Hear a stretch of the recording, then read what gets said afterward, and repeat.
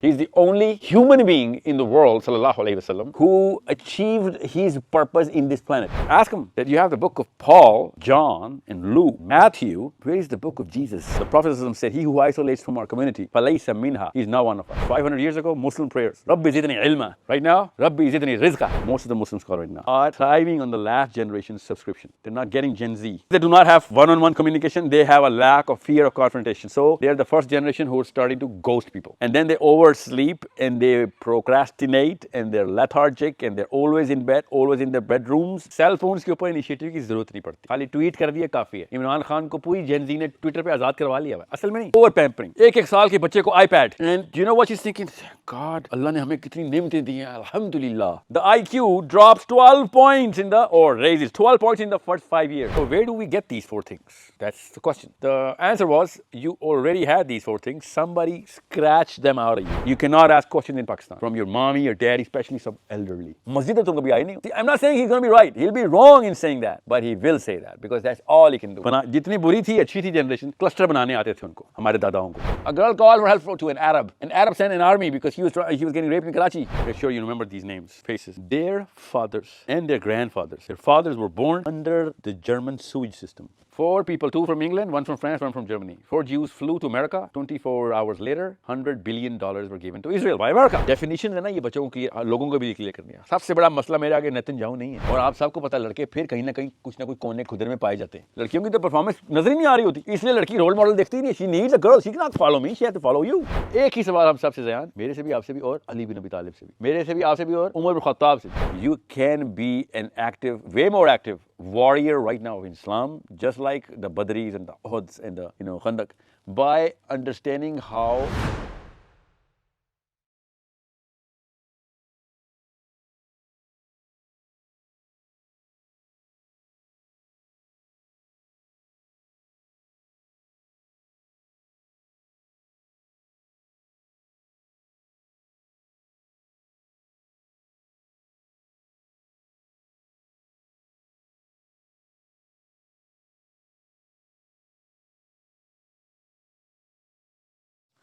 Assalamu alaikum.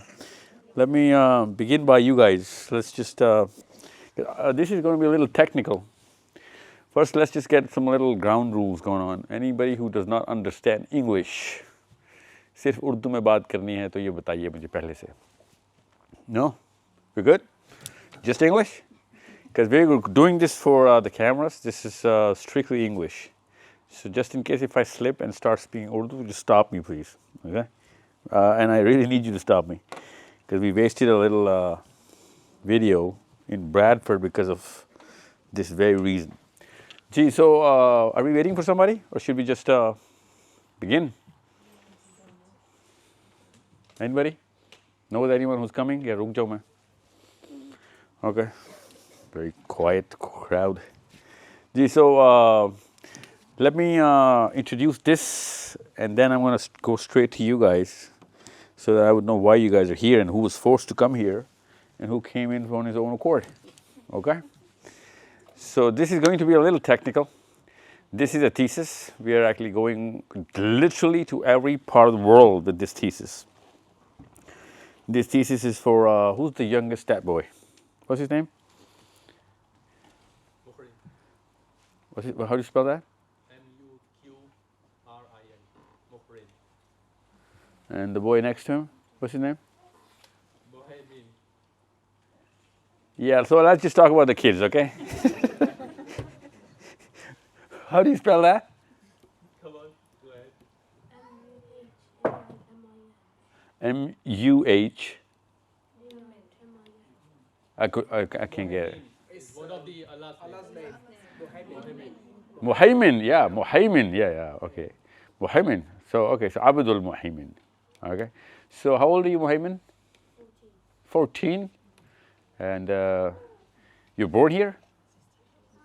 You like it here? Okay. I'm going to try and talk to you a lot today, okay? A lot. So, Muhaymin, you one of the shy types?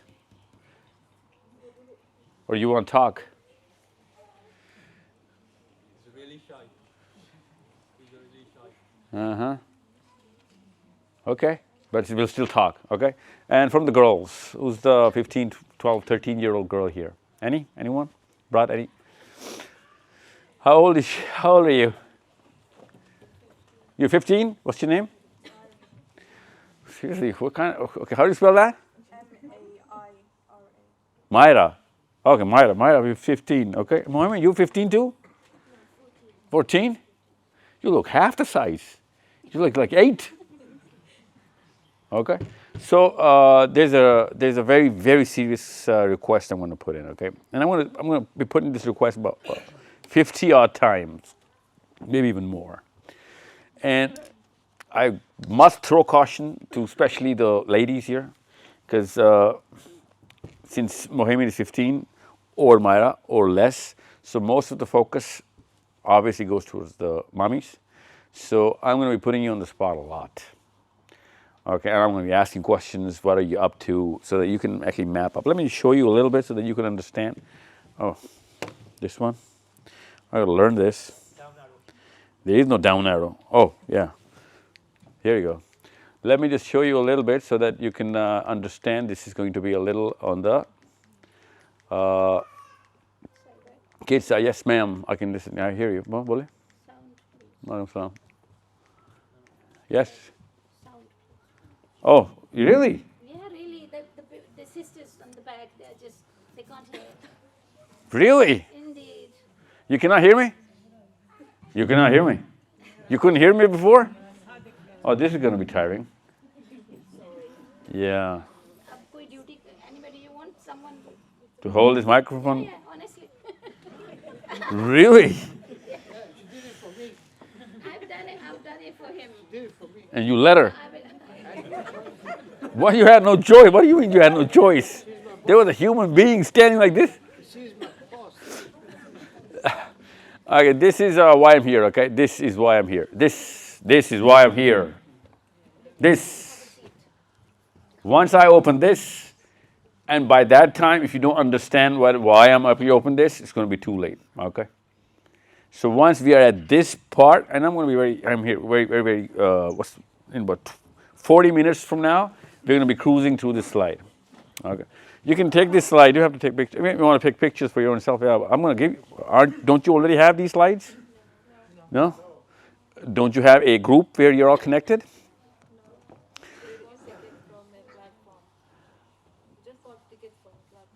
Okay, so what we can do is we can actually make that group right now, okay? While we are here, not right now, but while you guys are here.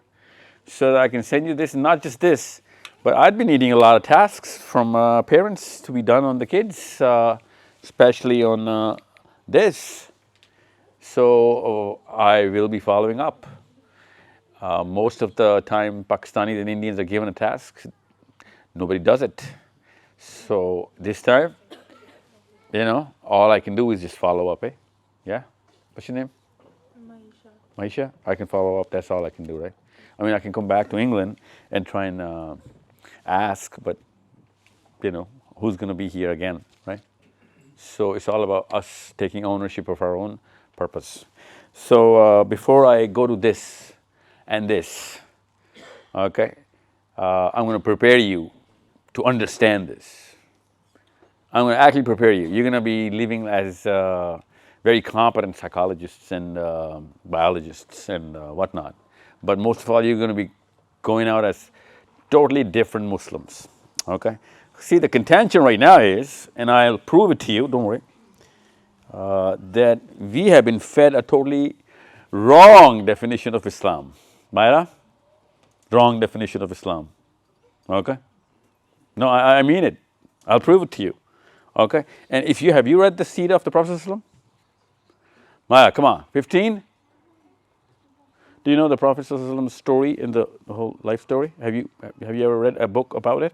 Would you remember the name of any book?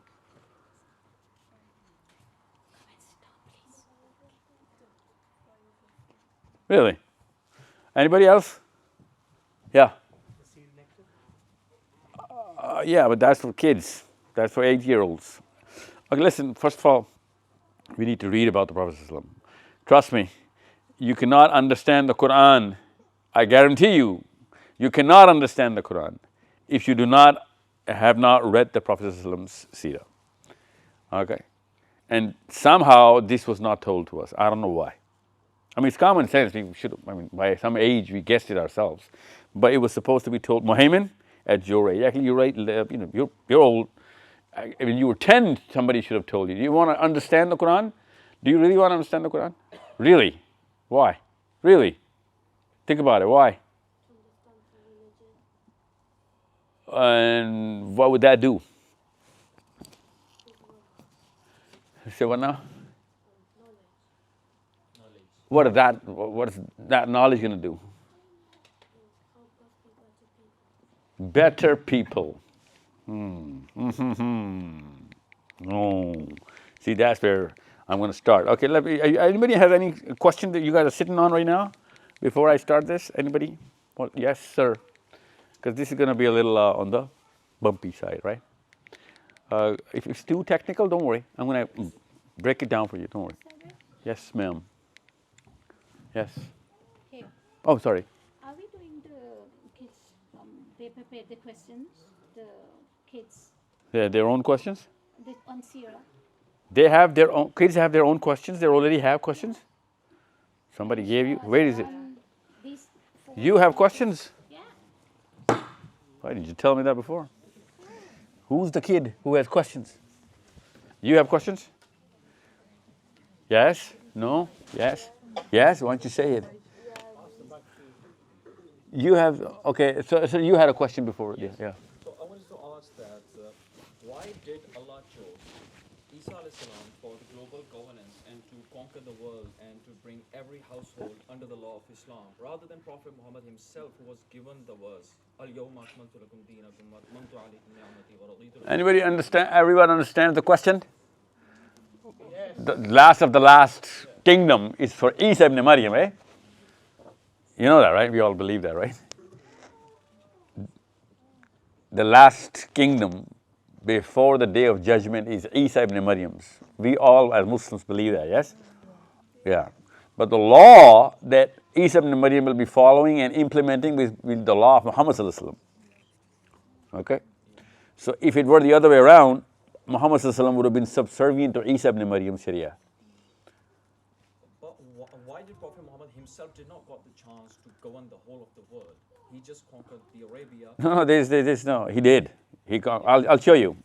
He conquered. He's the only human being in the world, sallallahu alaihi wasallam, who achieved his purpose in this planet. Not even any prophet, nor a non-prophet. Well, a person who's not a prophet did that. Allah's Prophet sallallahu alaihi wasallam, Muhammad Mustafa sallallahu alaihi wasallam, is the only human being with the divine covenant who actually saw the covenant happening. Iza jaa nasrullahi wal fath is the culmination that you'll see this happening. Okay? No other prophet saw the purpose coming in being fulfilled. I'll show you actually. So ironic that actually, this is why where I'm going to build the premise. I'm going to be talking about this thoroughly. But the amount of land on which Prophet Muhammad himself ruled as a ruler, as a king, as a governor, whatever you want to say, it was Saudi Arabia. After that, it doesn't matter. It's not a competition between who's going to have more land. The most amount of land that anyone ever governed was Adam alayhi salam. Okay? That he governed many, many planets. Okay? So, even if Isa ibn Maryam governs this, he's still going to have less than Adam alayhi salam, right? So it's not a competition of, right? So it's about, na'udhu billah, we're not comparing Isa ibn Maryam with less than Prophet sallallahu alaihi wasallam. Because the Prophet himself said, do not compare prophets with each other, okay? Because Jews used to do that. Because there were tribes, the tribes of Israel, tribes of Isaiah and Zechariah, and there's so many. There used to be competition. So in Muslims, we don't do that. One time, since you're in England, you should know that one time a Jewish man and a Muslim, actually a Jewish man came to Prophet ﷺ and he said, I need the qasas that this man, a Muslim, has hit me. And Prophet ﷺ said, why did you hit him? And the Muslim said, yeah, Ya Rasulullah, I did hit him. And the Prophet ﷺ said, why did you hit him? He said, because he said, Musa alayhi salam is better than Muhammad. So I gave him one. So he had a broken jaw, the Jewish man. So Prophet ﷺ said, never, ever compare prophets with each other. Okay? On the day of judgment, when everyone, every living thing will be put to death. And no one but Allah Azza wa Jal will be alive, standing there, making that proclamation, that is there anyone other than Allah Azza wa Jal? And I will be the first man who's going to wake up from that death. But as soon as I'm going to wake up, there's going to be a hand that's going to come in so that he can lift me up. And that'll be the hand of Musa alayhi salam. Okay? So in other words, there is no way to know which prophet is at what place, because that is not for us as, regular human beings to determine. However, we as Muslims know that the purpose of life, and I'll show you, because this is the reason why I'm here, that the purpose of life is something that is going and has been achieved by Prophet ﷺ. And it is so much so, it is such a big deal, that Musa ﷺ himself, when he spoke to Prophet ﷺ, he showed how envious he is, how he's looking up to the fact that, our Prophet ﷺ is going to get so much more in this planet, which of course Musa ﷺ or any prophet would want. Okay? And Isa ﷺ, even though I'm not trying to actually, na'udhu billah, deduct any ranks or put any ranks in any column here, but Isa ﷺ is going to follow the Prophet ﷺ. Okay? And that is something which is to say that, Quran will be the last, book of that kingdom, which they say thy kingdom come. We know and we pray that thy kingdom comes, but thy kingdom has the book of Quran there. Okay, you know what thy kingdom come means, right?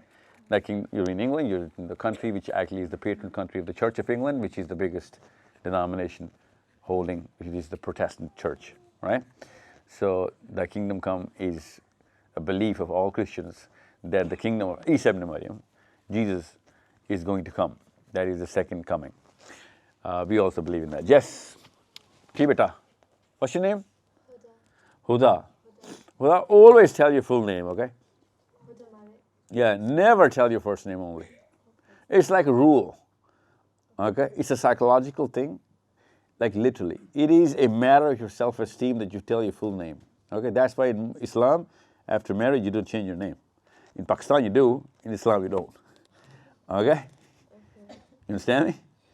So, Huda Malik, yes, Huda, just Huda. But you have a question you're sitting on. How old are you? I'm 12. 12, okay. My question is regarding nafs. So Regarding what? the nafs. So in Seerah, I've been learning about it, and I was wondering that Yeah, you gotta really put it right on your lips, yeah. It's like a COVID machine. if nafs is actually a part of human, or if it's from shaitan, and if so, how do we stop our nafs from controlling us? It's not from shaitan, okay? Nothing. Shaitan is from shaitan is shaitan. Nothing in our body is na'udhu billah from shaitan. Shaitan does not put anything as a brick or cement or any part of our structure. Shaitan does not make any iota of the human being. Okay? So nafs is not from shaitan, nafs is from Allah Azza wa Jal. Okay? So nafs is a part of our system. The human beings have a trifecta system. Read the Quran, it's going to show you. You're 12, so I'm going to give you a little brief one-liner. Is it your own question? Yes, my own question. Okay. So once you're going to read the Quran, you're going to find out that human beings are made up of three things. Animals are made up of two things. Okay? We have a ruh, okay? Ruh, and the body, ruh, the soul, the body. And then there's this thing called the kareen. We have a three in one. Okay? I'm not going to go into that detail. Read the Quran, you'll find it's so interesting. It's very interesting, okay? Inside that body is the nafs. The nafs is actually, now we can actually discover the workings of the nafs. Nafs is something which is, if you let this body loose, it's going to start to work for its own survival. Okay? Ironically, let me show you. Let me show you this, okay? This is something else, but I'm going to try and show you, okay? So this body was made for this. Okay? And we did this. Okay, here we go. We did this. Now I'm going to explain this to you when I start this session, so don't worry. But this is the nafs. I'm going to show you how it works. Okay? And this can be controlled, tamed, and put to a really good use. Okay? So if it is put to that use and you have enough momentum, that is your asset. Okay? But if you're not going to put this to a momentum and you're going to forget all about it, that's option 2, right? That's a big problem. And then there's option 3, that you have not put it to its place, but you're struggling towards it. Okay? You keep fighting towards it, it's going to win, you're going to win, it's going to win, the world's going to win, you're going to win, you're going to have an off day, on day, you're going to keep the struggle. These are the 3 scenarios, right? These are the 3 scenarios which are in the Quran about the nafs. Okay? So most of the people are strugglers, that's why you guys are in this room and not in some concert and some other game. Because you have some sort of a, what's the word, proclivity towards religion. You know what I'm saying? So, and I'm saying people who are not here are evil. I'm not saying that. What I'm saying is, I cannot guarantee anything else about anybody else because I don't know them, but I can guarantee that about you, that you want to do something about the, the whims and the fascinations and all that. You know what I'm saying? Yeah, every girl wants to look good and be the best looking girl in the city, and every man wants to be the most powerful man in the world. Okay? You know why? You know why? No, because our daddy was the king of the universe, Adam alayhi salam, and our mommy was the queen of the universe, Hawwa alayhi salam. Okay? They were made in heaven, they were not made here. And in heaven, Huda, you're going to have your own heaven, your own planet. Nobody else can be better than you in your own heaven. Otherwise, it's not going to be heaven if you're number 2, right? And nobody's going to be your boss because that's not going to be your heaven. Whoever's going to be the boss is going to be, that's his or her heaven, right? So in heaven, you are going to get all of that. But since you're not in heaven, you're going to be tested for the exact opposite. Okay? If you're humble enough, then you're going to be the queen. If you can serve everybody, you can show the humility to the Creator, then, and I can show it to him, then I deserve to be the king of my own planet there, right? You get it? So this little journey of that test is the struggle. But that comes from, since you're the princess, your mommy was made in heaven. I swear to God, you're in my mommy, Hawwa alayhi salam, right?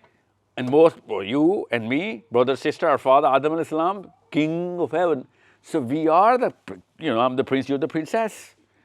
So when a princess, what's his name, Prince Williams, he goes to Sri Lanka or let's just say Antarctica or New Zealand, he's still going to remain the prince, right? He's going to act like a prince. He's going to demand something which is going to be very princely, royal, right? Yeah, wouldn't you think? He will. Why? Because he's royalty. Yeah, because he's trained into it, right? Yeah, that's what Allah says in the Quran. We're all royalty. And we got to be humble. Okay? So even though you are the princess, because the Quran certifies that, you're the daughter of Adam alayhi salam, made in Adam. Okay? Let me talk to you about this. Bohemian, listen to this, okay? Myra. Which is the most visited spot where people really pay to go to in the planet, Myra? Country, city, place. Just think about it.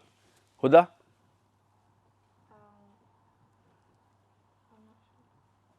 What would it be? What would it be? Which country? What city? Anybody? Istanbul. Really? You think everyone wants to go to Istanbul? That's like the number 1 tourist spot in the world. Switzerland. Okay. No. It cannot be Kaaba. 7 billion people in the planet, 5 billion are not even allowed there. Only 2 billion are allowed there. Non-Muslims cannot go there, right? No, human beings. Huda, think about what I'm trying to ask you, okay? 7 billion people, that has the most famous country for tourist spots. What is it?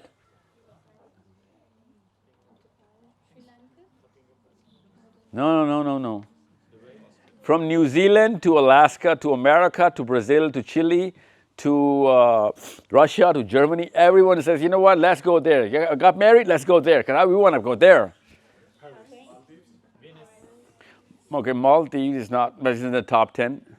But there's the number one place in the world. Everyone knows it. I don't know why in England. God, you kidding me with this? We're done with this.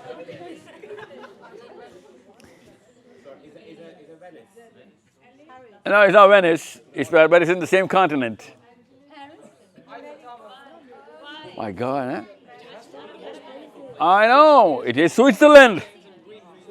It is Switzerland. My God. Huda, they all wasted my whole build-up, you know. It's supposed to be a build-up. I mean, it's like common sense. You Google it up, you'll find out. The top 10 places, top 10 by number of people who visit, not by number of dollars or pounds, right? The number of people who visit, the top 10 places in the planet, okay, have one thing in common. Huda? No. The one thing in common in those top 10 places in the world where human beings naturally want to go is Jannatin Tajri min tahtiha al-anhar. Okay? All human beings, from whenever they've discovered them, they all want to go to those places where there's green mountains and water flowing under them. Okay, you ask anyone in the room, and she will be telling her husband and he will be telling his wife that let's go to a place which has mountain, greenery, water flowing under the mountains. Okay? Where is it coming from? Everyone wants to be there, these kind of places. It's from within. That's nafs. That's the princess and the prince talking. Okay? That's an alarm. Yeah. That's an alarm. If you can tune it to yourself, it's going to work for you, right? Alarm clocks work for you. If you don't, then it's going to work on its own and you're going to work for it.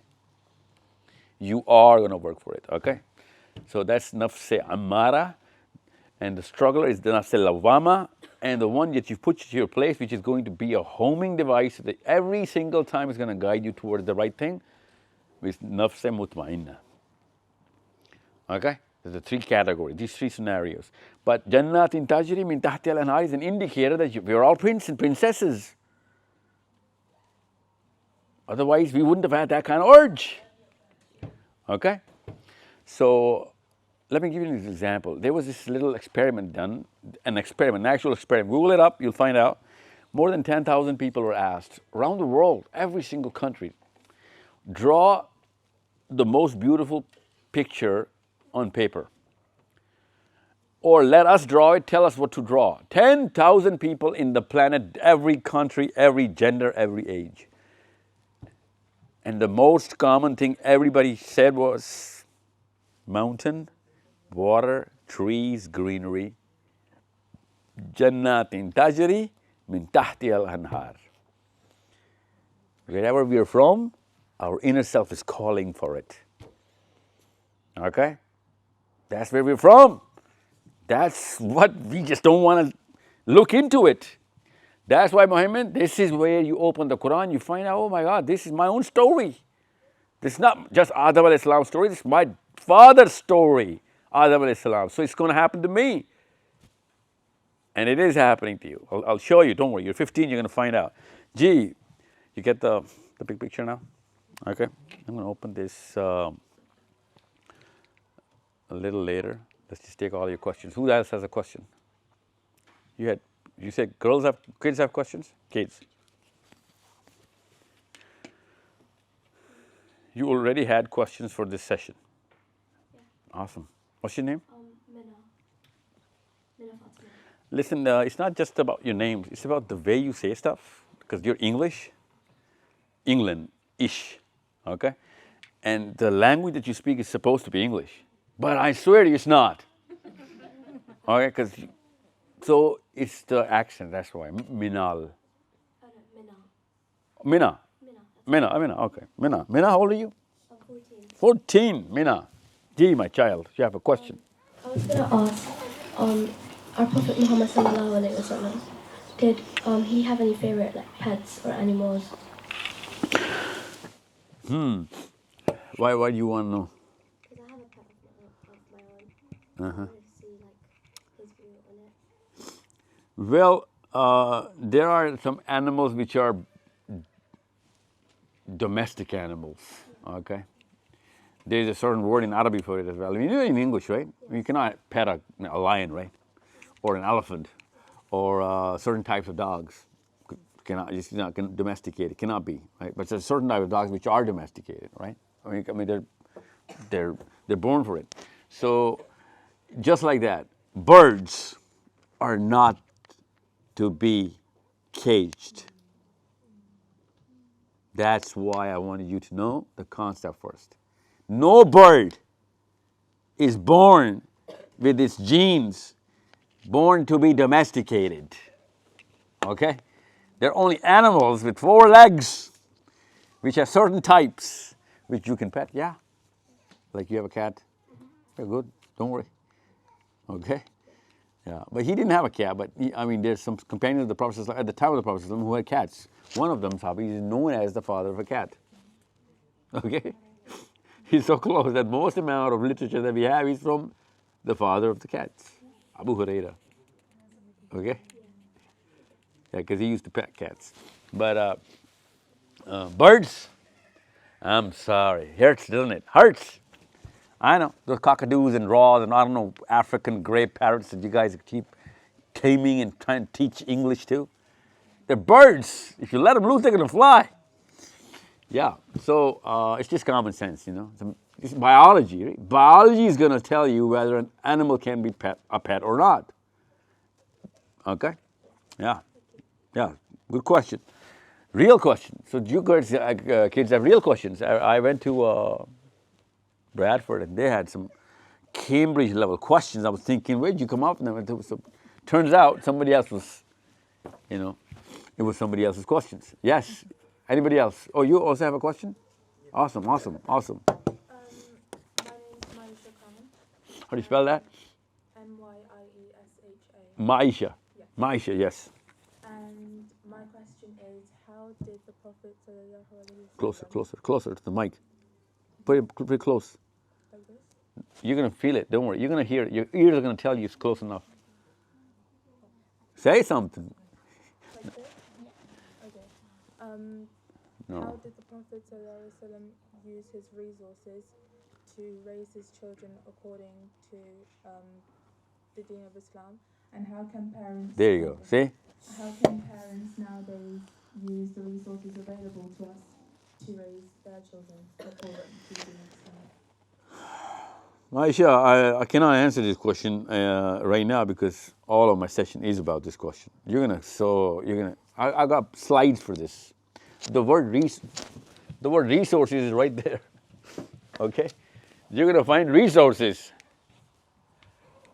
Like literally. Yeah, here you go. Means of preservation. Resources. I'm going to show you, and there's so much slides about how to raise Muslims. Okay? But not how, just not how, because it's going to come later. Why? Because if you can fix the why, you're going to find out the kind of requirements, okay, from this rim. This is the rim of resources, okay? And I'll give you any and every example from the life of the Prophet ﷺ, because that's why I started with the Seerah.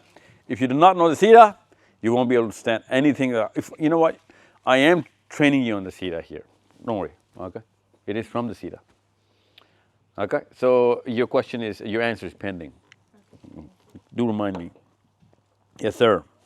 Assalamu alaikum, my name is Zion Khan and my question is about time management. So, how did the Prophet ﷺ advise the Sahabas about time management and what hadiths are there for teenagers and children about time management? It's not just hadith, but ayahs as well. Okay? So a Muslim, okay, you know what? It's not just the Muslims, even in the Bible as well. So human beings have been advised from day one that if you want to turn out to be sloths, sloths, you know what a sloth is? In England, everyone knows what a sloth is. When we call a human being a sloth, what do we mean? We mean our kids these days. Myra? Mohammed?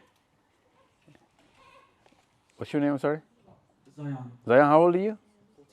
14? Yeah. So, see, there is a certain type of a hormone in the brain which is there so that you can manage time. Okay? And if you ruin the chemistry, especially mommies, if you break that clock inside a child's brain, then do not blame the child, even though you will be blamed, I'm telling you.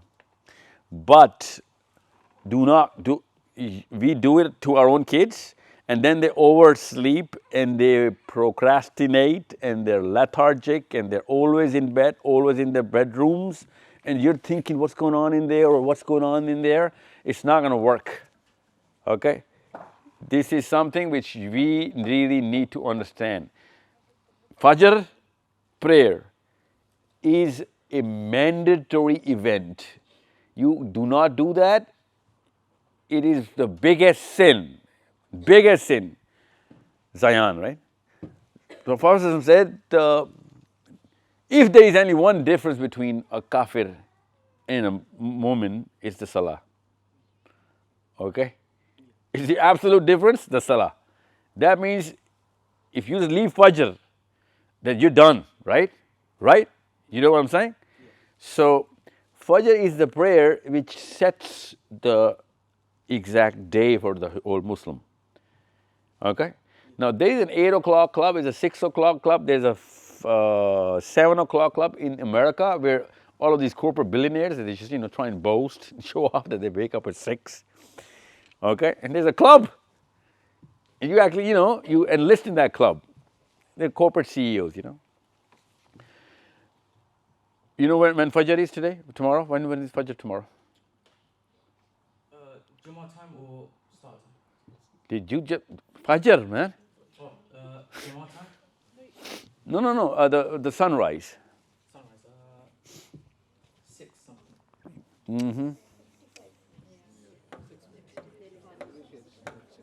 He's asking what is Jummah time?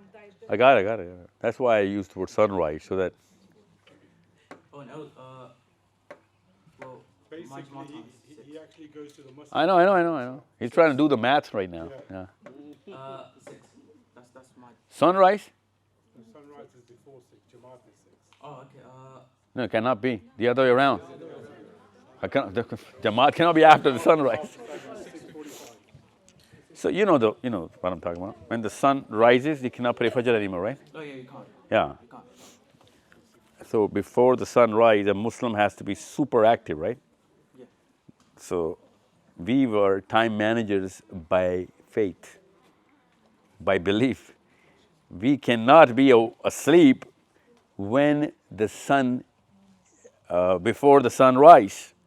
If the sun rises before a Muslim, the Prophet said that's the difference between a kafir and a Muslim. Since a prayer is the difference between a kafir and a mu'min, right? Salah is the difference. Fajr is the salah. That's first. That's one. Number 2, you got to make sure that you time your prayer in wastul waqt. Wastul waqt, you know what that means? And the prime time of the prayer. There's a prime time of every prayer. A prayer, when it's in the central time of the prayer, for example, 90 minutes for Fajr in Islam, right? When the sun rises, you cannot pray Fajr. So 90 minutes before the sunrise is Fajr time. Okay? When the sun sets, it's 90 minutes for Maghrib, right? So I hope in England you do take 90 minutes for Maghrib. Because in Pakistan we take 10. After 10 minutes, people pray Qaza for Maghrib. So shameful that Muslims in Pakistan are so ignorant that they actually pray Qaza because someone told somebody, nobody ever read anything about it, and somebody told somebody, and somebody is actually now praying oh 10 minute ho gaye, so Maghrib qaza ho gayi. You know, the sun takes the exact same time to rise, same sun, same earth. So it's going to take the same time to set. So if it is 90 minutes for Fajr, it has to be 90 minutes for Maghrib, right? So you cannot sleep before Asr and Maghrib. It's prohibited in Islam by the Prophet ﷺ. You cannot sleep before, between Asr and, if you have to sleep in the evening, after Maghrib is allowed. Okay, but not after Asr. You get it? And you can sleep after Zuhr. Okay, at least recommended for a power nap. Okay, so I'm just telling you how to, because when you see that a religion is telling you when to wake up, have to wake up. There is no choice. You cannot put your own self under a new policy that I'm exempt from Fajr. No one is exempt from Fajr. You get it? So you got to wake up before the sun, and you cannot sleep while the sun is setting, way before the sun is setting, because after Asr.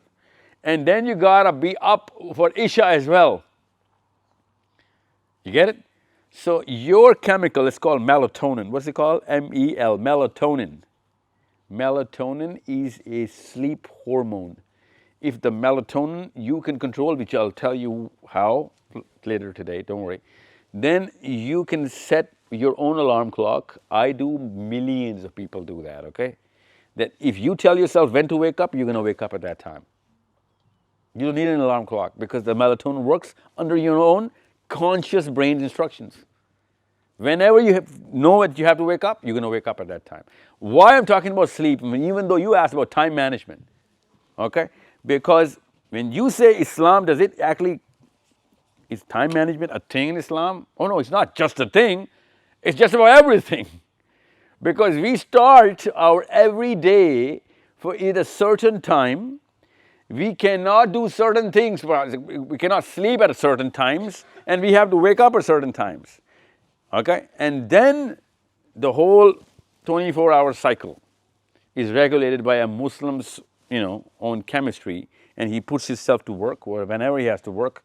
And then if he can sleep during the day, after Zohar, he can for a bit, but he cannot sleep for 2, 3, 4 hours because he cannot sleep after Asr and Maghrib, right? So if it's Asr time, you cannot sleep. So you cannot, Islam is actually getting you out of this sloth status and going into a very active, actually proactive status. Before the human beings or any animal is going to wake up, a Muslim is up before the sunrise, right?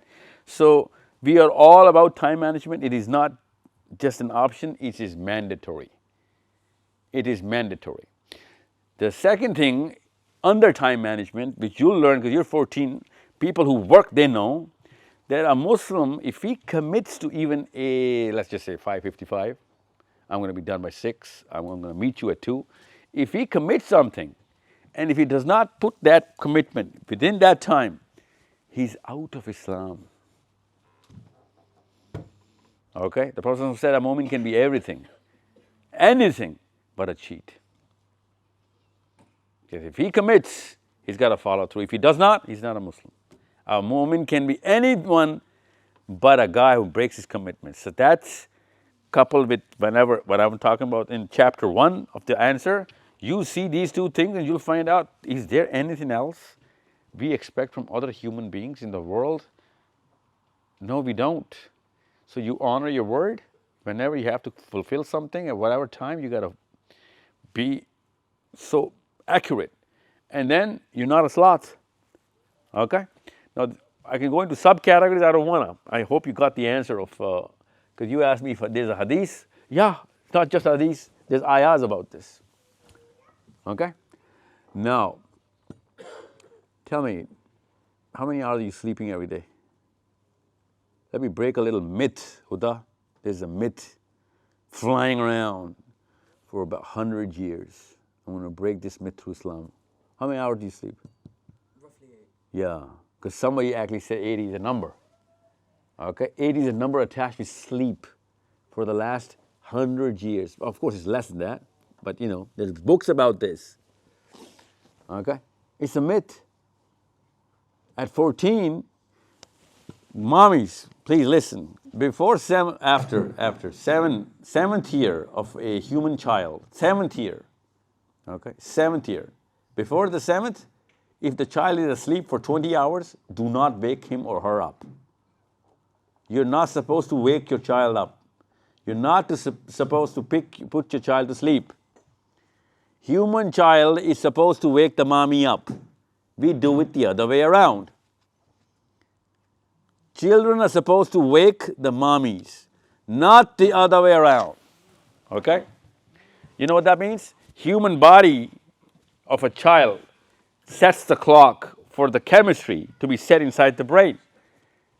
We wake up our children because we think, oh, you know, it's breakfast time. No, it's not for kids under 7. They sleep for 12, of course they're not going to sleep for 20 hours, it's just a figure of speech, right? So they oversleep? No, they're not oversleeping. Their body is actually, the brain is developing while they're asleep. You're stopping that process yourself because if you want to intervene through diet or whatever you want to feed him or you want to send him to play something, no. His body is the boss or her body is the boss before 7. After 11, you're going to force him to wake up like the way I just told you. Okay, Fajr, Zohar, okay? That's why there is the only difference between a Muslim and a Kafir is what? Salah. But there is no question for Salah for a kid who's under 7. You get it? And even if he's under 12, it's not going to be a question because he's not a baligh right now. He's not of age. He's not an adult. So if God is not going to question about something, that means that the test is not upon him. But if we put him through that test, then we are actually playing with the system. Okay?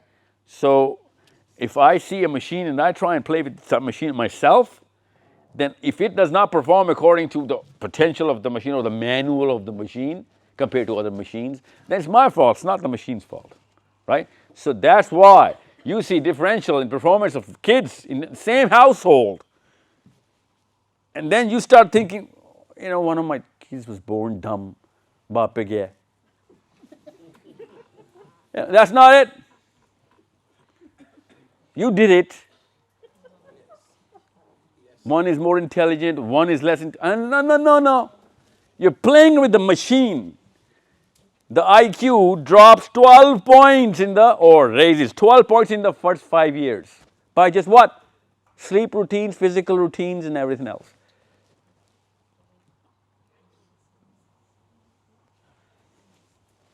It was that simple. The hardware. We shrunk the hardware by what? मुझे गर्मी लग रही है तो बच्चे ने भी sweater पहनना है, सर्दी लग रही है तो मुझे ठंड लग रही है, मुझे गर्मी लग रही है. I take the kids' clothes off as well. Kids are going to do every single thing based on their body. Mommies are going to do every single thing based on the auntie. The body should tell us, not the next door neighbor or whatever. Why am I talking to them? You know that, right? Because we're not there. But we should be aware of what's, because it's our kids they're dumbing down, right? It's not just anybody else. And they are dumbing them down. And that's the problem. So first 3 years, this is how they say it in psychology now. 5 fingers, 5 points on the IQ. 5 fingers, 5 points on the IQ. 5 toes, Myra, 5 points on the IQ. And since they're 10 toes, 10 points. So 20 points on the IQ. Look at me, that's how they teach you. The 10 fingers, 10 toes, the more this child is going to move these 10 hands and legs, 20 points on the IQ. But he's not going to move them, he's not going to be able to get those 20 points on the IQ. You know what an IQ is, Myra? The only real difference between two human beings is the IQ. This is how important IQ is. You cannot compete with a guy who's smarter than you, I'm sorry. He has to perform better. Okay, but I'll show you what IQ actually does to human beings. High IQ is the biggest gift a mom and dad can give to a child. We all know that. Okay, all the people who've ever made it only have one thing in common. I'm talking about money or leadership or whatever. They have the same IQ. 120 plus, 110 plus, that's it. And we have 20 points on the IQ in the first 3 years, and we never let him move his ductiles, legs and arms. Why? Myra, we stuff them in duffels and I don't know what because it's too cold in London. And this child is like a penguin, moving like this. He's got to move his elbows and his knees, and that's how brain is developed in the first 3 years. You've seen infants, especially Desi infants. Like they're choking, and they're looking at, the sky, thinking, God, why? God, why? We've all been there because we were packed in those duffels by our mommies. And now our wives are doing it to our kids. So let loose the child. Let him tell you, Mommy, it's cold. He's going to say, don't worry. Or Mommy, it's too hot. When he says that, dress him accordingly. Mommy, I'm hungry. Feed him. Mommy, I'm sleeping. Let him sleep.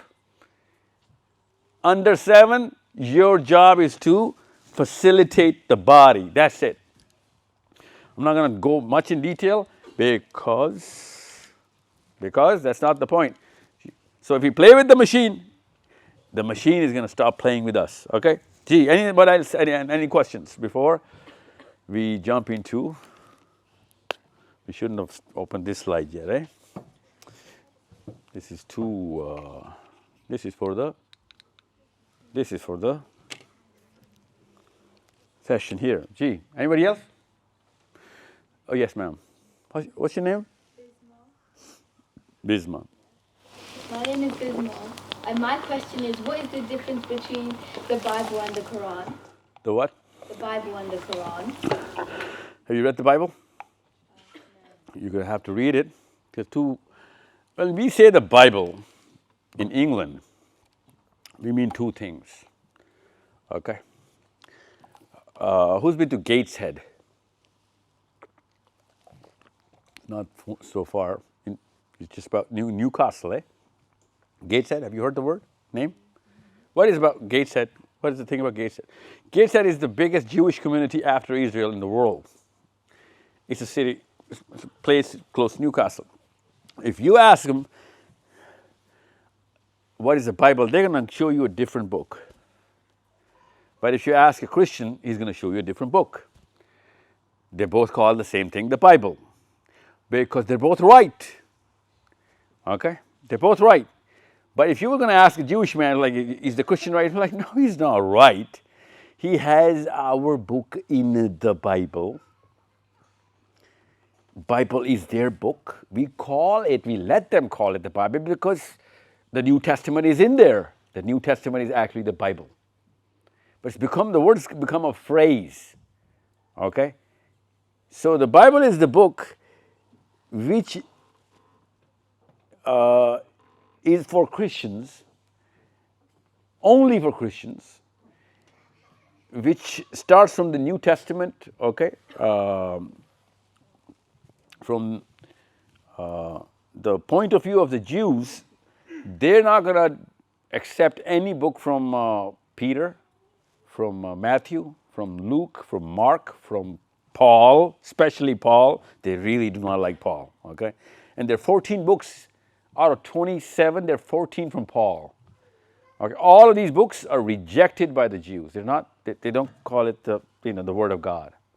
Okay, but Christians call it the Bible. Now Christians call from Genesis to Deuteronomy also the Bible. The 24 books of the Tanakh, which is the stories of the prophets inside the Old Testament, also in the Bible. So Bible is a big concept. But there are two kinds of Bibles, one the Jewish Bible, one the Christian Bible. The Christian Bible has the Jewish Bible in it. It's called the Old Testament and the New Testament combined.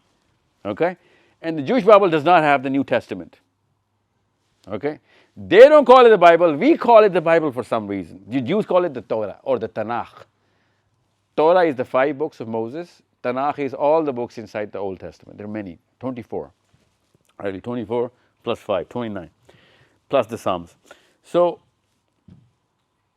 it's a little complicated because of the throwaway of the casual use of the word Bible. Even the Bible is the actual meaning of the book, as a Muslim we know, is the book that was revealed upon Isa ibn Maryam. Nobody has that book anymore. Okay? When the Christians are going to tell you, any question in the house? Okay, ask them that you have the book of Paul and John and Luke and Matthew. Where is the book of Jesus? Okay, because these are not Jesus, these are not prophets.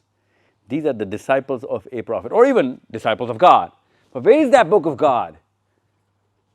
Because there was a book of Jesus. Okay, we call it the Bible, which is no more in the presence of the man. Human beings don't have that. Okay, there was the book of Jesus. So that is the original Bible as Muslims. Whatever they have, we respect that. You know what, you call it a book, it's okay. Mormons call another Bible a Bible. You know who Mormons are? You heard the word Mormons? Okay, so Mormons have a totally different Bible. So they also call it a Bible. So I'm going to like, yeah, it's your Bible, man. Because my Bible is the book of Jesus. Okay, and the Quran is the book which was revealed on Prophet Muhammad sallallahu alaihi wasallam. Okay, there are 114 chapters of this book. Okay. So you get the answer? Yeah. So whenever I hear the word Bible, by the way, on just Christians alone, England has a different Bible. It's called the King James Bible. Okay, from the Church of England, here, Church of England. But in Italy, when you're going to open the book of Bible, it's going to have different books. And wherever the Dutch and the Spanish went, okay, they took their Bible. So in all of South America, there's a different Bible. That's not your England King James Bible. You see how big the problem is? 110 different sects of Christianity because of this. Muslims have 3. Shias and Sunnis and? Yeah, but you know there's a third one, right?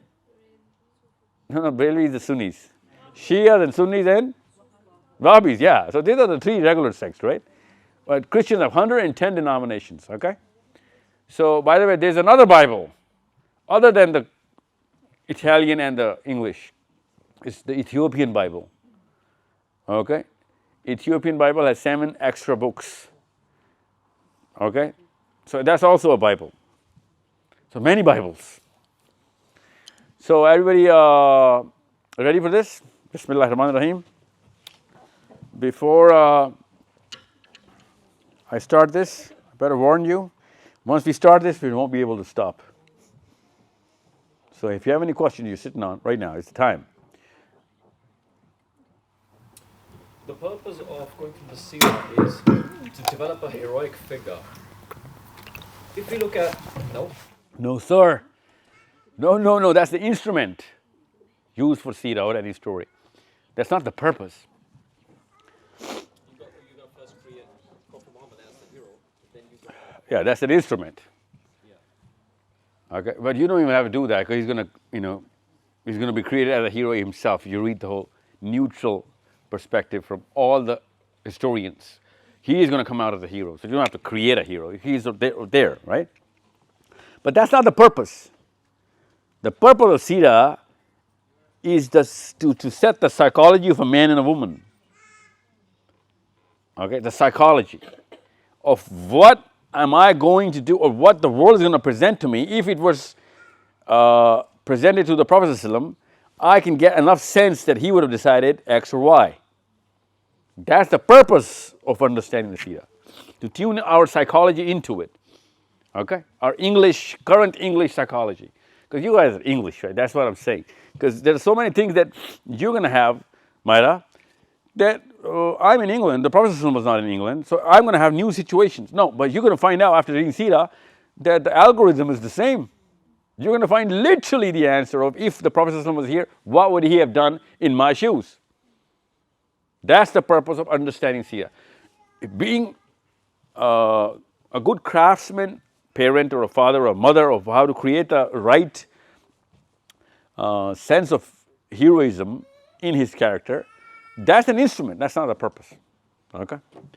Gee, so let's just begin proceedings. Bismillahirrahmanirrahim. This is the ayah in the Quran, okay? This is not an opinion of anybody. This is not, a philosopher, a man speaking. This is Allah Azza wa Jal, the creator of all of us. He's telling us, the word is us, you as us, Huda, us. Okay? Huda, what is a Muslim? What is a Muslim?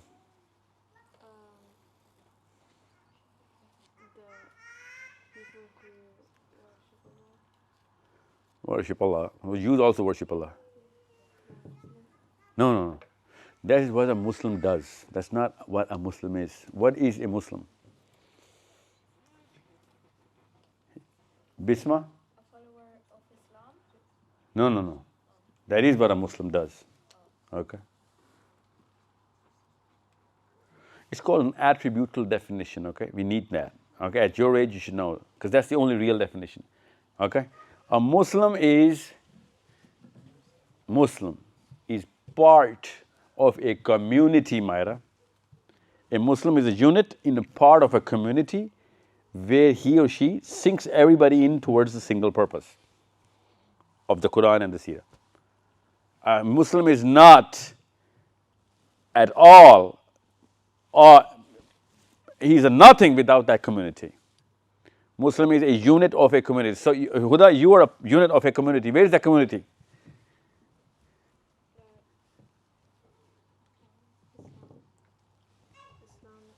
Islam is not a community. Islam is a purpose, okay? Is our lifestyle and our goal. Muslims around the world are a community. Kids being born right now in Muslim households, community. Parents, elders around Indonesia, to wherever, okay, they're community. So if we are not actually riling all of them up, herding them towards a purpose, you and I are not a Muslim. Because a Muslim is a unit of a moving parts of a machine, which is a community, okay? So every human being becomes a part of the machine. So you and I are nothing as individuals if we are calling ourselves Muslims. Okay, if we isolate ourselves, the Prophet said, he who isolates from our community, فَلَيْسَ مِنْهَا, he is not one of us. La rahbaniya fil Islam, do not go into the jungles and try and do your own thing. Okay, so make sure you understand, before I start this, get your concept straight. If you're working alone, you've already divorced us. Okay, you cannot work alone in Islam. And once you're working together, then you need to have a goal. And that goal has to be in 5 years, 3 years, 10 years, 20 years. All of that map has to be with you, okay? Not just for you, everybody. That's when this ayah is going to start to make sense. Okay, everybody clear? So I'm going to just take one more minute on this, but unless you understand the identity of a Muslim, which is a unit of a part of a machine, which is the community of Muslims, right? So I'm a part of a machine. So there are many parts in this microphone, eh? If you take any part, this microphone is not going to work. You get it? So if I am a valuable part and if I die, the whole community is going to suffer. But if I'm not a valuable part, if I die, the community is going to prosper. Right? So a lot of Muslims, when they die, Muslims are prospering because they were, nothing. They were doing nothing. We were actually carrying the slacks of their undone work. Right? So if you know what Islam is and the purpose, you are the useful part. And if you don't, you are the problem. That's what Muhaymin, you and I are we better get this concept, okay? Maybe you'll have to pick the slacks of every Milton Keynes Muslim because they're not going to be performing. You'll have to perform for them as well. They will become a cancer for you, or maybe you will become a cancer for everybody. Unless you get the definition straight, anybody can be a cancer. Because if you're playing solo, you are the cancer. You know what a cancer cell does in the body, right? What does a cancer cell do? What does a cancer cell do in human body? Damage the other cell. No. How does it damage? Nope, it doesn't. Multiplying, no. No. It does multiply. It does change the DNA. No, it doesn't change the DNA. But whatever it does, all of this is true, but it's going to come later. What is a definition of a cancer cell? Cancerous cell is a cell which? No. It is that simple. See, cancer is such a big problem. You should know what cancer is. Cancer is a cell of a human body, Huda.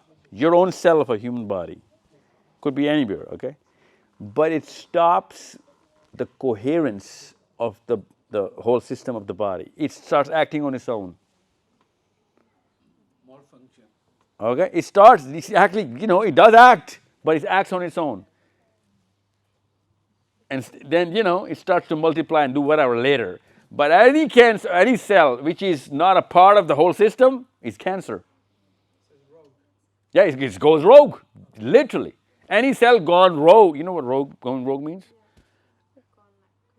Yeah, going on its own, okay?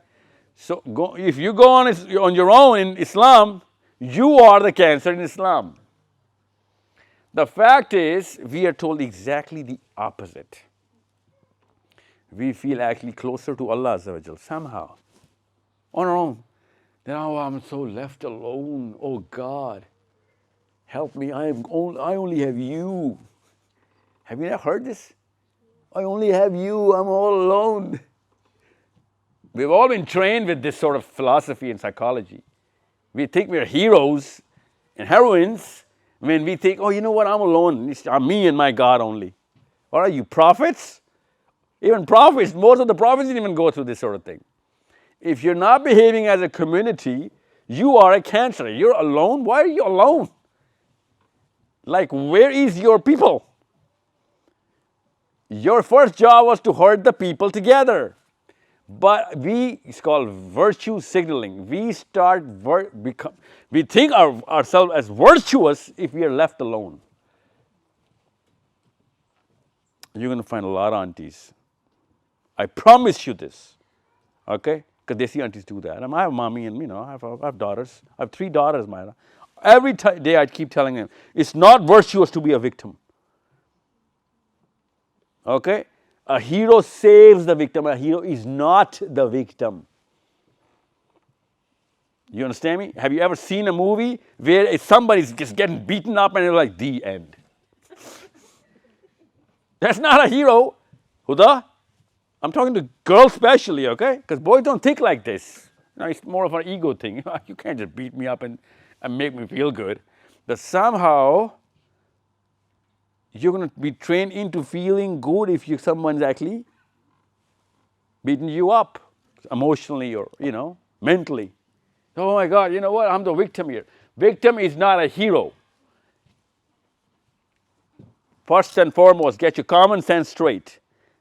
Savior of the victim is the hero. A victim is called a victim. Okay? A victim is someone who cannot help him or her own self. He better start to stand on her own feet or his own feet. Being a victim is not a good thing. It's actually a bad thing. You cannot be virtuous and a victim at the same time if you're not doing something about it. Okay? So, that's where this ayah is going to come to life in front of you. Allah says, Inna Allah la yughayyiru ma bikum hatta. Hatta means until. Yughayyiru ma bi anfusihim. Now see, Bisma, this is all plural tense. This is not about one guy. Ma become people. Okay? Allah doesn't even talk about, people, you and me. He's talking about all of us. In Allah la yughayyiru ma bikum. Allah is not going to help you. A guarantee in the Quran. Allah does not help His people unless. So in other words, Allah is guaranteeing that Allah is not going to help you. No one else, no peer, no fakir, no uncle, no Maulvi Sahib, no alim, no taqis, Usmanis, and no mufti menks, and no whatever you guys are hearing. He's not going to certify anything, okay? Because Allah is certifying, not going to help you. So someone's going to be like, don't worry, Allah's going to help you. No, He's not. That dude is lying. Because Allah says, whenever He's going to say Himself, that's the only truth.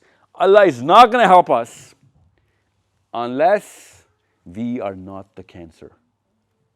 You hear me? You get that?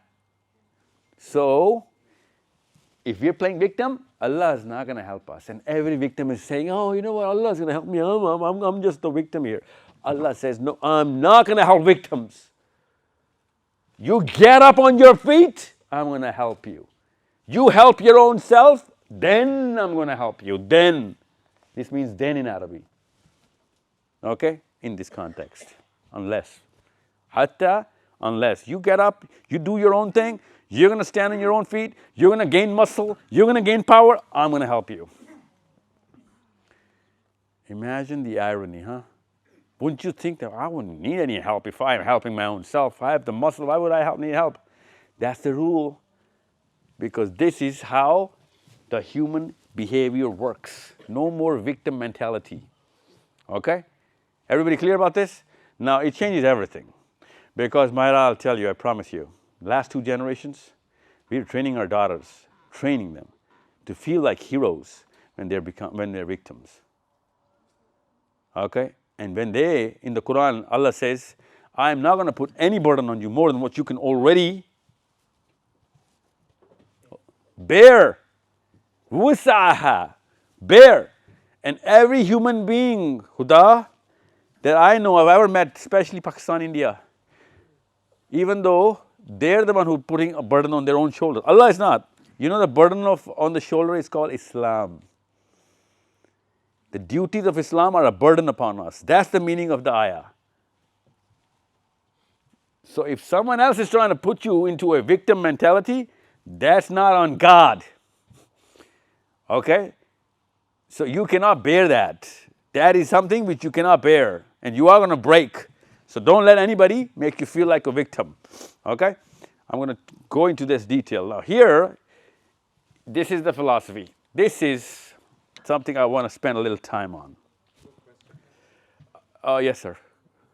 So, if you keep that ayah in mind, and we see the plight of Muslims in the world nowadays, especially in Palestine, in Gaza, what is the lesson for us from there? That's one.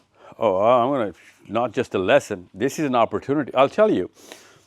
I'm going to be talking about Palestine a lot. Don't worry, I'll be aata. Aur puche.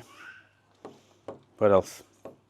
The second is, what's the difference between Jewish and Zionism? Who's read the book, Mahiman? Have you read the book, Der Judenstaat?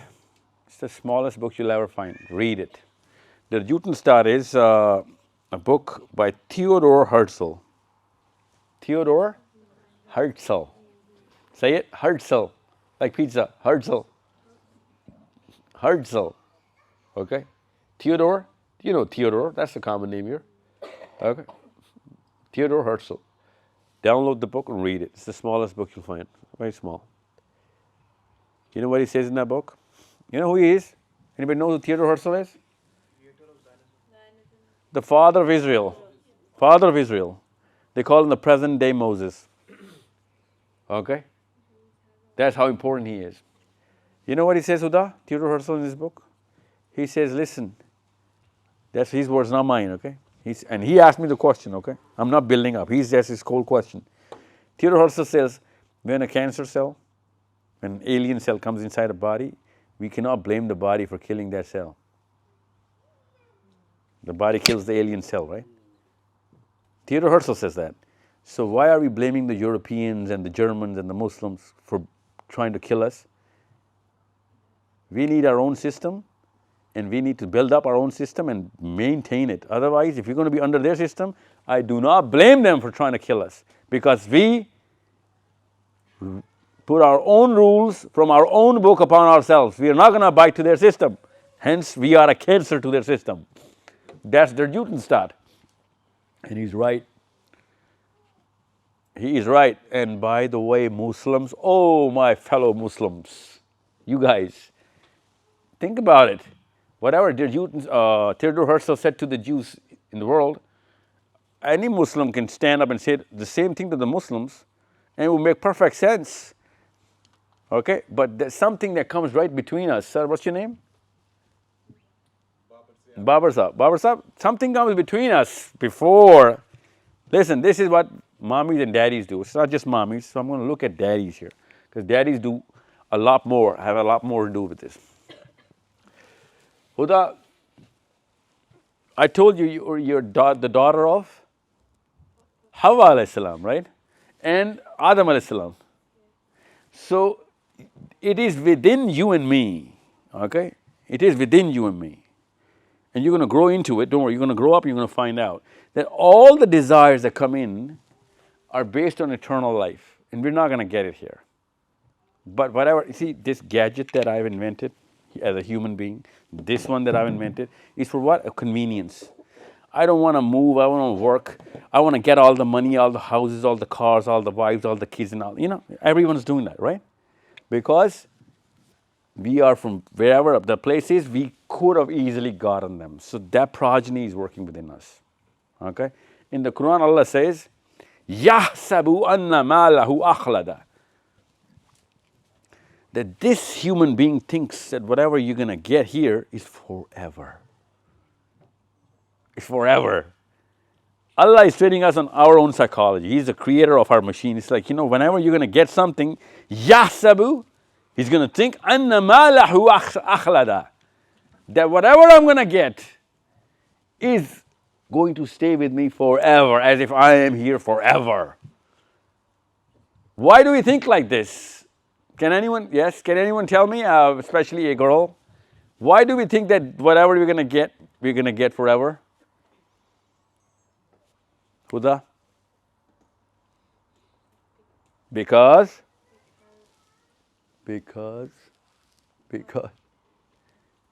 you're the daughter of Adam alayhi salam and Hawa alayhi salam. Okay? You do know Adam alayhi salam was created in heaven, right? It was called Aden. It's a place inside heaven. Hawa alayhi salam was also created in Aden. Okay? So I need you to understand all of this so that you can understand where we go wrong, okay? This human being, when it was sent to this planet, this Myra, when she was born, who's the mother? You're the mother. When she was born 15 years ago, you still, till day, you want the best for her, right? And you want her to stay happy forever, right? Forever, right? Forever. Even though she's not going to be able to stay happy forever. Because she's not going to be able to stay forever. In close to 100 years or less, I guarantee you, 100, we're not, and none of us is going to be in this room, even the youngest of the youngest right now. Nothing is here forever. What's your name? I'm sorry? Really, you guys? This is awesome, huh? All of you guys, but you picking two names? Tough names coming to this Milton Keynes session? Like really? Not even a single common name I've received, eh? Babar Sahab, you and me alone, eh? Yeah. So, Nastain, where was I? So, Huda, forever, eh? Forever. You get it? That's problem one. We're not here forever. But we are forever. I swear to God, we are forever. That's what Allah says. Because our ruh does not die. Okay? So make sure you understand. But not here forever. Now, this is something that we do. Now understand, the natural order of the human being, I just told you, don't be a cancer. Natural order of all human beings here on this planet. Understand the problem. If you can get this slide, make sure, especially people watching this video, if you can get this slide, most of our problems are solved.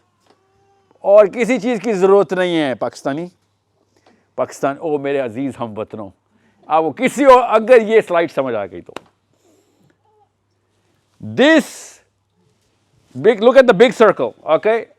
Allah Azza wa Jal sent us for a purpose. I'll show you the purpose. अभी दिखाऊंगा आपको अल्लाह की कसम numbers के साथ दिखाऊंगा. I'm going to show it to you by area, by numbers, by people. I'm going to here you go. Let me show you. It's got, oh come on. There you go. I'm going to show you through all the people and all the places and all the maps the purpose of life. I'm going to show you the purpose of life. The $1 billion question, Adam alayhi salam's first son, till today, everyone's trying to ask. I'm going to show you the answer to that question. Such a big claim, okay? First, understand this slide. No Pakistani is going to get whatever I'm about to unfold after these slides, if you don't get this slide. Everyone's going to criticize you and me, especially me, because I'm the one who actually pulled those slides out. That, what the hell are you guys talking about, man? What is this guy talking about? This doesn't make sense. This is his own opinion. I don't believe this. This man talks rocket science, no logic, no nothing. A lot of people are going to say a lot of things about me, especially this. If you don't get this, because no one's thinking about where he came from and why. And I'm going to answer why, because that's what the conclusion is. But no one wants to know that I am, Myra, a part of a machine. Everyone wants to play solo and think he's a victim or she's a victim and thinking closeness to God is when I got beaten up. That's the exact opposite of Islam. In Christianity, they invented this, Myra. They used to tell people to beat them up. They used to go to the trees, tell them to start flogging me. Leave me alone for months and months. That's early day Christians used to do that. Okay? Like literally starve and do whatever. You know, that's what they thought. You know what? This world is such a distraction. We want to hate the world. We want to, despise this little world. Okay? So understand, if you do not understand the definition of identity of a Muslim, a definition of a Muslim is what, Bisma? Come on. You're my only hope. You're my future. A Muslim is like a person part of a community. There you go. Yeah, perfect. So you're a part of a machine. Myra, what's the machine? Amit is cheating? You don't have to cheat with this. Come on, it's all right if you don't know it. Just say, I don't remember. Yes, the machine. Where is the machine? Yeah, you're part of the machine. Where's the machine? A Muslim is a part of the machine, Bisma. Huda, where's the machine? Yeah, the Muslim human beings, all of us, 2 billion people in the planet. Look, new parts of the machine coming in. What's your name? Yeah? Harun? Huda, your job to take care of Haruns because they're younger than you. If you're not going to perform, he's not going to know how to perform. If I'm not going to perform, you're not going to know how to perform. Okay, I'll tell you what category you're going to perform into. Don't worry. Every single thing, don't worry. Today, everything's going to be clear, inshallah. But first, what is a Muslim? Muslim is a part of a machine. If it's a machine, that means unless we take care of the community, we are not Muslims. That's where you're going to understand every single thing every psychologist ever wrote. You're going to understand, oh my God, now I understand what is mental health, what is positive psychology, what I should have done, why am I getting into depression, what was the course of action to do, because we always try to play solo and it never works. Nothing's going to work if you play solo, especially psychiatric medicine. So the natural order of development as a whole was the purpose. I need to put the light on this. Can I put the... Yeah, so I'm going to use this as well. Yeah, let's see if it works. Let's try and get rid of this. Yep. So, as a whole, Huda, if you're not working as a whole, forget Islam for just 1 minute. Just think about some university in Berkeley, California, right? Berkeley University. And they're working for positive psychology and all of that, BrainWorks, and I'll open BrainWorks in front of you, don't worry. And I do that for a living, right? They came up with this. It's not a Muslim definition. It is a non-Muslim definition that unless a single individual is working as a whole, he can never gain positive psychology. Now, okay, that's just cliche.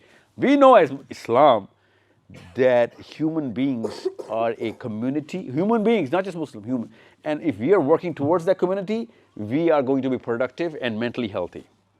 And we are going to have to make sure that they progress towards a certain X plus 1, if they are at X, okay? Now, the natural list of demands based on the whole community has to come out. In other words, bachche doctor banane hain. Nastain, you wanted her to be a doctor, but did you do the math on whether the human beings need a doctor? Maybe the human being needed an engineer or an astronaut or maybe something else. But you don't even think as a whole. You just think her, and you think her 20 years from now, because you, whenever you were at that age, whatever you suffered, wherever those vacuums are, you want to make sure she doesn't go through those vacuums. That's called self-preservation. So in other words, we are trying to preserve ourselves through our own kids. In other words, whatever vacuums that we had in our own childhood or whatever problems we had, we're just making sure they don't go through that. That's our parenting model. That's why we're creating animals and Gogs and Magogs and Jajuj and Majuj. Somebody did this to us, we're going to do this to our kids. All we are is a compensation plan from our mother or our father, because any and everything I do not guarantee, but I guarantee, buddy, my son, you're not going to go through the problems I went through. That's the only thing I can guarantee. That's a Muslim parent today. So, जो कुछ अम्मी के साथ हुआ आपके साथ नहीं होगा. That's all her dream life. In other words, you created the biggest selfish demon in the planet. Because that person is just for his or her own self. And the more you're going to grow in this planet, what's your name? Yeah, I'm going to keep picking out people, don't worry. Maniba, the more you're going to grow, are you 12 plus, 13 plus? Yeah. So 12 plus, there's a certain thing that happens in the brain. It's called the prefrontal cortex. If you go through this philosophy, I'll tell you what this philosophy is, and you spend 13 years, it's irreversible now. That's a problem. It's called regression. Every single time you're going to go through a problem, you're going to, in life, let's just say post-marriage, you're going to go through a problem, or whatever new scenario, in whatever career and your job, you're going to regress back to your childhood, and that childhood definition is going to come from a compensation plan from your mommy, which was just, oh, meri beti mere jaisa na ban jaye. That's all her plan was, and then no solution. You're going to go more selfish, more individualistic, more solo, hence a bigger cell of Huda, bigger cell of cancer. Say it, cancer. Cancer. What is a cancer cell? A selfish human being. A selfish Muslim is a cancer, right? So the more he's going to try and save his or own self, the more he's going to be isolated. This is why we're going to do a little activity in the class. Close your eyes. Close your eyes, everybody. Don't worry. I'm not going to steal anything. Actually, I'm going to give you something. Close your eyes. Is this table for real? Maybe I'm going to break it by sitting on it. Because I do that a lot. Sorry. No, you cannot lie to yourself, because I'm not even going to ask you the question. You don't have to answer me this. Just don't lie to yourself. Huda, you're 12, right? Yeah. So maybe you're not even in the game yet, but all of the aunties are in, all the uncles are in the game. I'll tell you what that game is. Every single time, I'm going to start speaking Urdu now, ताकि नस पे जाके, दिमाग की उस नस पे लगे जाके. अकेले में जाए नमाज़ों पे या रातों को अकेले में आंखें बंद रखें, जो असल में दुआ करती हैं ना आप, ये करते हैं आप अकेले में, ऊंची आवाज़ों में नहीं, जमात की नमाज़ों में नहीं, अकेले में जो दुआ करते हैं, जो मोस्ट रिपीटेटिव दुआ है. Think about it and now open your eyes and tell me whether that dua fits the community or whether that dua fits you and your kids. Really? Akele mein? Really? So amazing.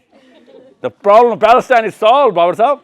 I think Palestine has had a great role. You see what I'm saying? Huda, top 3 prayers of all Muslims, 2 billion Muslims, top 3 prayers are the common things. Money. Money. Number 1. Okay, money. And then reputation, izzah. It's a survey done, it's not just, Everybody's asking for money. 500 years ago, Muslim prayers. Rabbi zidni ilma. Right now, Rabbi zidni rizqa. And it's not just a prayer. Prayer is just a symptom of our philosophy, our psychology. What they're trying to do is, they're trying to preserve. Akhlada, akhlada, akhlada. More time. So existential need, number 1, prayer. Number 2, the need for love and care. So why am I telling you this slide? I can go on and on, but this is the fracture. This is the fracture. Here you go. Read this, Huda. Read this for me. The current requirement of Islam fits perfectly to fulfill his spiritual need which he can do even as a hobby while putting all his effort on the purpose. Mohammed, read this and tell me what it means. I need a boy to go through this. This is very important. A boy can go through this. At 15, you should be able to go through this. Yeah, read it loud, read it out. Everybody in the house should hear your voice. No, it's not loud. Come on, man. The current requirement.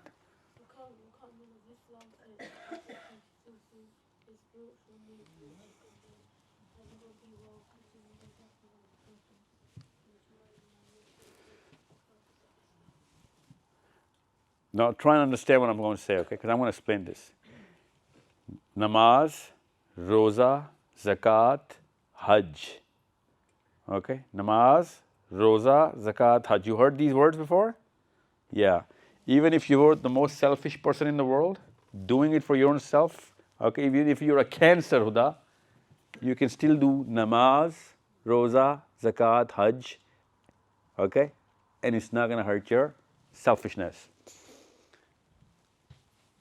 And you think you're a great Muslim because your son is, or your daughter, or your sister, or your father, or your brother, or such a religious family, namaz padhte hain. You know, they never miss a fast. Daadi rakhi hui hai. You have beard. What does beard got to do with the purpose?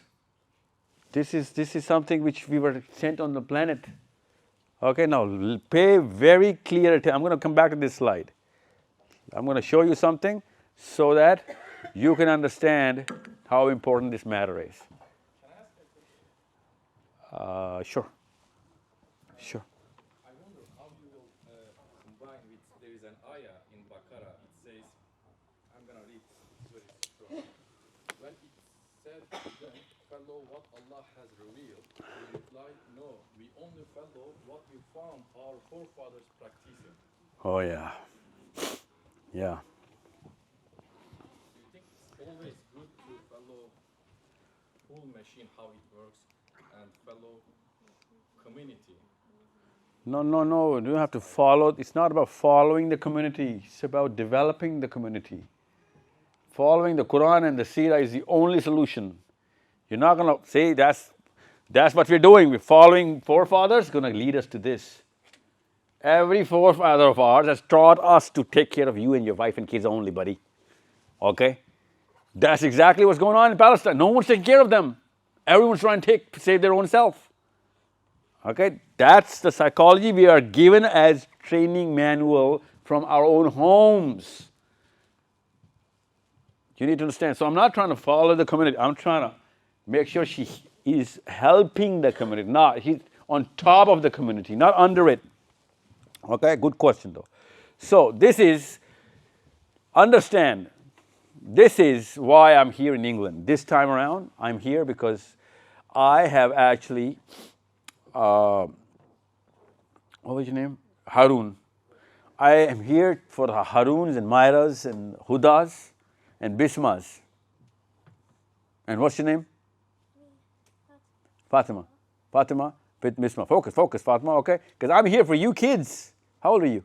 12. Yeah, I'm here literally. I'm going to show you. I'm going to show you guys on the map.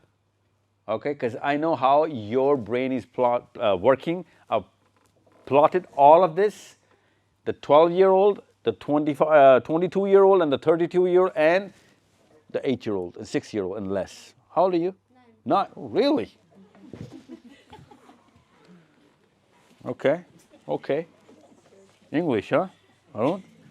So, what happens? Look at the timeline. This is the timeline of the human beings. What is the purpose of life, okay? Understand. I'll show you through these people what is the purpose of life. So, there is a certain interesting event going on right now in this planet. Right now, 2 things are going on, and if we can combine these 2, we can produce electricity for the Ummah, the whole community. You have to know how to use it, okay? And I'm going to show you how. But what is it? What are the 2 things? Number 1, first of all, you need to understand, if you really are here for the whole world,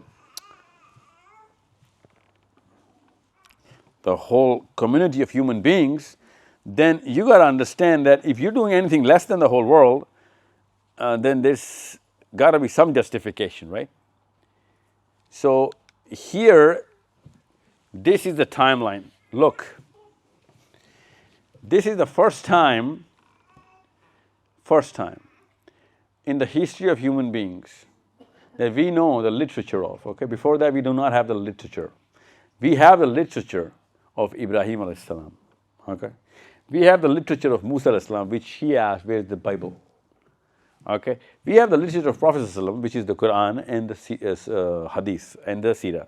We have the literature of somebody else, which I'm going to show you why I'm here, because you are under the same effect, and literally you are inside the center of how this happened again. And then a few more events I'm going to show you on the slide. But what is the event, the list of events? It's called the global reset. Okay, Zayan? Global reset. So Zayan, my purpose here is so that you can understand that if Zayan in Milton Keynes, right, England, if you cannot plot your effect on the globe and you change it, you did not perform as a Muslim. If you're setting your goals other than the globe, then you're making this mistake, right? You're just doing it for yourself and nothing. And you are the cancer, you are the problem, right? So this is an opportunity for a global reset, because most of the people are right here. Most of the human beings are right here. Don't worry. Now you're old enough to understand what I'm saying, and you're young enough not to make the mistakes my generation did. Okay? That's why I'm talking to you guys. Okay? Because Harun is too young to understand what I'm saying, but you're not. And you're not old enough to be tainted into my colors. You have not developed this yet. You're still searching for why am I here? What's the meaning of most of the things going on around this universe and this world and this, why is my father doing whatever he's doing, my mother doing whatever he's doing? Okay, where's the track? What is the practical meaning of all? It's going to come to you. All these questions are going to come to you. Now, make sure you understand, before all of those answers that you're going to try and ask your professors and find books to read for, you're going to find out, first and foremost, whether you're in this circle or you're in this circle. Because this is your original circle, how the machine is supposed to perform. Okay? This is the Quran, the whole corpus of the Quran. The whole 6,500 verses of the Quran cannot be from me and my wife and kids, right? 6,500 verses of the Quran so that I can save me, my wife, and my kids? That's not possible. If anything, all of that is against this philosophy of me, my wife, and my kids. And that's why, Zayan, you need to understand whether you're here or you're here. Okay? Make sure I'm not going to build up on this right now. I'm going to double back on this once I've gone through the slides. Okay? So here, Ibrahim alayhi salam. Let's go to what Ibrahim alayhi salam did, so that I can tell you. What's your name? Sorry. Yeah. Huda. Okay. Huda. Because I keep calling you Bisma. Huh? Bisma is that, right? Huda. This is how Ibrahim alayhi salam started. This man, alayhi salam, is the father of all prophets. Why? Huda, why? He's the father of all prophets, okay? Even though he's not literally the father of all prophets. Adam alayhi salam is the father of all prophets. But the number of prophets that came from direct his lineage is so many that it's because our Prophet is also a great grandson of the Ibrahim alayhi salam, right? So, and all of the prophets of Ishaq alayhi salam and his son, are the direct sons of Ibrahim alayhi salam.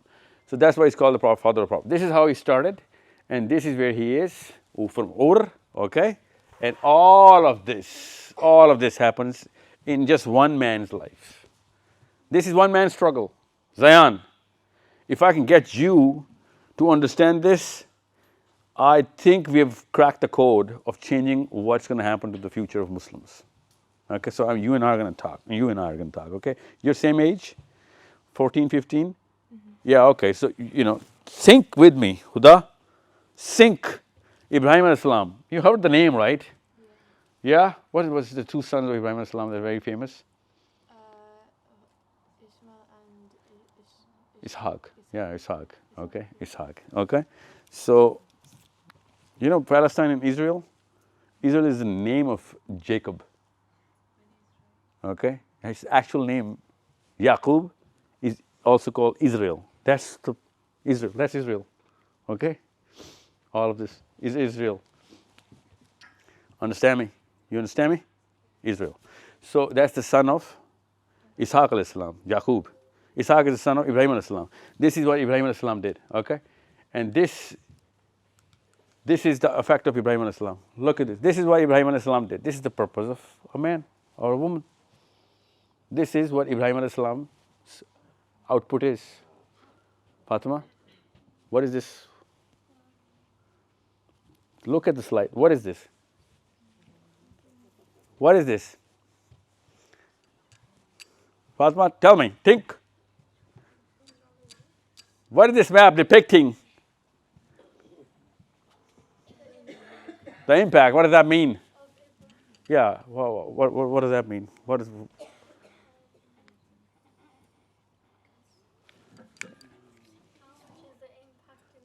Yeah, literally. Huda, do you get the picture?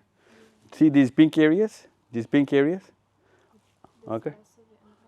Yeah, other than these areas, even though it's pink, it's not white, right? China is just about white, is China. Other than this, the rest of the whole planet, this is Siberia, this is Alaska, this is Chile, this is Argentina, this is Australia, New Zealand, this is Indonesia, Fiji, Africa, South Africa, every single, you guys are here, right here, right here, okay? In every single part of the human planet is affected and obedient to Ibrahim alayhi salam. One guy who did this, from this journey to this, and he's just in one man's life. He didn't live for 1,000 years. Adam alayhi salam did. Okay? What did he do? Many things happened. Many things happened in his life. But most of all, he knew the purpose that I gotta fix everything. From here on, everything's gonna be about everybody. So, his first call, and he took to the task, and now we know what Ibrahim alayhi salam. This is what Ibrahim alayhi salam's work looks like now. Then comes a lot of other things. Okay, this is Musa alayhi salam's journey. Look at this. This is Musa alayhi salam's journey. Okay, Canaan, from Egypt to Mount Sinai. I know Mount Sinai is part of his journey. That's not where Mount Sinai is. That's human beings who currently believe that's where it is. I don't, but it's all right. Who cares? The point is, this is Musa alayhi salam's journey. Okay, and this is the plan of the descendants of Musa alayhi salam. Now look at this. This is Ibrahim alayhi salam's. This is the original purpose. Okay, and this is the descendant of Musa alayhi salam currently right now. So that means they're trying to create a cancer in this planet. Because if it's not for everybody, it's a cancer, right? This is what it's like. This is the promised land. That's it. That's the covenant. That's what they say. It's the covenant. In the UN, Netanyahu stands up and says, "We were promised this land." Okay, what promise? Oh, this is the promise, by the way. Okay, this is the land promised. This is where the Dajjal is going to stand up. Okay, this is where the Dajjal is going to stand up and he's going to look at Medina and he's going to say, "Dare I present to you the white palace of Muhammad," which is the Masjid al-Nabawi. Because he's not going to be able to come in, and this is not, by the way, a Muslim map. I didn't draw the line, okay? They did. They have the demarcations themselves. They know what the map, the promised land is. Okay? So this is the descendant of Musa alayhi salam, okay? This is how one man, Musa alayhi salam, and his descendants take the job. Zion, why am I telling you this? Because you're not going to be able to do it alone. Nor did Ibrahim alayhi salam, nor did Musa, nor did Prophet sallallahu alaihi wasallam. It takes a community to get the purpose in, right? So 1,200 prophets at least accounted for came after Ibrahim alayhi salam till Isa ibn Maryam alayhi salam to get the job done, okay? 1,200 prophets. 50 times they went to war, Zion. You gotta go to war. They did. 100 plus skirmishes, different, because there were 12 tribes under Musa alayhi salam, right? And then 24 books, which Bisma was asking me. Bible, 24 books, 700 books of commentary. But you know what those books mean? They mean thinkers, writers, religious philosophers. Maybe you're one. Maybe you're going to have to create one. Because we need a lot of them to get the job done, right? They're doing it. They did it. Why? Because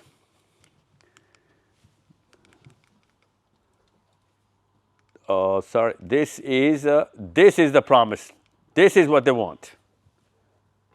Okay?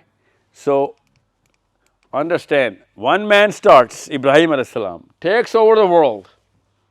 Right now, that's what the Abrahamic world looks like. Believer of Ibrahim alayhi salam puts the book in. This is the law. The Musa alayhi salam's law is currently in act right now. Even we did not get too much of a change in the Quran, but we don't believe in Torah, right? But we have the same law.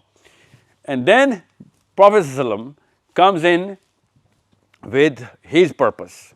One man, and this is what Prophet ﷺ's purpose, this is what Zion, one man, global impact. Okay? We couldn't continue it. You know why? We quit a few things. We started playing on our own. As soon as we start playing on our own, the buck stops right there. At this point in time, we were not playing on our own. As soon as Muslims started playing on their own, the purpose is paused. This is the problem which I'm here to solve. Every mother now is praying कि बस पाकिस्तानी बच्चा बस इसकी खैर है ये मर जाए बेशक. We're playing on our own now. So the purpose is stopped. This has never happened before. It's only happening now. People of the book, even if they were from the book of Ibrahim alayhi salam or Musa alayhi salam or Isa alayhi salam or Prophet alayhi salam, everybody knew the original purpose is this. This is the original purpose. And this is the map. We've got to cover all of this too. Everyone's got to come in together because this was the natural order of human being. Now, why am I telling you this? So that you can understand how it's done. This was done one more time by a woman from your country. Okay? She took to the task. She's not a believer of Moses, she was a believer of Jesus. That's why there are 3+ billion Christians in the world, because of this one girl. She was a girl at one point, right? We don't know her as a girl. You know Queen Victoria? Heard the name? Fatima? You do not know Queen Victoria? You're not born in England? Did you just recently come to England? Are you kidding me? You know what? I think I'm going to have a little heart attack. You know Queen Victoria is? It's an English queen. Okay, forget about it. Okay, I'm not going to that deep. There was a queen in England. Okay, there was a queen in England when Pakistan was being made. She was the queen. Okay, what did she do? She went to the global task. She said, you know what? I know what the job is. This is what the job is. So all the pink areas, she conquered and she started ruling and she put the law, the Bible. She made sure they follow the Bible. She made sure the power, the politics is with her, okay? She made sure everybody is writing the books. Remember those 1,200 books? She made sure people are going to write the books. And then she made sure the resources and the order is under her own command. This is the Victorian reset. She went to the global task. Okay, like Ibrahim alayhi salam, like Musa alayhi salam, like Isa alayhi salam, like the Prophet alayhi salam. This woman comes in after so many hundred years. And she takes over the globe. Of course, she couldn't do it all over, all the globe. She did this. Look, Canada, Africa, a lot of it, India, a lot of Arabia, Australia, all of New Zealand. And this is where it starts from. She couldn't take care of all of it because, how does it stop? How does the purpose stop?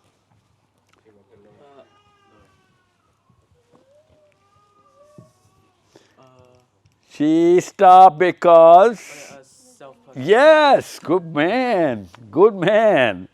All of a sudden, they went selfish. Okay? This is how it stops.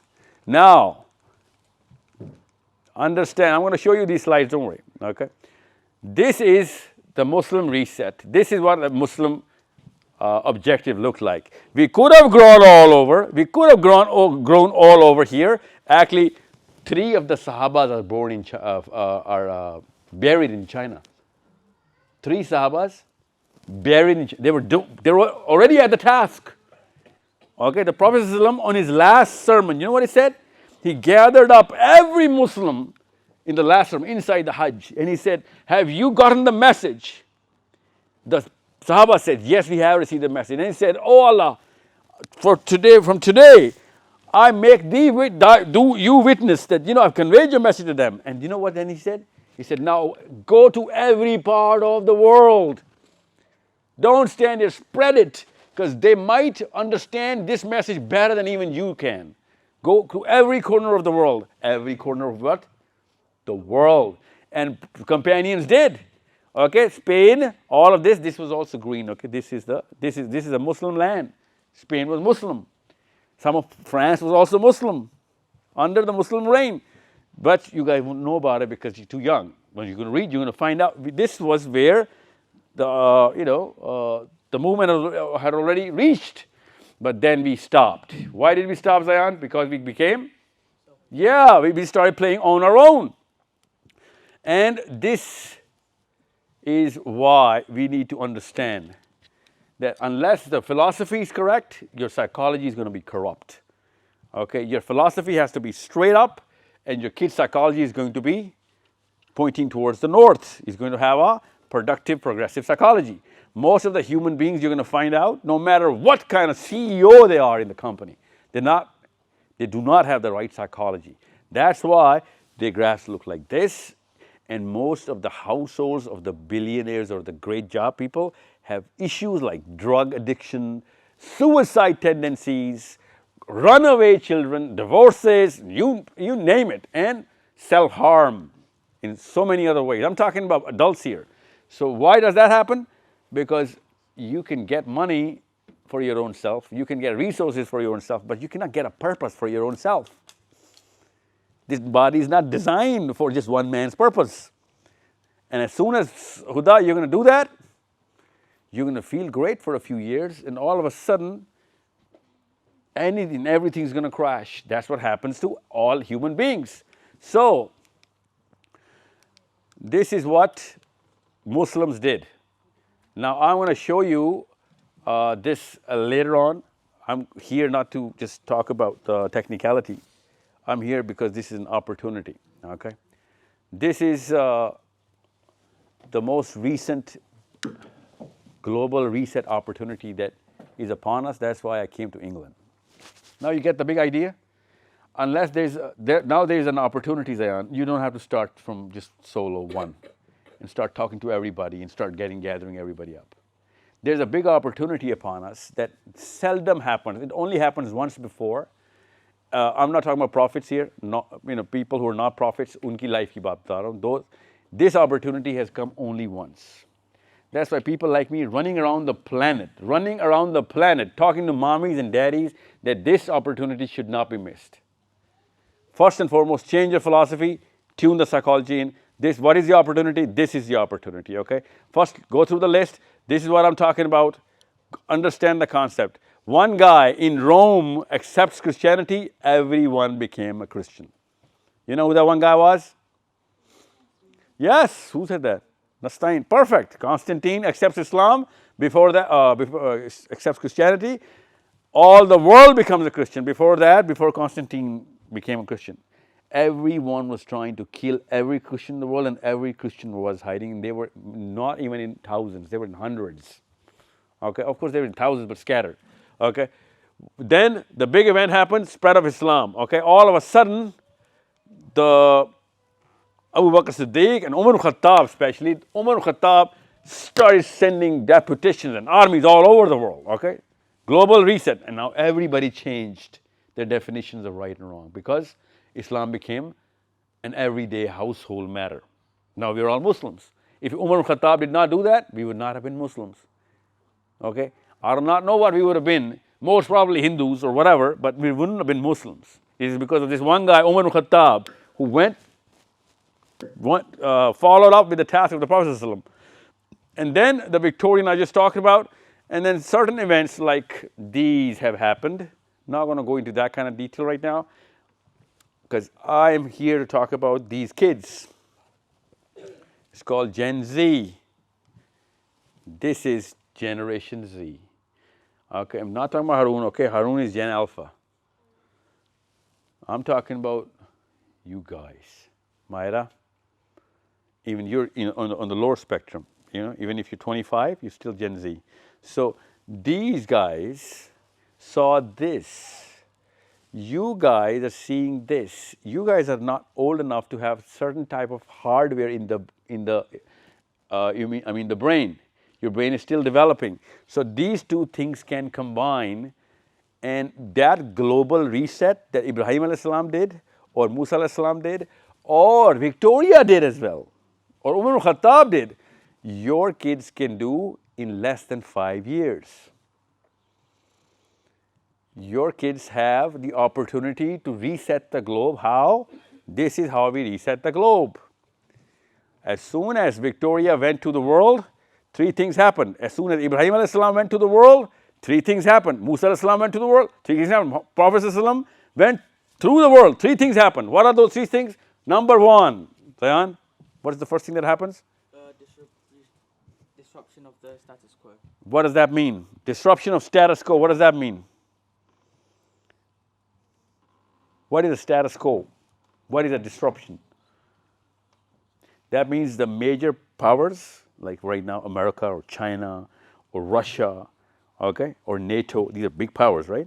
All of a sudden, these powers either become powerless or somebody else takes a new power, okay, a new player comes into the game, he is way more powerful, or somehow, for example, a new source of energy is discovered. All of a sudden, the balance of power changes, okay? Let's just say Pakistan, China, and Iran start siding with Russia in the Ukraine war. All of a sudden, new power arises, okay? It's called disruption of power, okay? So this is disruption of the status quo. Big things start to change. As soon as either you do it, Zayan, or I do it, or it happens on its own, if this happens, these 2 things can be easily done. Now this has or has not happened, let me show you. But what is the second thing, Zayan? If this happens, those 2 can easily happen. Yeah, what is this thing? Reconstruction of thought. Yeah, in other words, reconstruction of thought means what is the right thing to do? Okay? In other words, remember that slide of the purpose? All of a sudden, this can be done now. This, here you go. We can actually go back. That's called reconstruction of thought. Okay? We can change this into this. I'll show you how, because all of a sudden, make sure you understand, we are upon an event here. This, I'll show you how. As soon as this happens, every single definition will change. Now, Huda and Bisma and Fatima, what's your name, sorry? Minna. Minna, they have a totally different way of looking at the planet. Their mommies were looking at the planet differently. Their mommies were defining things differently. Right now, they're going to learn how to define it. This is the opportunity. This is the opportunity, okay? This is happening on its own.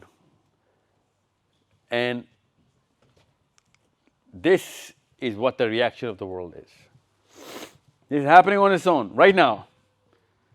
It should have stopped 3 months, predictably.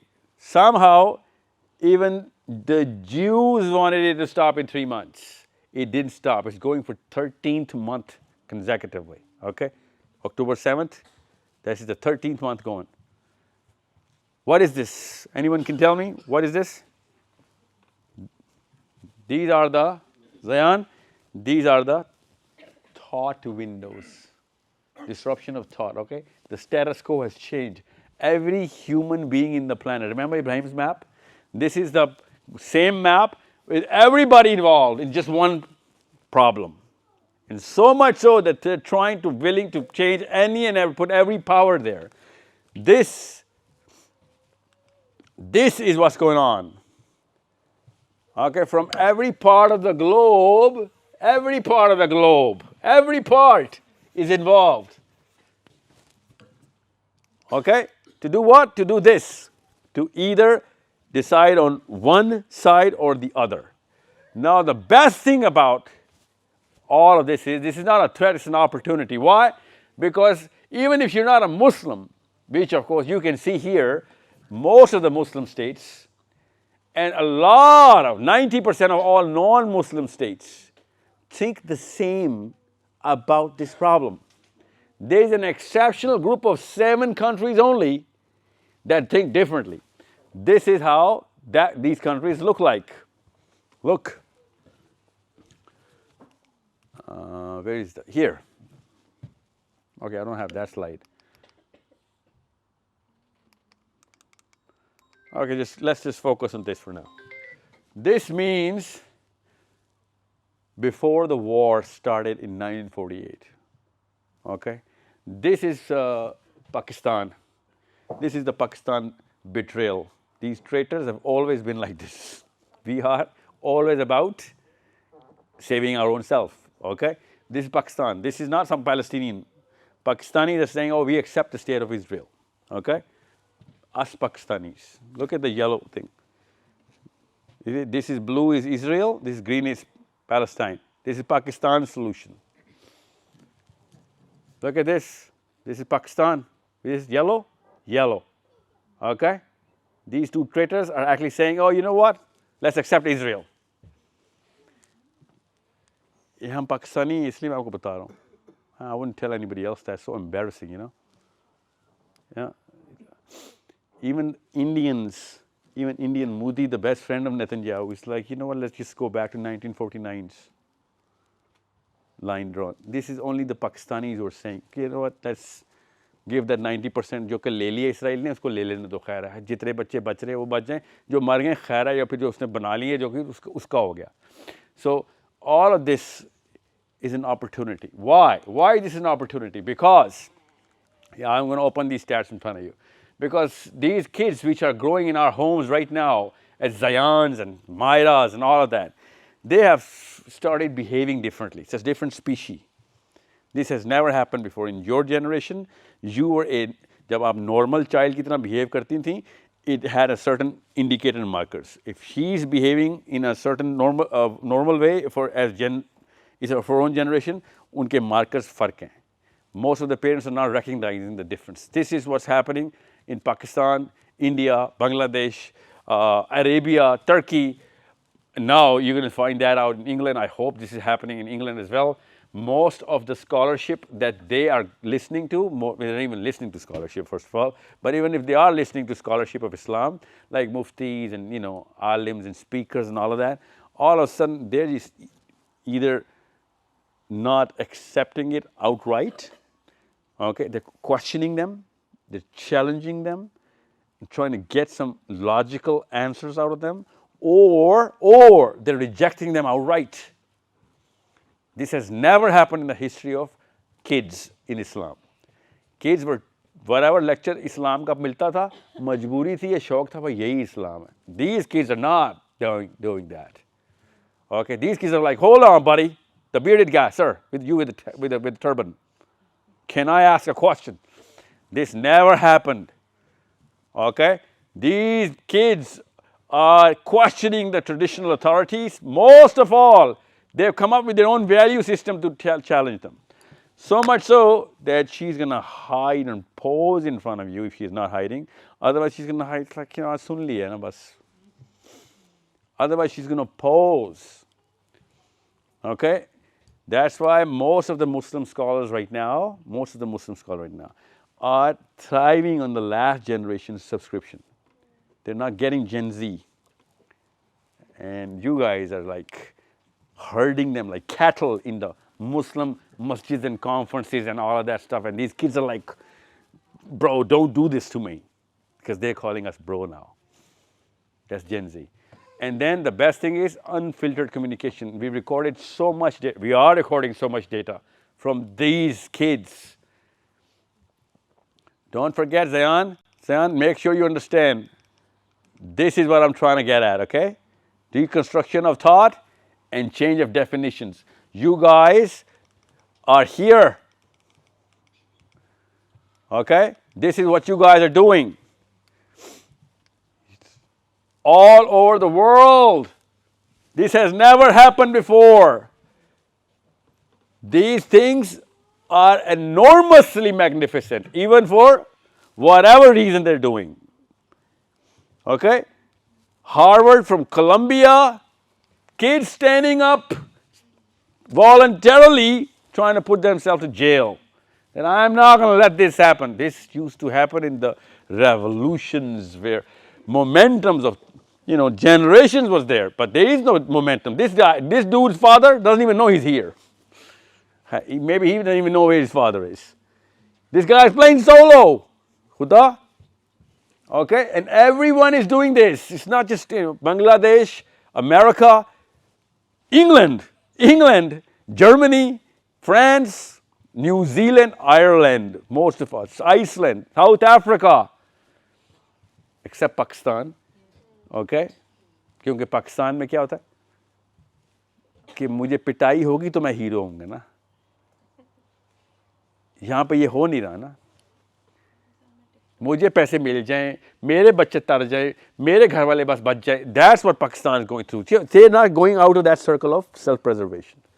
This boy, I'm telling you, and this girl, the most eloquent, logical voice you'll see, because this girl or boy is not about her own self.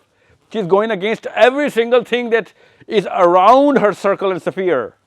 These people are not Palestinian. These people are not Muslims, Zayan. Okay? That's what I'm saying. Everything around her circle is against whatever she's doing right now. So where is she bringing that courage? She's bringing that courage because their value for authenticity has never, they're generating their own value of authenticity. Why? Because they're born inside YouTube. They're born inside social media. They have all the access of all the information, even though it's very superficial, but they have all the access. You never had any access. And even if you had access, it was controlled access. They do not have any controlled access, so they're hearing everybody and they're making up their own mind because that's common sense. A lot of things do not make common sense in Islamic lectures, so they get fizzled out. Those sheikhs and your sheikhas get expired by these kids. Like, this sheikha is too boring. This sheikha or this sheikh, that doesn't make sense. This dude doesn't make sense. So maybe this guy builds up. And this kid, where is your father, by the way? This kid is listening to videos at a speed you cannot fathom. I cannot even fathom. Because this boy is processing so much. He's so used to that content. And if I was speaking slow, this guy would not even listen to me. I actually have to adjust speed to my kids. And most of my kids, you guys I'm talking about, most of the kids who are understanding me, I'm telling you this right now, aunties and uncles, they're not understanding half of what I'm saying right now. It's not about, they understand English. The feel and the experience is, I'm too fast for them. I am too fast. It's not just about fast, it's swift. The word is swift. I move around the word and the verbiage a little too much, too soon. But you, I'm even slower for you, for your current brain cells. Because of the speed that you guys are at. And it's not just the speed. This is the problem. Look, this is where most Muslim scholars are not addressing the problem, and most parents are not. The nature of communication, and then the speed of communication, and then the third part, the structure of communication. How I actually structure the whole concept, the way I showed you the black slide first, before that a white slide, before that I gave you the whole definition of Muslim, what is a cancer, and then I went to Ibrahim. How the structure had to be there, right?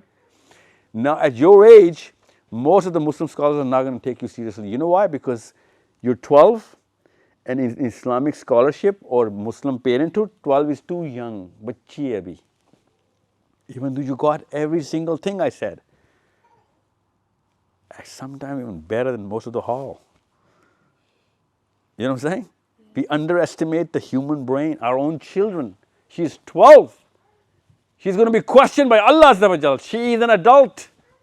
Why are we not training our 12-year-olds? She is supposed to know at the same level as 82-year-old, 60-year-old, 52-year-old, because she's 12 now. She is not a child. A 7-year-old, please do not disturb them. They are children. Under that, let them disturb you and us. That's their job. We're supposed to nurse them. But this age, this is the age where this boy better aim for the world now. Shoot for the moon, they say, right? In England? Does it say that?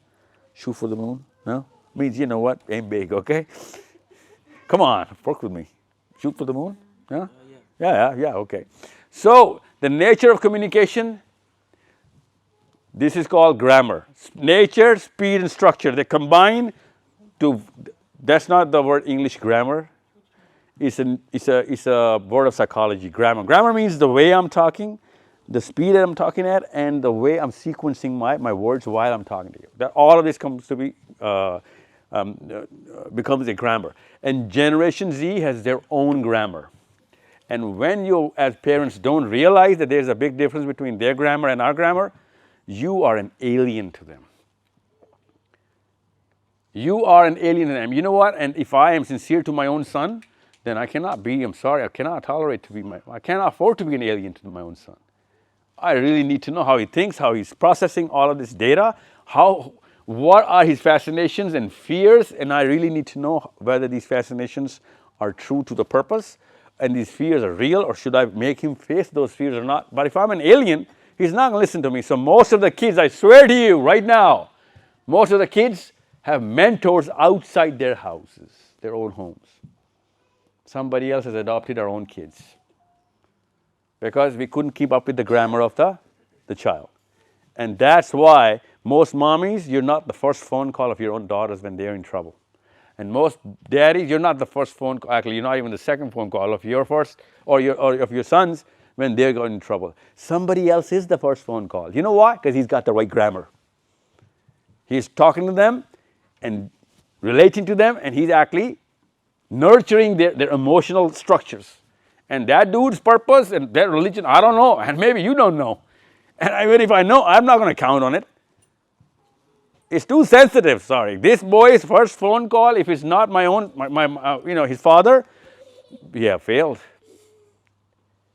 We have failed. In Islam, the 12-year-old plus is supposed to be treated as equal. By what? By who? By the father. He's an equal. That means he's on equal mental footing. Under 12, yeah, I can understand that. But under 6, he's supposed to be on the master level. You are the slave, the child is the master. That's Islam. Like literally, Ali ibn Abi Talib says, a child is the master of the parents because, we got to do whatever he's going to demand. He's too young. He's not, we can't tame him. But by a certain age, of which is your age, you are an equal. You are a friend of mine. And if I cannot explain my point of view to you the way your brain requires it, it's my failure. So this is what's going on. And that's why most of the people that you're listening to Islamic lectures, they go either wrong here because they are trying to help you do this. Come on, it's too far back. Yeah. Here, namaz, roza, zakat, par lo, dari rakh lo, hijab kar lo. And they don't change this. And if they're not going to change this, you're going to get a false sense of confidence. Ki namaz puri hai, dari hai, hijab kiya hua maine. I am a perfect Muslim. I am that mu'mina. Because you look like a mu'mina, you're not going to be a mu'mina, okay? You'll have to act like a mu'mina to be a mu'mina. If you look like a mu'min, I'm sorry. Actually, you know what? There's a certain degree of how big of a problem it is. It's called a munafiq. You look like a mu'min, but you're not a mu'min. That's the definition of a munafiq.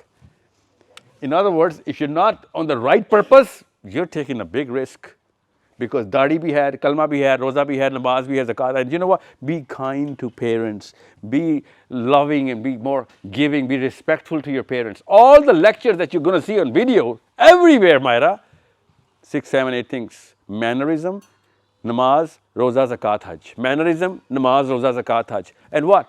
What's going on? Where's the big question every child is asking? Every child. What happens to Palestine? What kind of religion are you following? And we can't even save our own. This is a good question she's asking. Is my namaz, is my roza, is my zakat, is my hajj saving Palestine? No, it's not, but it's going to make you a good Muslim. How is we letting Palestinians die and being a good Muslim can be true at the same time? Cannot, because this is how Palestine is saved. This, or even this, even this. Look at them.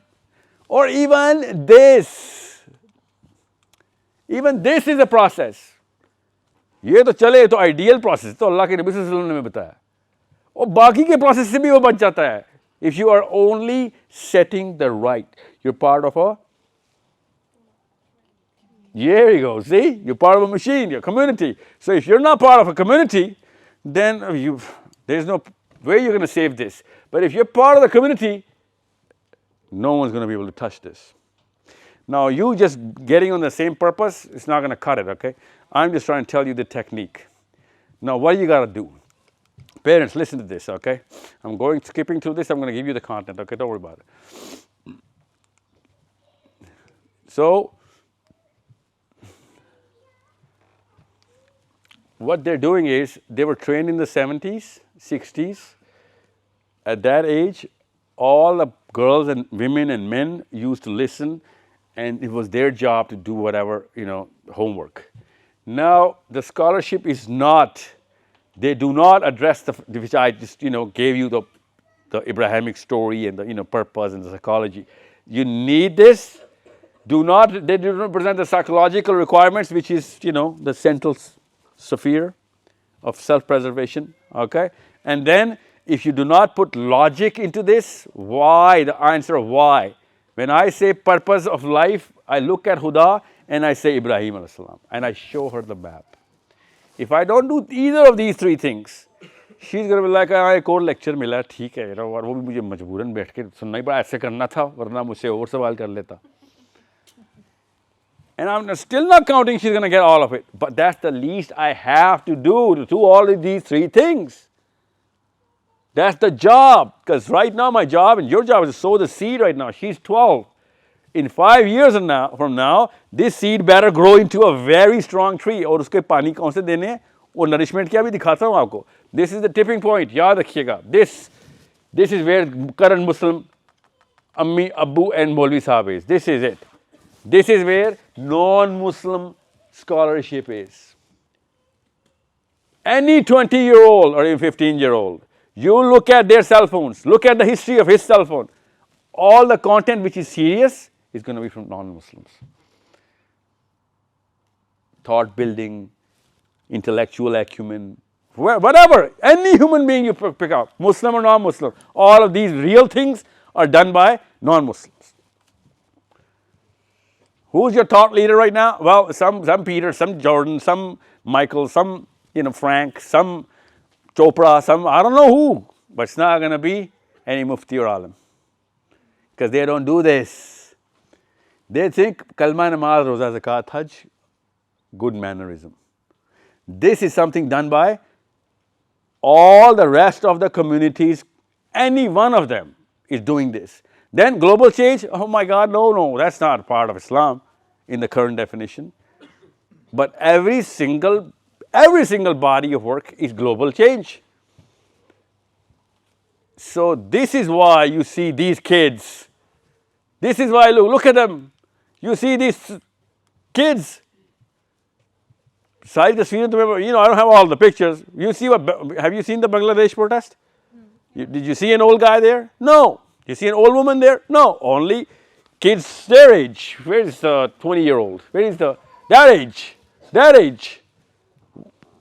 18 to 25, max. 18 to 25 toppled the biggest dictatorship in the last 50 years. Kids, you need to understand how easy it is. ये बहुत बड़ी opportunity. Bangladesh is not a global reset. Palestine is the global reset. All we got to do is give this boy 5 years. Of doing what? I'll show you what. Once you know, first and foremost, you got to put this boy and these girls into these blocks. Political reform, public policy, global change से कम बात नहीं करनी, group transformation से कम structure skill नहीं करनी. Group का मतलब है she better have a cluster.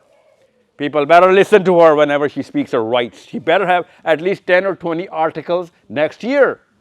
First draft है 13 साल की है, गलत लिखी कोई बात नहीं, but that's her job now. आज तक किसी पाकिस्तानी लड़की ने सोचा है मेरे 15 आर्टिकल्स हो इस साल के? अम्मियाँ सोचती थी, no, but you better start writing now. You're going to write wrong, I get it, because you're not going to have enough maturity of homework. More homework you're going to put in. Next year, people are going to start spreading your articles or your blogs as something to do, something to think about. That's the least you're going to start with, okay? And that's not all you can do. This is what last हमारे अम्मी अब्बू यहाँ पे थे, हम यहाँ पे हमारे बच्चे इधर हैं. This is how simple it is. हमारे अम्मी अब्बू ग्रुप्स में ही रहते थे. पाकिस्तानी इंडियंस पहले ग्रुप्स में रहते, ख़ानदानी, you know, and ब्रादरी. You know these words. This kid doesn't even understand the word ब्रादरी. Okay? Joint family system, पूरा मोहल्ला इकट्ठा होता, दोस्त या इकट्ठे. Group psychology में पाकिस्तान की first generation पली है. Okay? Technically, my father was born in 1946. Pakistan was made in 1947. So I'm the first generation Pakistani in my family, right? Even though obviously it's just a figure of speech. I'm the second generation in terms of understanding the country. So here the country was made. But the worst part about that generation was they never asked questions. Because asking questions in Pakistan was the worst thing you can do. It's intolerable. Okay? You cannot ask questions in Pakistan. From your mommy, your daddy, especially some elderly. They will literally think you are a... No, but to me it's a good word. There's a certain bad word, bad psychology, it's not a bad word, that they used to think about. They used to judge us as, you know, someone who has malintent. Okay? You cannot ask questions in Pakistan. And especially in Islam. In Islam, when the bearded guy speaks, you just shut up and you do what I was saying. Otherwise, they use this word, be-adab, be-murad. Which means that if you have no manners, you're destined for hell. And who does not have manners? Who has questions. You ask questions, you are destined to hell. That's why this lack of critical thinking started seeping in Pakistan, and now every Pakistani who's 50 plus is a superstitious believer of some weird version of Islam. If you ask him questions about anything or her, she'll be like, chup. That's it. That's the best answer. Chup. माँ बाप से ऐसे बात नहीं करते होते. Okay? Why? Because she won't have he won't have the answer. Why? Because not allowed to ask questions. Okay? Now this generation comes, which is sitting right here. Most of these people are here. Kids, listen. This is what they did. They invented the YouTube which you are watching. Okay? You didn't invent it. They did. You didn't come up with Instagram. They did. You didn't come up with Facebook. They did. Okay? So they handed it to you. I'm not going to go into that detail about your parents right now. I'm going to go about your generation. Okay? So that parents can listen. Parents, your kids, since they're born into the sea, they naturally are not accustomed to doing anything physical, getting involved. And clusters are not made. जितनी बुरी थी, अच्छी थी generation, cluster बनाने आते थे उनको, हमारे दादाओं को, हमारे वालिदैन को, sorry, क्लस्टर बनाने. They had groups, they could gather up. College में लड़कों को इकट्ठा करना हो, चाहे वो किसी रेस्टोरेंट में या किसी खानदान में, these kids won't be able to do that. You better understand the handicap. How? Because they think they can be active on social media and that's enough. That's not gonna cut it. Ibrahim alayhi salam ने Facebook पे नहीं लोगों को follow बनवाया अपना. He had to go through the journey. Prophet ﷺ had to go through the journey. Victoria had to go through the journey. Okay?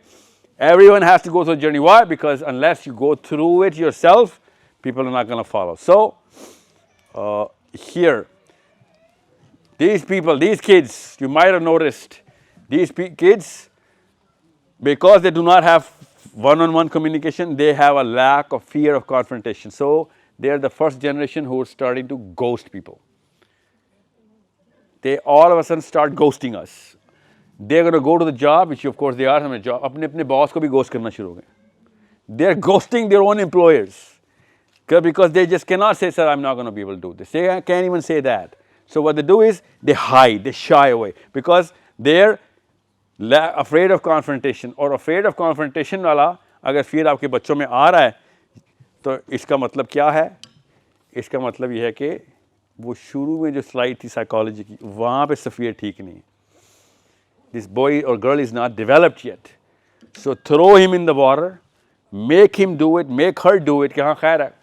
Go bloody, battered and bruised, but you gotta do it yourself. Confront the issue. Face your fear. Go talk to that man or that woman. Okay, go to school, talk to that teacher. Go to the elderly, talk to him or her. Go to that scholar, ask him the question. Go to your friend, apologize. Go to your friend, make him apologize. Could be anything, but you gotta do it yourself. Because unless you go through that emotional pain, nothing's gonna change, okay? You gotta be inside that. Breaking 10, breaking 20. Breaking 10, okay. Let me just go through it quickly, okay? This is before I send you on a break. Because after the break, we're going to go through, as I told you, this is the slide. Remember, after the break, I'm going to open this.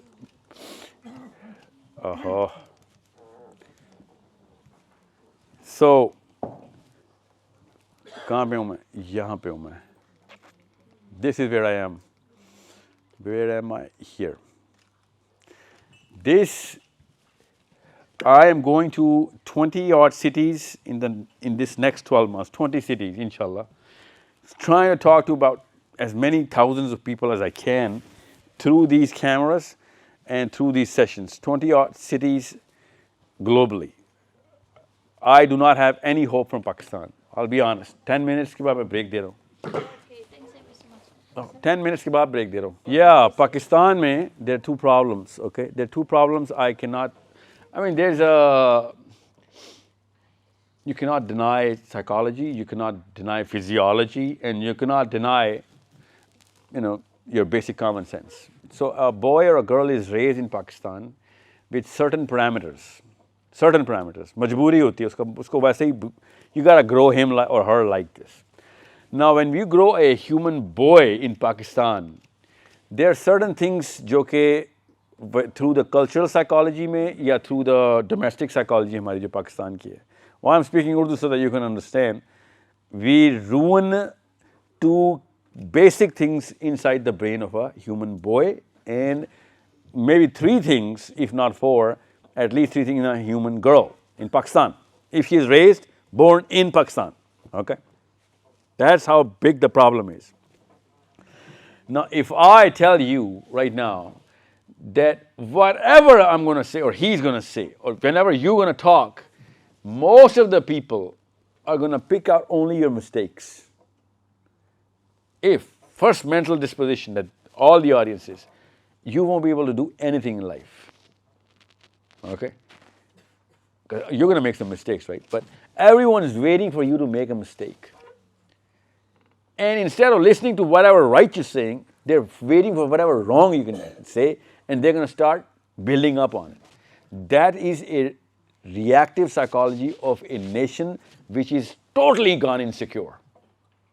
Okay? They don't want to know whether you're right or wrong. They want to know whether they're better or you're worse. Okay? That's a reactive psychology. Don't ask me the details of why, but that's how it is. Because it's a long detail. So when most of the women of the country, my country, are all about the women of the country, or whatever's going on in the next house, her life, your life, instead of talking about, the bigger and global purposes, rather going into individual matters of everybody and make a game out of, sport out of this, and spend at least 50 years into going into secret personal details of every human person that they know of, then a girl growing in that house is never going to think, forget global, the Bobra loves her. She is not going to come out of that little family unit, और वो उस family के unit को ही दुनिया समझ के उसी में अपनी सेरोटोनिन, अपना हायरार्किकल प्लेसमेंट कर लेगी कि अगर मैं इनसे बेहतर हो गई मेरी लाइफ में कामयाब हो गई मैं। और इसलिए पाकिस्तान की 99% ख़वातीन ये समझ लेंगे शादी कर लेंगी, that's it, they're done. They're done. That's the purpose of life of the last 2 generations of women. And if a man can buy a house, you're done. You have done whatever Allah has sent you on this planet. If you have your own house now. Need to understand, Zayan, this has never happened in the history of human beings. This is so low that a human being thinks that if I buy a piece of land and, me, my wife and kids, that's it. And you know who validates that low psychological midgets psychology? His own wife. He says, you're the man. That's the hero I married. Imagine the vicious cycle, Myra. You know what a vicious cycle is? There's no coming out of it, because the only person who's going to pull you out of it is the person who's validating that you're doing the right thing. That's part of whatever my core issues are. Other than that, political issues and, those Nawaz Sharifs and Imran Khans and, all of that stuff. And the army, we don't want to talk about that. I'm talking about regular human beings, your age, going to universities. So what do? I have a solution here. 4 things you got to do. 4 things you got to do in the next 5 years. 4 things. 5 years and we have Palestine. And we don't have Palestine. We have the mission of the Prophet ﷺ and Ibrahim ﷺ back in our hands. If you have to do 4 things in 5 years. After the break, I'll tell you those 4 things. But in Pakistan, you cannot get those 4 things. In England, you can get 3 out of those 4 things without breaking a sweat. Because Victoria did the magic for you. England has that political equity. England has that platform for financial equity. Okay? I'll show you after the break of how they did it, how you're going to use England, gain that, footing, IQ, politics, and most of all, influence. And then you can utilize it in Pakistan, sitting here, Palestine, sitting here, Africa, sitting here. And if you're not doing it, then you are my mommy. You are your mommy. You are her mommy. You just did the same thing. You know what I'm saying? And if you're doing it, then you are on the purpose of Ibrahim alayhi salam and Muhammad sallallahu alayhi salam and Musa alayhi salam. Because that's the least we can do. You know why? That's the purpose of every human being here. And if you're not doing that, then you are a cancer. Yes. Because you are the problem. Huda, if you're not the solution, then you are a problem. Okay? So we're going to take how many? 15? We're going to take a 15? Who wrote the slip? Where is the slip? Who gave me the slip? Why are you shying away from your responsibility?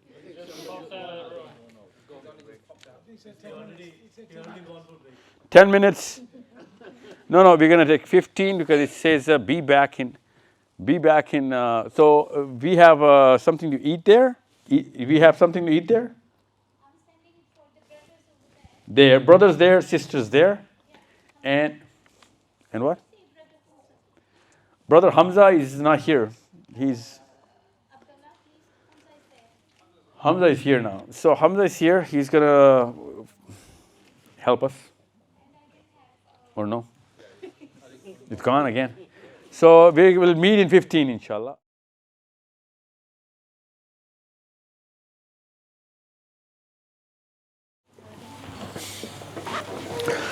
Okay, this is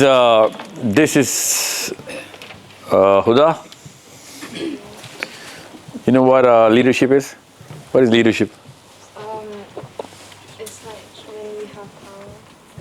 Whenever you have to say the word like, that means you don't know it, okay? It's like It's not supposed to be like something. What is it in particular? When you have power and When you have power, you have a position. you have position Yeah. of leadership.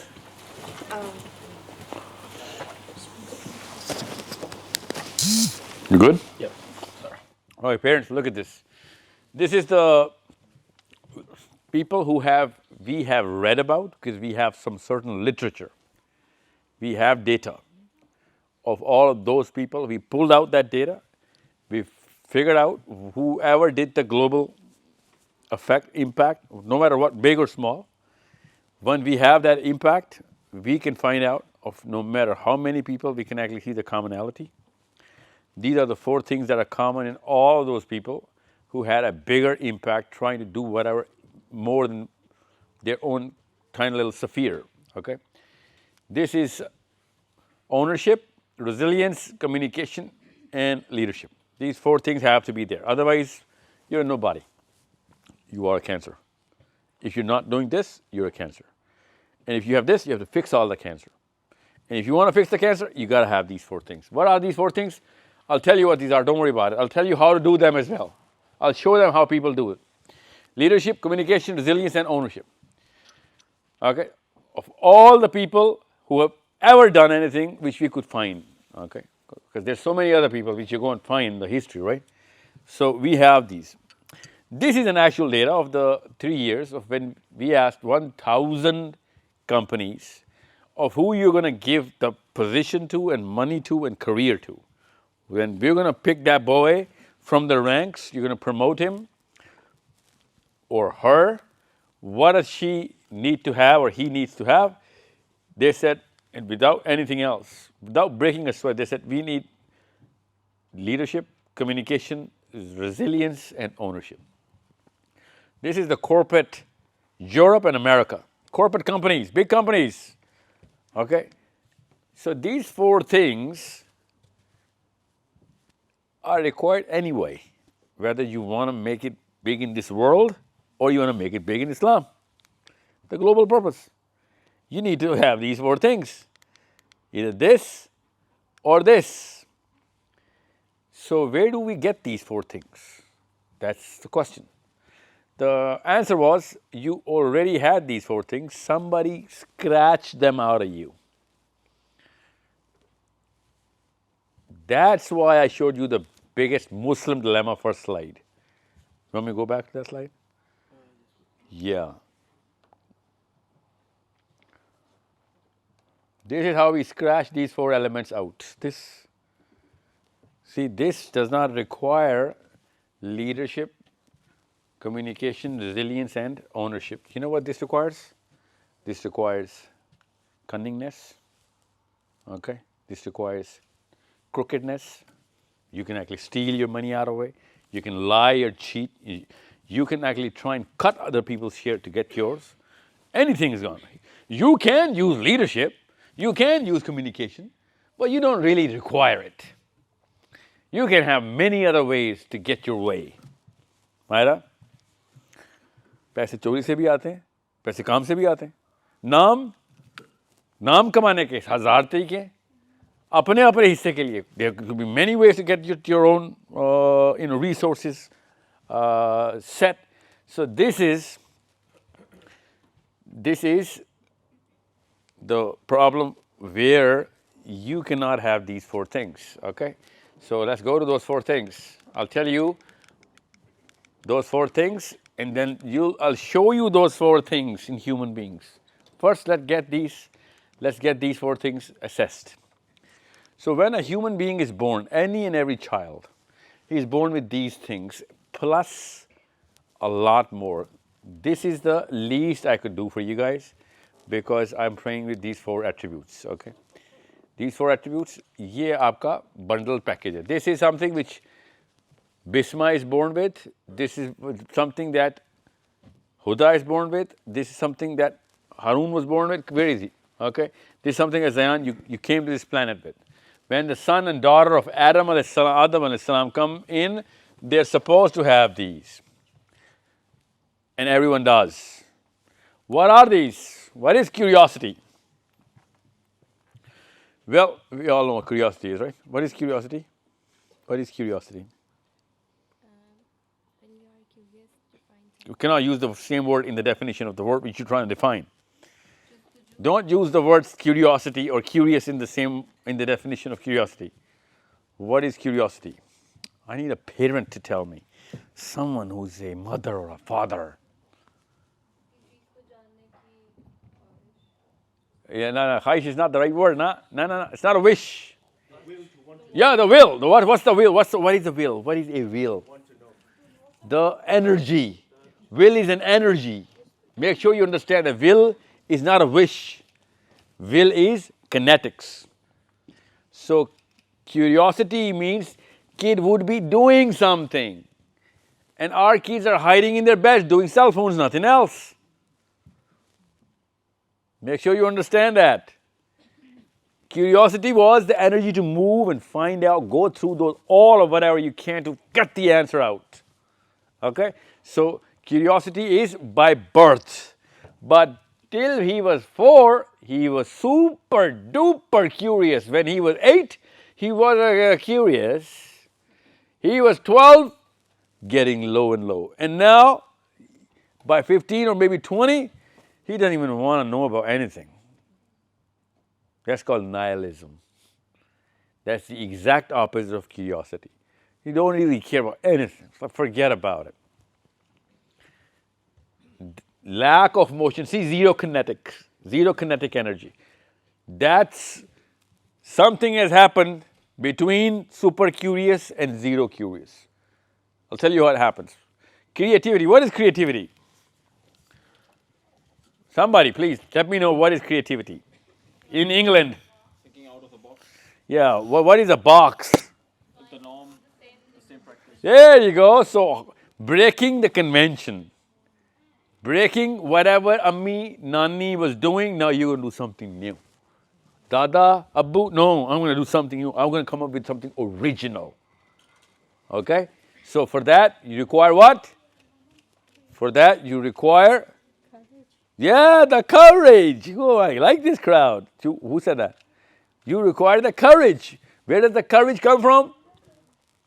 Courage comes from daddy. Courage comes from mommy. Because this boy is not born with courage. He's born with everything else.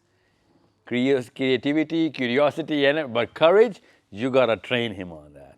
Because if he were born with courage, he would have died when he was 3 or 2 trying to experiment on something.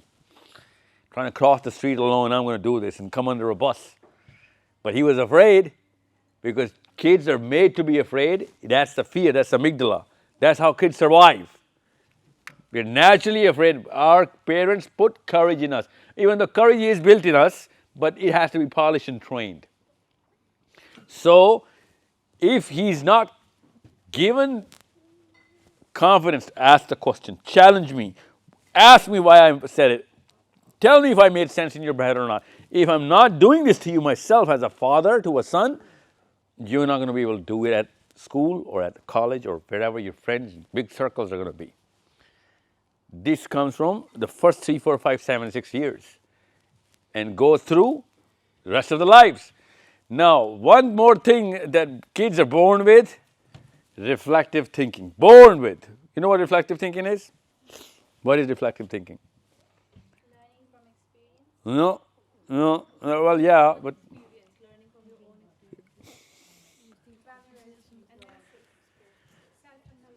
Yeah, self-analysis, yes, yeah. Learning from your own, and it's called contemplating.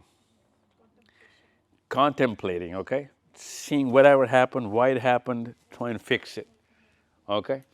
And trying to assess and understand every single thing. You and me, everybody does it. We think about it. We go alone. We hide under the blankets.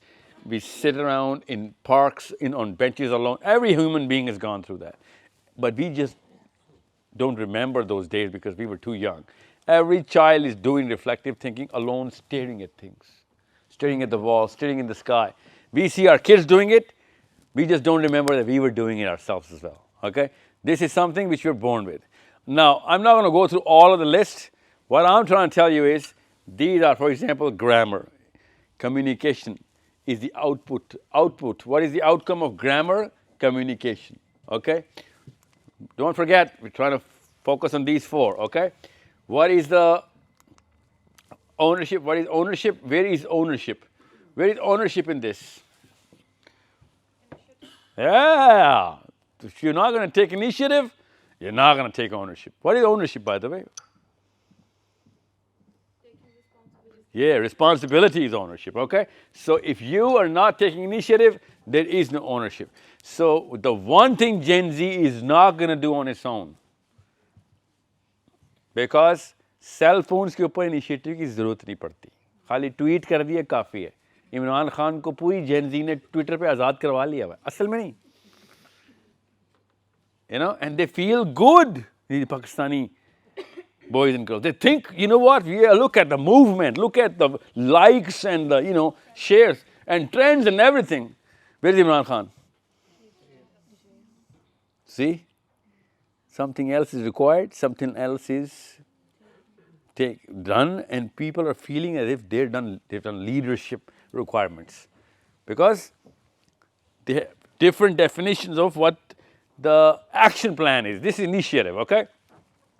Resilience. What is resilience? What is resilience? Ability to go through hardship. Yes, and resilience gives birth to grit. What is resilience, Zayan? When you are going to get convinced that this job cannot be done. Okay, you're not the right person for the job. When you're getting convinced, and after that conviction, you still go on to finish the job. That's resilience, okay? Because if you're not convinced and you still think you can do it, it doesn't require resilience. Resilience is when everything is against you and then you still keep moving, okay? So this is make sure these four attributes. Everybody must understand these four attributes. If you're not going to understand these four attributes, you're not going to understand the action plan. The problem here is, look at this. This is the same slide, okay? This is this English. I have not changed the position of these slides except one or two. So these four are going to be there. Understand, this was ownership, lack of ownership. Why? This is self-learning, okay? Communication. These red areas are the reason, the causes of why this attribute will not be developed. And these black are the symptoms. You can see these symptoms in your kids. You'll have to plot what you're up to, what's going on in the house or the school, or why your kid is not going to develop problem solving or sacrifice or ownership or self-learning or relationship building or risk-taking or their resilience or grit, okay? Now, here you go. Let's just take an example, just one example. Grit, which is resilience, okay? Don't forget, we're trying to focus on this. If a child does not have a safe environment in the house, he's not going to be resilient. In other words, if he's afraid of his own people, he's not going to have courage to do anything else. So who's afraid of his own people in his own house? ऐसे तो हो ही नहीं सकता ना? Yeah. मसला ये है, पाकिस्तान में हम सबसे ज़्यादा अपने ही घरों में डरते हैं. We are afraid of our own house way more than anything else. So, England में नहीं है. I hope it's not happening in England. I hope to God, because I have too many one-on-one sessions, and a lot of parents are like, we cannot touch our kids. Not because they don't want to. They want to. You know what I'm saying? Man, you wouldn't even know what I'm talking about, okay? Thank God. But me and my brothers, bruised and battered. It was like a Thursday beat up in the house. Who's going to beat us up? Daddy. One time I got beat up because my father was like, how many days have I been beating you up for, man? Like, I don't know, 10. Come here, man, 10 days. And he beat me up. For real. Yeah. It was normal in Pakistan. It In Pakistan, it is. In England, I don't know. So it's not about just physical beat up. No. It's about the emotional fear that human beings have from their own. And most of the kids who are you are not the first phone call of your own child, that means it's not a safe environment. It's that simple. If this is safe environment is when your child calls you in every of his or her emergency. Most of the time, Pakistan में you are the emergency. आपको क्यों call करेगा वो? This is a problem. Adverse childhood experiences, inappropriate. That's what I was talking about. 3-year, 4-year, 5-year, 6-year, 7-year-old kids, girls and boys. Okay, अम्मी उसको अपने physiology पे train कर रही है. And she thinks, you know what? I'm toughening her up. या फिर उल्टी तरफ ओवर पेरेंट कर रही है, ओवर पैम्परिंग. एक साल के बच्चे को iPad. And you know what she's thinking? God, अल्लाह ने हमें कितनी नेमतें दी हैं, अल्हम्दुलिल्लाह. You know, this is something which our women they are being grateful और नाम अल्लाह पे लगा रहे हैं. इधर वाला फरिश्ता देख रहा है कि बेटा तू आना जरा, तुझे शुक्राने. उस बेचारे ने क्या किया था उसको? That little child had no decision कि उसको तबाह किया जा रहा हो. See, एक तरफ डराया हुआ है, दूसरी तरफ स्पेन की मलका बनाया हुआ है. What happens to a child when he is given an iPad first year of his age? He maybe got distracted from. No. You change the chemistry of the child. Okay? I'll show you, don't worry, Abhini. I'll show you. Change the chemistry. You rewire the child. Here you go. Let me show you. Here. Make sure you understand. Grade 1, year, day 1 say, since first year, 5th year, 5th to 8th, 5th to 11th, and 13th to 18th. Let me just tell you what this actually means. Okay, just get the concept straight. 3-year-old child's brain is on paper a different species. 18-year-old boy brain versus a 3-year-old boy brain, different species altogether. Okay, you cannot have the same sort of. It's a different human. It's a different animal altogether. So make sure you understand there's a big change. 3 barriers. Okay, 1st to 5th year, 5th year to 11th year, 13th year to 18th year. These are 3 stages. There are many barriers within the stages. I'll tell you what these barriers are so that you can treat especially your 12-year, 13-year-olds appropriately, especially, the kids who are younger. Now, understand what is a lock. Once you understand what the lock is, you'll know how important barriers and pathways are. Pathways, same age.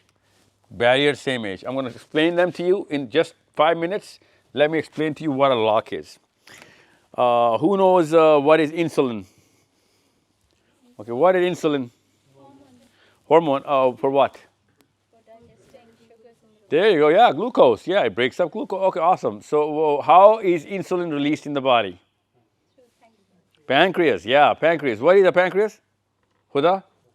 Never heard the name? Pancreas. Right. It's a gland. Okay. It regulates sugar. Okay. By a certain secretion, a chemical. It's called insulin. INSULIN. Insulin. Okay. Now, insulin, make sure you understand what I'm saying here. Insulin is released by this gland right here, pancreas, by the odor of another gland. It's called pituitary gland. Okay. In English, you call it pituitary gland. Okay. Pituitary gland. It's a tiny little gland in the brain. It regulates all the chemistry. This is chemistry, right? Chemical chemistry. So this part of the brain tells this part of the body to release insulin because of whatever requirement, okay, glucose. You gotta break down glucose into smaller pieces so that we can get, because that's glucose is energy, right? Now, as soon as the insulin is released, the body starts to accumulate insulin, and the amount of insulin tells the pituitary gland to stop the order to release insulin. See? This is called reverse feedback. Okay? So if the pituitary gland tells the pancreas to release insulin, the insulin tells the pituitary gland to stop what? To stop the order. The order of insulin. Perfect. The order. Stop the order. Because it cannot stop insulin. Only pancreas can stop insulin. Okay? Pancreas can start the insulin and stop the insulin. It can give the order or stop the order, right? It's called transmission. So it stops the transmission, transmitting the order. Insulin orders the pituitary gland, the subordinate orders the boss. Okay? Make sure you don't forget that. The subordinate orders the boss. Everybody clear? This is what we do.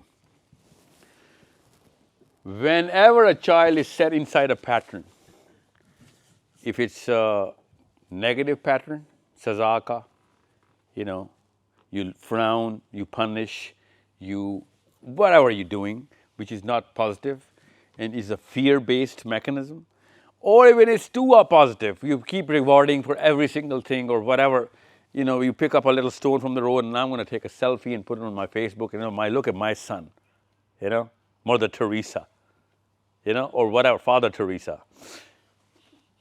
This boy is going to get too much of reward or too less of a reward.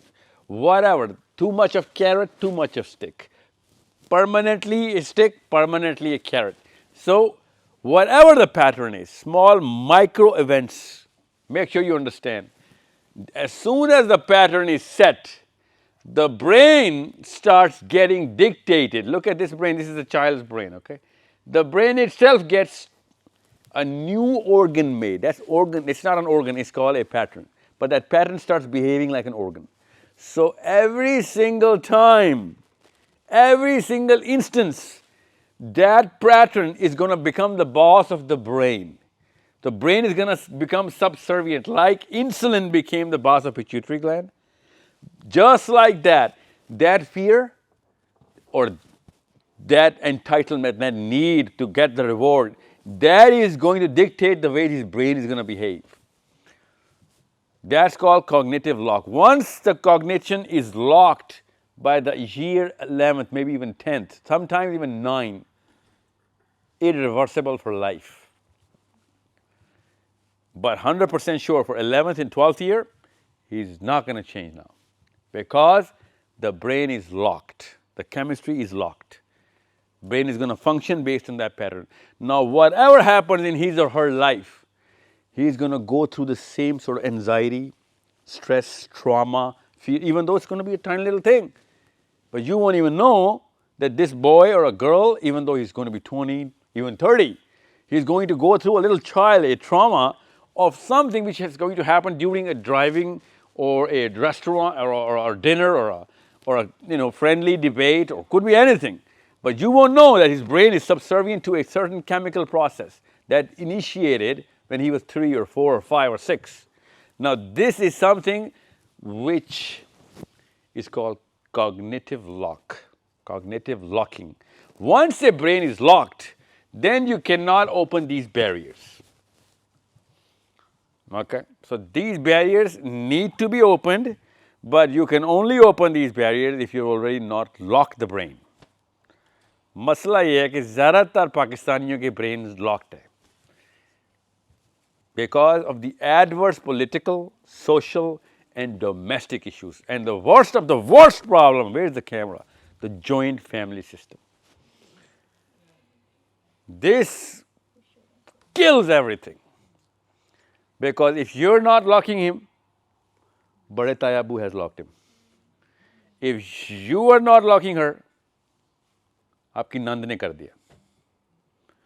And she's going to get a totally different treatment from her khala and a totally opposite treatment from her pupo just because her khala is giving her X treatment.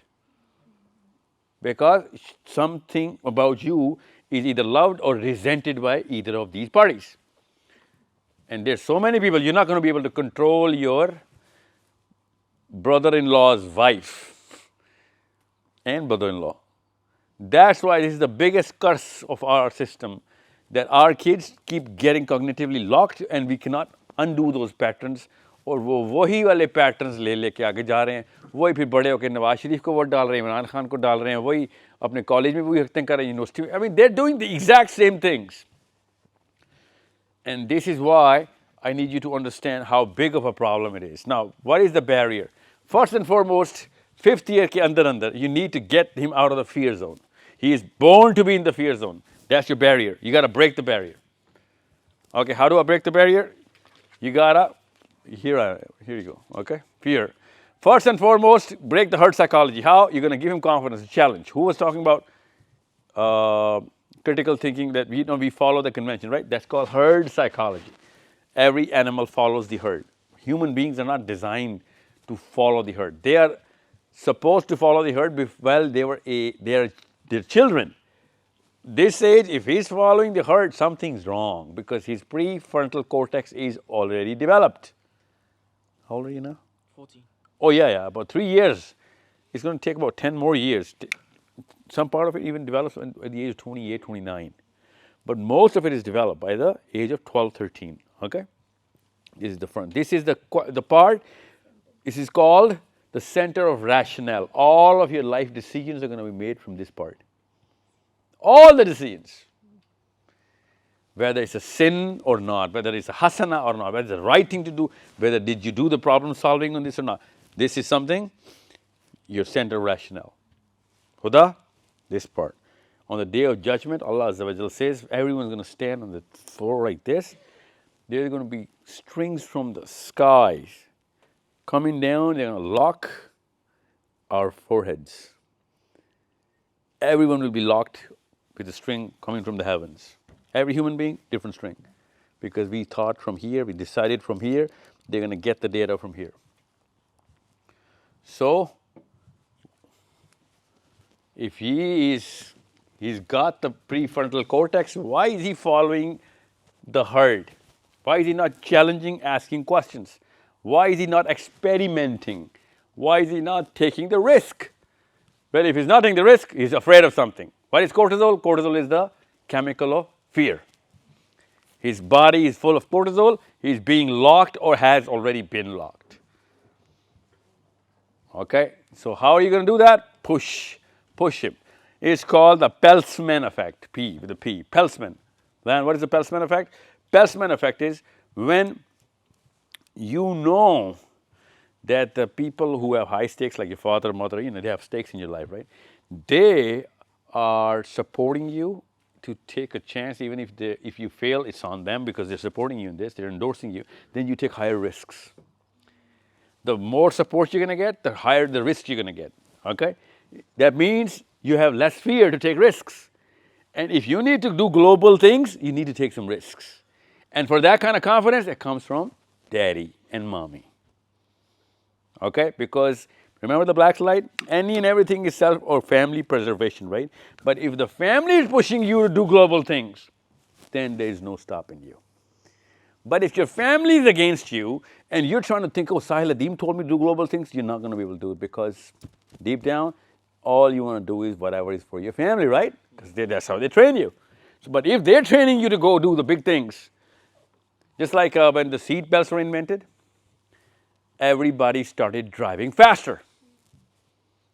Why did people start driving faster when the seat belt was invented? They felt safe, they could take a risk. That's called the Peltzman effect, okay? It only comes when your house is backing you up. If your house is not backing you up, or ladkiyon se behtar kaun janta hai. If your daddy is not standing with you, no matter what you do, you're going to be a tiny little chicken. But if your father is standing with you, no human being, men or women, can stop you from achieving whatever, because you know what? You got the power from the house. But the worst part about us Pakistanis is, and even Indians, as soon as we get them married, we divorce our own daughters. Hence, they'll be afraid in their in-laws and they won't be able to take a chance. Hence, they're not going to be able to break the barrier for their kids because a timid mother is not going to raise a courageous boy. So she needs to be courageous to get her kids out of here. But she herself is so afraid. How is she going to break this barrier?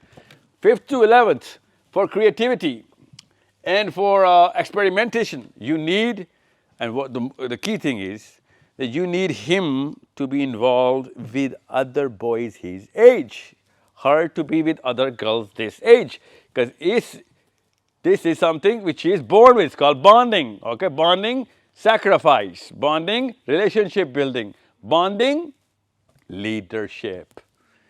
Bonding के बगैर globe नहीं इकट्ठा होगा ना था ना. You were born with the sense of bonding people together.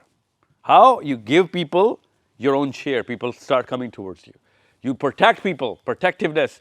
People come towards you. You honor people. You fight for the honor of people. You fight for the stakes of people. That's a thing of honor for you. Okay, ghaira. Okay, in Islam the word is ghaira. That you cannot let any wrong thing happen in your presence. People come under you. Okay, that's how bonding is done. So, how are you going to do that? You start making groups, making him play team sports, give him projects. We had other boys there.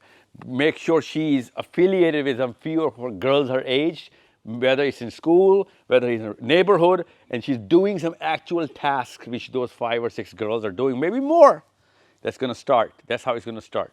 Okay. Unless she starts associating and collaborating by the age 11, she's going to get locked out and she's going to live like a loner and is going to think, oh, I'm a lone ranger, I'm a hero on his own, I'm a one-man army. One-man army is not in Islam. One-man army is isolation. You're not a one-man army, you are a part of a community. We are not one-man armies here. We're not superstars to be, what sab fail ho gaye, main akela chal. That's not Islam. We got to bring everybody together. That's our job. The only real job of a Muslim right now is to facilitate the cluster to come together. That's your PhDs. If you're not, Myra, if you're not connecting all Indian Muslims in Hyderabad and all of that South India and Pakistan, then I'm sorry, you coming to England was a waste. Because they're going to listen to you because they envy you, because you have the exposure to academia, you have the exposure to the political platform, and you'll find out in 5 years of how strong that is. I'll show you. Okay? First, let me get through this. Now, come back to 13 and 18th. This is the age where all the mommies go crazy. Even though that is the finest age of a human being. Prefrontal cortex starts to build up. Human being starts to reflect. Why am I here? What's the purpose? Why do these people say something else and do something else? Okay? This is where he's trying to reflect now. This is what we call the teenage syndrome, even though it's not a teenage syndrome, it's an asset. This man is challenging, but he's not qualifying you because he's disqualifying every single parent because करते कुछ हैं, बोलते कुछ हैं, मुझे कहते हैं नेक बनना, खुद उम्दा मिसाल है बदी की, वो फिर क्या करता है, बोल तो सकता नहीं है, वो चुप होना शुरू होता है. We call it, oh, बच्चा टीनेज में है तो इसके hormones, it's prefrontal cortex, it's not the hormones. You're looking at a different part of the body. यहाँ पे जब सबसे important organ बन रहा है वो कोई नहीं देख रहा. टीनेज यहाँ से डिप्रेशन में जाता है. मोमिनीन के घर में बच्चे टीनेज में डिप्रेशन, सहाबा के बच्चे टीनेज से गुजरे और पीक पे चले गए थे, उनको नहीं टीनेज डिसऑर्डर. हमारों क्यों हो रहे? Because we are not living up to our own, we are not following through our own things. किताबें दीन इस्लाम की काम हमने किए हुए सारे के सारे हिंदुओं वाले. सो वो भी नहीं, बल्कि हिंदू भी शर्मा जाएं. दे फील लाइक इतना तो हमने भी नहीं किया था. जय राम जी की. So reflection, origination. At the teenage, this boy or girl will kill herself but not replicate anything. Because, this boy or girl wants to be original, experiment, gain her identity right now. But we make sure, no, experiment nahi karna. If you're not going to experiment, how are you going to be not original? How are you going to be original? Well, we're not going to let them. So, make sure. जो आज़ादी इसको इस वक्त चाहिए इस्लाम में, उससे ज़्यादा मतलब उतनी ज़रूर दें. और जो कैद हमने टीनेज पे डाली हुई है, उतनी इस्लाम उसको आज़ाद करने की बात कर रहा है। जितने हमने टीनेज कैद किए हैं ना मुसलमानों ने, इस वजह से उम्मत तबाह हुई है। तो this boy, this girl, they are supposed to be experimenting, reading books, writing stuff, going, meeting people, playing sports, collaborating, doing certain tasks. बेशक गलत कर रहे हो, they're teenagers, they're supposed to have some errors, right? Maybe even more errors. मगर अभी नहीं शुरू करेंगे तो फिर वही 50 ईयर के बाद पहला हरकत की थी और पता चला सारी उम्र नाकाम रहा। So बैरियर समझ आ गए। Come back to pathways. Barriers का उलट pathways. This is collaboration. I've actually covered this. Collaboration, coherence, risk and initiatives. One thing mothers should know, fathers should also know, boys especially age 1 to 5, we need a lot of women in the house. Puppo ho ya khala ho, give the boys, little boys, to women. Okay, we need oxytocin. That's a chemistry of sacrifice. वरना वो selfish होगा, oxytocin से selfless होगा. If he has selfishness, he has no oxytocin. If he has selflessness, all he is oxytocin. और आदमियों में oxytocin नहीं होती. We are not born with it. I mean, we have it, of course, we're born with it, but it's 3 points to 97 points versus a man and a girl of the same size. So get all the women in. And the best part is, if a boy is raised in women in the first 5 years, all is going to be flowing with oxytocin. बच्चे की oxytocin माँ को देख के ही flow होना शुरू होती है. And remember, locking, just like locking, बिल्कुल cognitive pathways का locking का उलट होता है. You're unlocking. Okay? Here you're unlocking. You're making new pathways into the brain. So make sure with oxytocin, you put closeness, physical care, love and affection, physical love and affection. Make sure you hug and, hold the child physically. सीने से लगा के रखें. Most of the time he should understand that this is a normal status. Everyone's going to hold me, hug me, kiss me, because he's under 5. He's 4, 5, 3. That should be a normal thing. By age 5 to 11, he should get some entitlement, creativity, relative, comparisons, and understand how and what is he doing. That's how dopamine is organically transmitted, not through cell phones and televisions. And his physical activity, his sports activity, his gym activities should give him dopamine. Most of the dopamine is gotten through gyms, okay, not through cell phones, the real ones. And then by 13 or 18, what is serotonin? Serotonin is the leadership chemical. If I know that I am the most competent man in some certain skill, I have high serotonin in all of those people who are competing in that skill. Okay? So if I have a bigger purpose, global, then nobody can compete with my serotonin because, unless someone who is also has a bigger purpose of globe, okay, and comes and says, you know what, I want to do the same thing, then I'm not in any competition with that guy. Okay? It's not the Olympics, it's Islam, right? So he's not going to affect my serotonin. So I am not going to get depressed by comparing myself and say, you know what, this guy's got more skill, more talent, more nothing.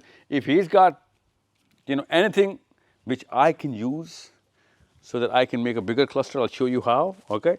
Then it's going to raise my serotonin. Forget about serotonin for now. It's a little technical. वहाँ से आप लोग out ना हो जाएं. Make sure you understand. दुनिया में सारे के सारे इंसान एक दूसरे से कंपेयर करते हैं, ख़वातीन से, आदमी से. कभी इसलिए औरतों को कभी आदमियों से फ्रिक्शन नहीं हुई और औरतों को हमेशा औरतों से फ्रिक्शन हुई है. It is very tough for a desi woman to talk to desi woman and not have a grudge. Okay?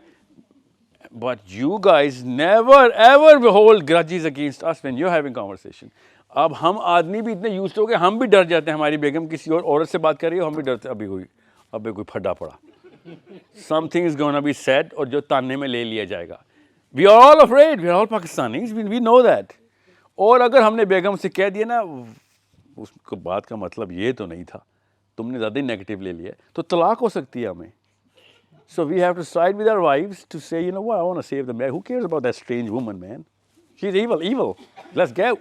So it becomes a vicious circle. Why? Because there's a competition we're born with, okay? As I said, जन्नत में सबसे खूबसूरत औरत होना आपका ज़रूरी है, वरना वो आपकी जन्नत नहीं है. Okay, और सबसे ज़्यादा पावरफुल आदमी हमारा होना ज़रूरी है, वरना मेरी जन्नत नहीं है. So we keep comparing power to power, influence to influence. And if you have a global purpose, you will naturally need people of power. Rather than competing with them, you'll start using them. Okay? With people of money, you'll be like, okay, I need the billionaires, I'll use you. I need the politicians, I'll use you. Because you need all of them. I'll show you how it works. This is how it works. This is how, let me just show you here. First, let me show you the original slide here. This is people with global purpose coming together. Okay? You know what these people are? Just English. The England, who are 280,000 Jews in England alone. Only 280,000, 3 lakh. You know how many Muslims are in England? 4 million. You know how much, what is the difference? 3 lakh or 40 lakh. 3 lakh Yahudi, 40 lakh Musliman. Kidhar? England mein. When they have a global purpose, this is how they behave. Okay? Look at what you're supposed to do. Okay? This is what you're going to do. Dhyan. Huda, look at me, focus. Okay? You're going to take over the globe, then you need Muslims, part of the machine. You need 4 types of Muslims. You need the political Muslims, either you become one or you use some. You become academic Muslim, you write books, you get the Nobel Prize, you aim for the Fields Medal, or you have to use them. You get the financial Muslims who are business leaders, millionaires, you become one or you use one. But you have to have the moral capital. They are only going to come under you if you are a righteous Muslim. So you either have to have a moral capital and use 3, or you better have all of these 4. Moral, political, financial, and mental. So what they did was, look at this. This is just your country. Give you a line. 3% of American Jews, total 3% in America are Jews. How many people in cabinet right now? 27 out of 30. Do the math. What is percentage? What is the percentage? 27 out of 30 is? Yeah, what is the number? What is that number? So 3%, then only 3% in America. You know these blue people are? These blue people are your English citizens. Not just these. Look, these 2. English. Not just these 2. You know who these are? These are 280,000 only in England, but they are always in position of power. These 2. You know how many Muslims in America? 18 in the history of England. Muslims, not just Pakistani, Muslims who ever reached this position. You know, दोबारा बताऊं, ये देखो, look at you, Maher, Huda, why do I keep calling you Maher? Huda, focus. This is just one family, okay? Jews are one family. One family. They have a global purpose. They come together as a community. They call each other a part of a machine. And they call everybody the machine. And that's what they do. Everybody for everybody. Okay? All of these are England nationals in Milton Keynes and other cities, doing the same thing so that they can somebody's purpose met for whatever the community's purpose is. That guy was called Theodore Herzl, okay? That's where we started, okay? They believed in that guy. Maybe someday, inshallah, someone's going to believe in your book or your word, and they're going to come in. But you'll have to influence them, right? You have to make sense. So, how do they do that? Huda, this is how you do that. 287,000 people, which is 0.5% of England. 0.5% of England is this. ये 0.5 है और ये सारे parliament में बैठे हैं आपके. ये सारे people opposition में बैठे. आपके घरों पे. To get that, ये है आपका global purpose. This is the global purpose. इतना सा इनको 4 मरले का इलाका चाहिए और देखिए क्या कर रहे हैं। पूरी दुनिया को अफेक्ट करेंगे तो 4 मरले सिक्योर होंगे ना। उल्टा काम है ना, हज़रत इब्राहिम ने यहाँ 4 मरले से पूरी दुनिया पकड़ी थी, इन्होंने पूरी दुनिया से 4 मरले पकड़ लिया। Like literally the opposite. The people of Ibrahim are doing the exact opposite, but you have to use the global force. So, Huda, look, you want to count these people? Give me a ballpark. How many? Okay, how many people are these? Here, this is present. Okay, all of these guys, they're sitting in just one room right now. Right now, right here, room 1. Why? They have a simple purpose. This is how they get support, Zayan. 3.5% of the population. 0.5%, Zayan. Okay, most of them live in just one city called Gateshead. 0.5% of the whole country. 0.5. All of them go through one field. You know what that is?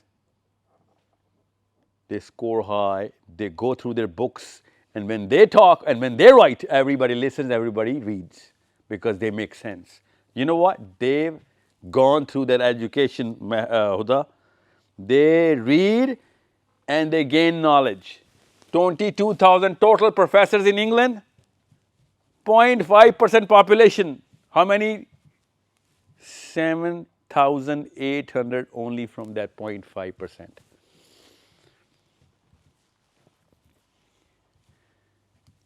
You see how global purposes are met? You know what community looks like? This is what community looks like, Huda. This is the shape of a community. And look at us, single individuals sitting here. Everybody is thinking, how can I beat the other person and become more richer or famous or all of that? That's a cancer. Okay? This is what a community looks like. 900 total Nobel Prize, Huda. Till the start of Nobel Prize. 900 total. 225 to one family. You know what family is, right? Purpose. 225. You know how many Muslims Nobel Prize have? 1. 2 billion Muslims? 1. 2 billion Muslims, 1 Nobel Prize. 2 million Jews, 225. When people come together with a purpose, they know what they have to achieve. That's called a community. Okay? So, let me show you a little more so that you can understand how it's done. Then focus on this, okay? This is what I'm talking about. You need to get moral capital, which is Islam, Quran and Seerah. If you do not have the Quran and you do not have Seerah, people of politics are not going to listen to you. They'll be like, dude, I'd rather work with the crook I can depend on, because I need people who I can depend on. Okay? Because if you are not morally high, no one's going to depend on you. No one's going to listen to you. So that's a prerequisite. That means you're credible, you're honest, you're dependable. Most of all, you're dependable. When you commit, you fulfill. Remember, the Prophet said, if a Muslim commits and doesn't fulfill, he is not part of Islam. Okay? So moral capital is a prerequisite. That is built how? Inside the house. This built how? Built inside the house. This, where is it built? It's not built inside the house. Okay? Financial capital is not built inside the house. Okay? 75% plus of UK Jews never got a job. They jump into entrepreneurial projects from day one. All of the Muslims, doctor banogi na beta bade okay, varna fail ho. Doctor fail ho varna. Engineer, doctor, otherwise shame on you. That is not how communities work. Communities work by understanding where is the need. This is the need. If he is a doctor, बनाए आप doctor मेरी तरफ से बिल्कुल you want to make him a doctor, but he better become a biologist after the doctor. I need scientists. Right now I know where the need is. Doctors can make better biologists. If you want to make her an engineer, I want her to go into mathematics then, because mathematics की base के ऊपर engineering कर रही है. उसके बाद, because I need the mental capital way more. उसकी नौकरी से मैंने कोई पैसे नहीं आने कम्युनिटी में, जितना मर्जी ज़्यादा अगर 2.5% ज़कात दे रही होगी या दे रहा होगा. It's not going to fetch us anything. So every human being matters, right?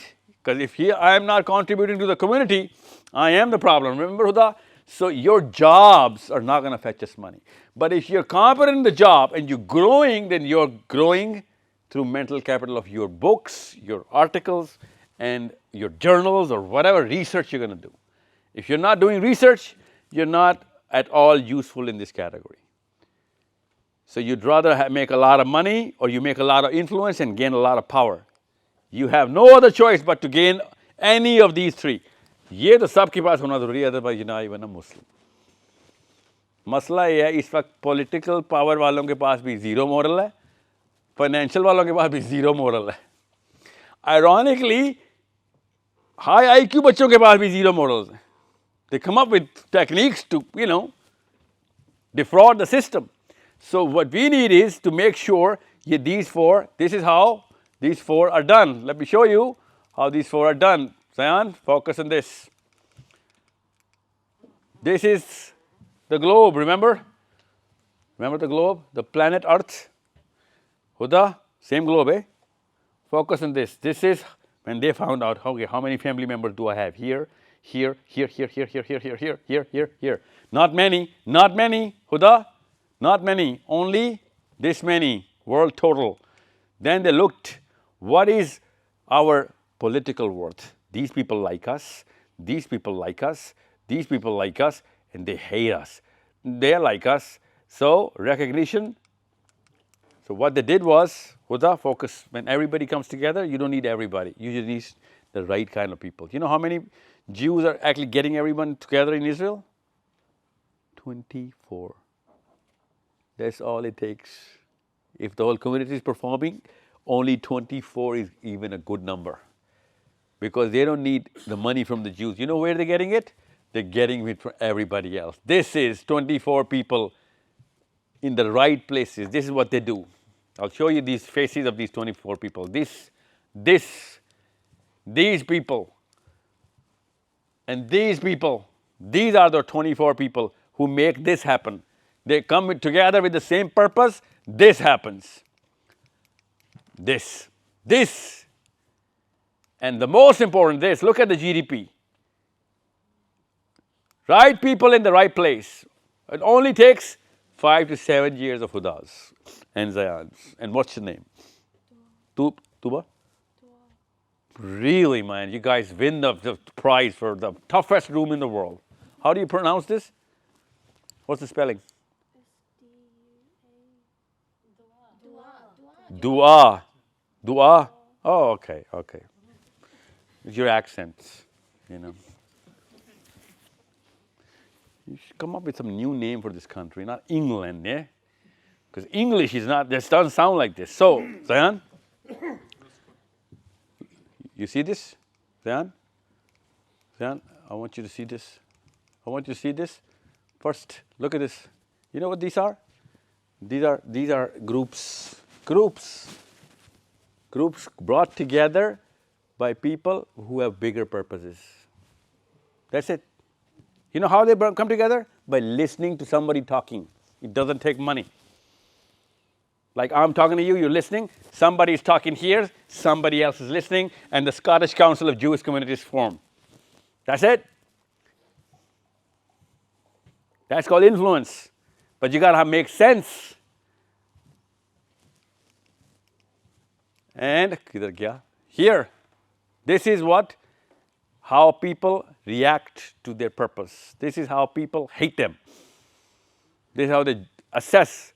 Look at the country, 51% mainly positive, otherwise even America does not really go well with them.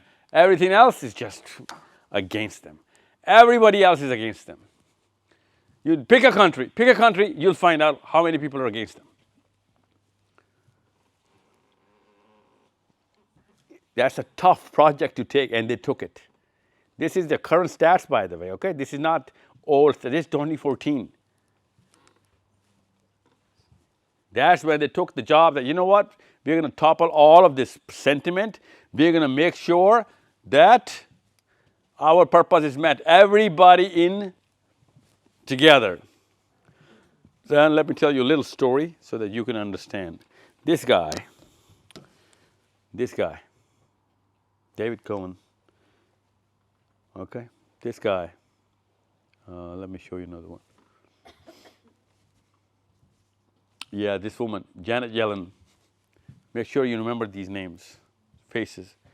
Their fathers and their grandfathers, their fathers were born under the German sewage system. You know what a sewage system is, eh? Yeah.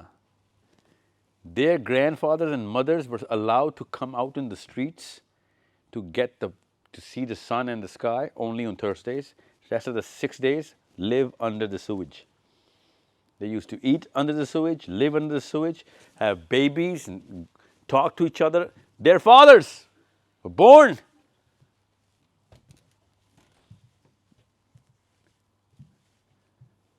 You need to understand, when people come together, they have to come together as a group. They were born in the sewage systems. You know how many dollars it takes to live in a sewage system? Zero. They had nothing. They were not supposed to, they were not allowed to buy or wear clothes. This is what they did. They took over the world in one generation. Why? Because they wanted a purpose. They knew the definition that if everyone's coming together, I'm a part of a machine. I need to fix this whole machine and I got to take over. So what they did was, in the sewage, you know what they used to say to each other? One statement, 4 words. Every single person saying it to every single, and every parent saying it to every child. What was that statement? Next year in Jerusalem. Next year in Jerusalem. For 40 years, they kept saying this to our kids, to each other. Next year in Jerusalem. That is the global purpose. Next year in Jerusalem. Even though, where were they? They were under the sewage in Germany. But they said next year in Jerusalem. Did they happen to go there next year? No. It took a generation. That's why they are making sure they don't end up back in the sewers. They need this. We all need this. Everybody needs this.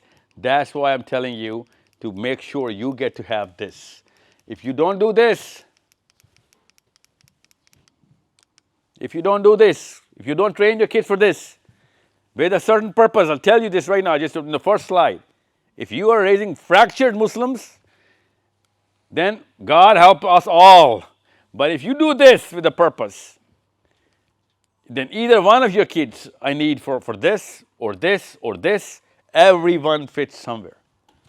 And everyone for the same purpose. I need you in power in England. Otherwise, we won't be able to call a lot of shots in African Muslims or Pakistani Muslims or Indian Muslims. Palestine is just a start. Indian Muslims are next. We need people in power in England, Muslims, in America, in Germany, in France, so that we can have these, come on. So, this is something which you need to develop. Make sure, this is not much to ask, just develop these 4. Agle 10 saal hamara kaam ho jayega. Make sure you focus on these 4. God has gifted us with these 4. You just have to polish them. Make sure you are conscious कि अगले साल में ये कितने % बढ़ रही है, इससे अगले पर कितने बढ़ रही है, and so on and so forth.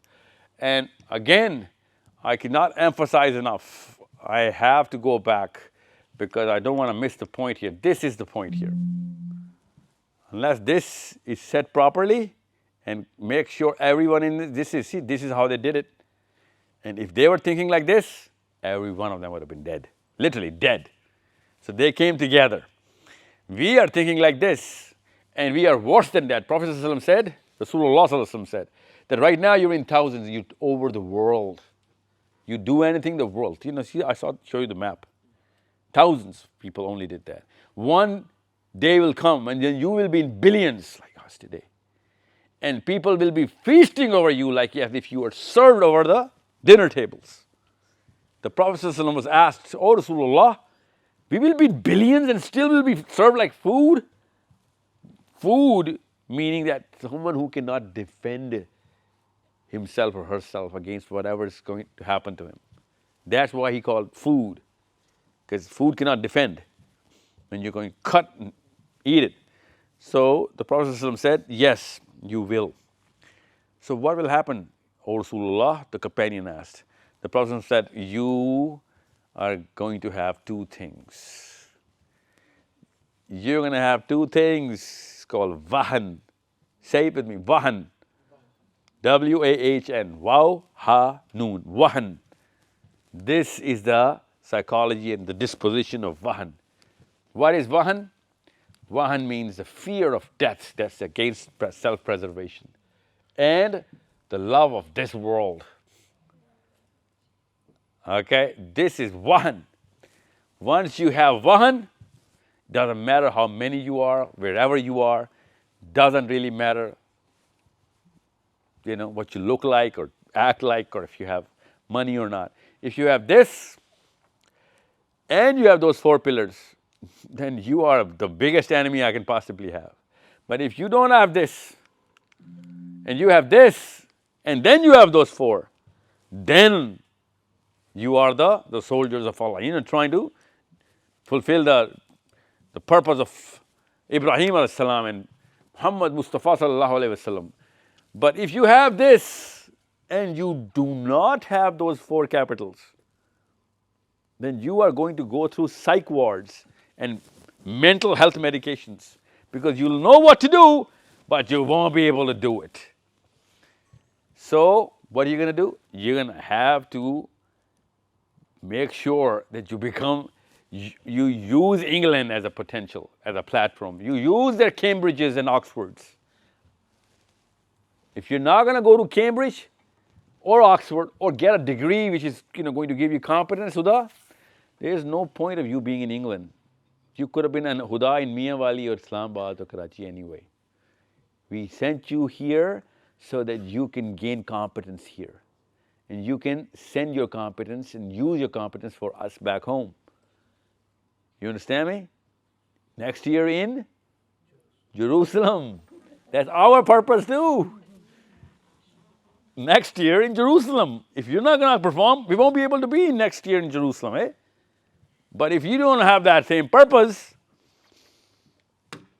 then it doesn't matter whether you're performing, Myra.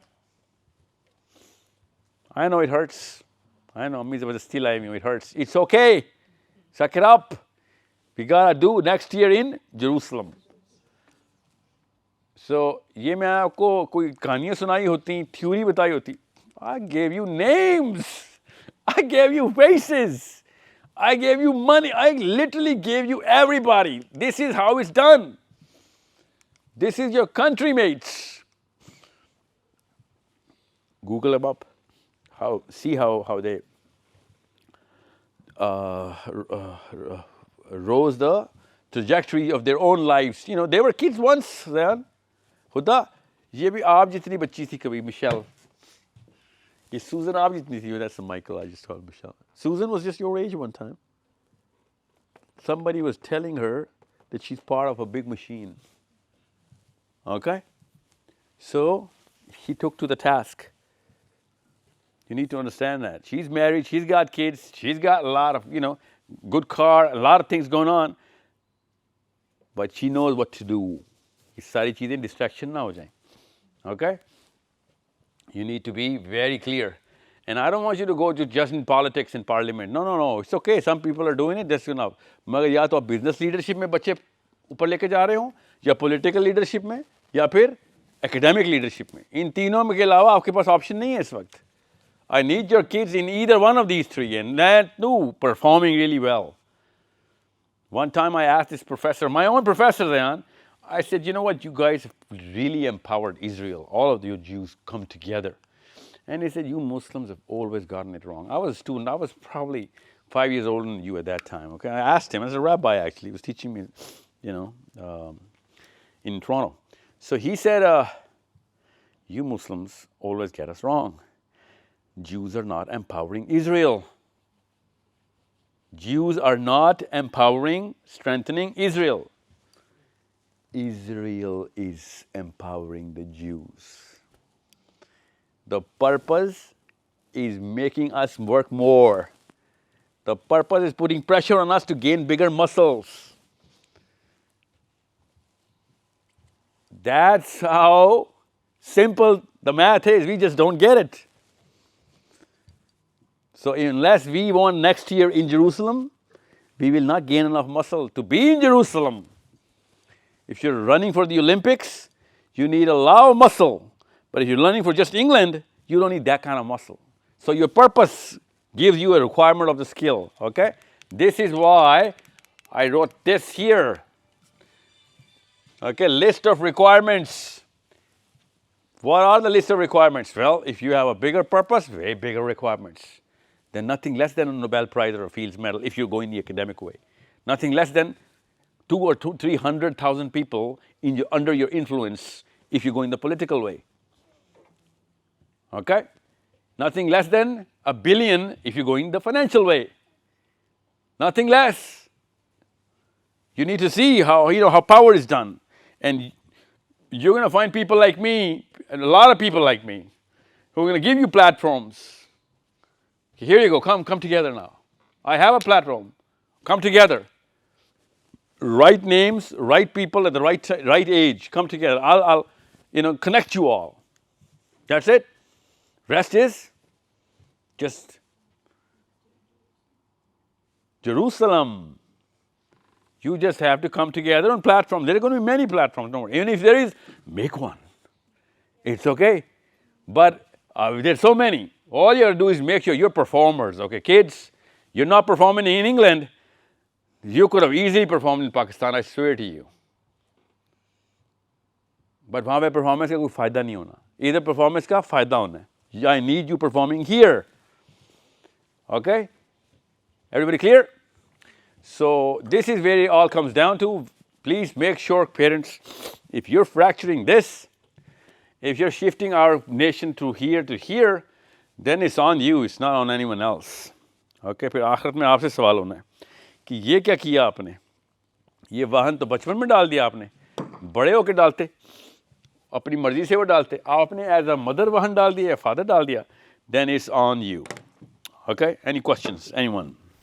It might sound a negative question, but isn't it all prophesied? I mean, we should always strive for, getting to Jerusalem and everything, and, getting into politics. Jerusalem is just a symbol. I know what you mean. They needed Jerusalem. Yeah. We have لِيُظْهِرَهُ عَلَى الدِّينِ كُلِّهِ means all of the planet has to have a certain rule of law of Allah Subhanahu wa Ta'ala. Hakam. Okay? Jerusalem is a symbol for them. I understand that. The globe is a symbol for us, okay? Every part of the planet is Allah's. I'm sorry. Yeah, so. What's happening right now, like Muslims? Like, I raised my hand exactly at the time when you said about that hadith about, Muslims being in billions. So isn't it all like prophesied 1400 years ago that, this is going to happen to us? And we can clearly see it happening. No, we can't. See, listen, we're not going to be billions for just the one time that is right now. Okay? It is also prophesied that a man is going to commit adultery with his mother. It's going to come a time. We should start doing that too. No, we're not doing it. We are killing Palestinians. Make sure, nobody leave any doubt. Israel is not killing Palestinians. We are. We are 2 billion. That dude has 200,000. And we are the one who's staring at Palestinians. Oh, it's prophesied. No, it's not prophesied like this. It can happen 3 times in our time, in our age. It can happen, maybe if we keep letting it happen, then there's not going to be any Palestine. But that's not in the prophecy. We got to save Palestine, number one.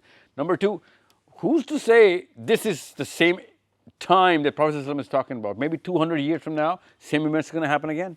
Or even worse. Even if it is the time, even if it is, I'll give you that, even if it is time. My job is to fight for what is right. Okay? Even in the time of the Dajjal, people are going to fight the Dajjal. Okay? Even though he's prescribed not to fight, but a couple of them are gonna, and they prophesied as the greatest of them all people. Okay? Even though, they're not going to win. They're not going to win. No one's going to win from the Dajjal except Isa ibn Maryam, right? So what I'm saying is, just because it's prophesied, we do not know when and at what wave and with what spike the prophecy is for. So we're going to keep striving for whatever is right. Even if there's one child, it's not just Palestine. Even if a Christian or a Jew or a atheist child is being butchered like the way they're killing Palestine, we got to do everything about it. It's not just Palestine. I mean, it's not. We're Muslims. We don't have pieces of land, and we don't die for piece of lands. We have to change as a group. Einstein said doing the exact same thing and expecting a different result is the definition of insanity. Yeah, exactly. And it is Einstein himself also who said that, this world, Zayan, is not getting corrupted by people who are doing the wrong thing, but it is being corrupted by people who are not doing anything about it and just staying quiet. Even though they know what's the right thing to do, but they play spectators. Okay? So it's not about us, okay? It's about our purpose. It is going to be the same crowd here, you and me. Hum sab ikatthe honge. I'm telling you, I promise you this, on the day of judgment. Every one of us will be standing just like we're sitting right now. And same questions are going to be asked. एक ही सवाल हम सब से ज़यान, मेरे से भी, आपसे भी, और अली बिन अबी तालिब से भी, मेरे से भी, आपसे भी, और उमर बिन खत्ताब से भी.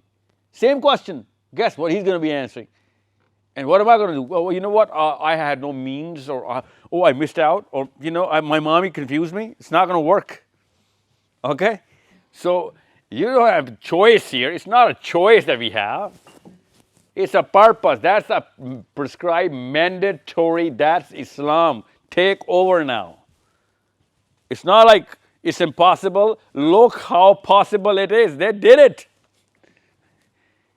And they are doing it every single time. How? They just start working. And why do they keep on working? कहाँ से energy लाते हैं? Where did they get the energy from? The purpose. But you're going to play solo, I'm going to play solo, I'm going to lose my energy. It's not humanly possible to have an energy every single day if I'm playing solo. But if there's a community and everyone's a reminder, and my kids are in this too, my brother is in this too, my sister is in this too, my wife, my mother, everyone's in this together, then I got nothing else to do but win. Because all my stakeholders are in the game. So energy is the least of my problems. Right now Muslims, सब के सब मुसलमान क्या बच्चा सुस्त हो गया कुछ नहीं करता नकारा नकारा. Why? Well, energy sector zero. Why would anyone want to move, man? Without a purpose, how do you even expect this boy or girl to come out of his room, let alone come out of his house, let alone come out of his country? Without a big purpose, he's not going to be able to do anything. And it's not like कोई एहसान कर रहा है, वो काम ही है दुनिया में इंसान का. That's why we're here. That's the least we can do. These people are regular human beings. Sometimes you have no idea what kind of mistakes these guys make. Blatant stupidity, but लगे हुए हैं काम कर रहे हैं. They're not everyone's perfectly placed in the perfect spot. No. Some people are fighting with each other as well. हो जाता होता है ऐसे.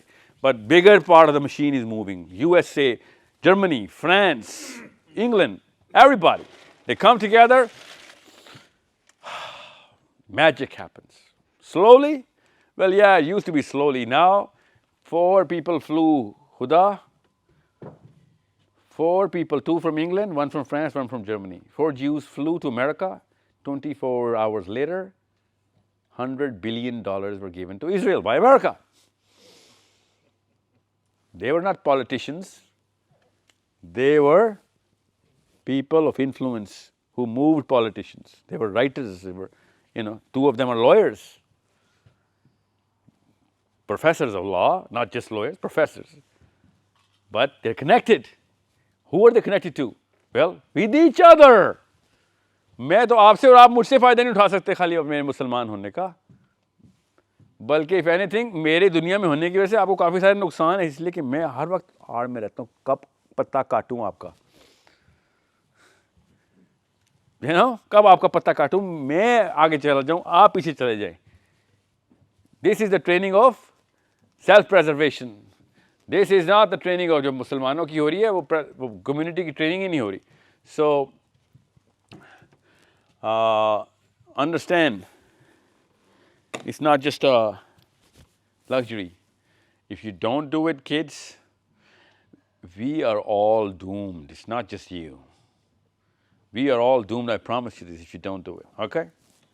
So, on the day of judgment, don't ask me, don't tell anyone that you were not told. Everyone is told today. Gee, any questions? Yes, ma'am.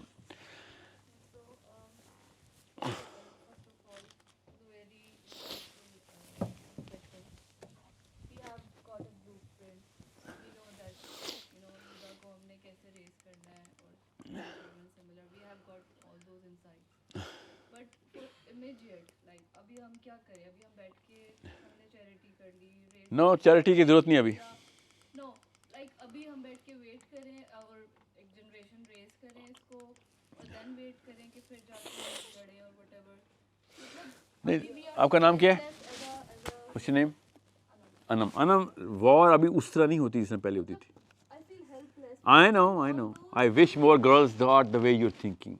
Okay, ये vigour जो है ना, ये एसेट है, इसको चैनल करना है, ना बंद होना है, ना इसको गलत इस्तेमाल करना है। गलत क्या मतलब? चैरिटी देके अपने आप को सेटिस्फाई कर लिया, it's not gonna cut it.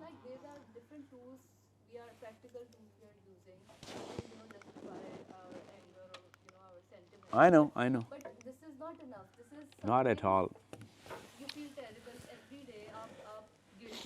You know, these are all those emotions you feel each day, watching it, feeling. Anam, मैं आपको बताता हूँ। Still you can't do it, and then I've got a blueprint of, I have got the plan, everything. I'm all sorted now. But do I need to wait? No. For raising this generation to get it? It's called long term. Long term में तो अपने बच्चे को बड़े कर दे। Long term. Mid term और short term में आपने और मैंने इकट्ठे काम करना है, ठीक है? बच्चे पहले तो नहीं बढ़ सकते, जब बड़े होने तभी होने, तो वो जल्दी में नहीं, मैं उसको टाइम मशीन में नहीं डाल सकता। It's gonna take 5 to 7 years for Huda and बिस्माज एंड जयान्स, 5 to 7 years, वो भी कम बता रहा हूँ, maybe even more. If I do my things right then 5 to 7 years. If I make any mistake, I might waste a couple of years because time is too short here. अब तो ये तो plan हो गया इनका, कितना pressure किस मौके पर डालना है मैंने आपको बता दिया। Don't, not too much too early, not too late too less, not too late too less.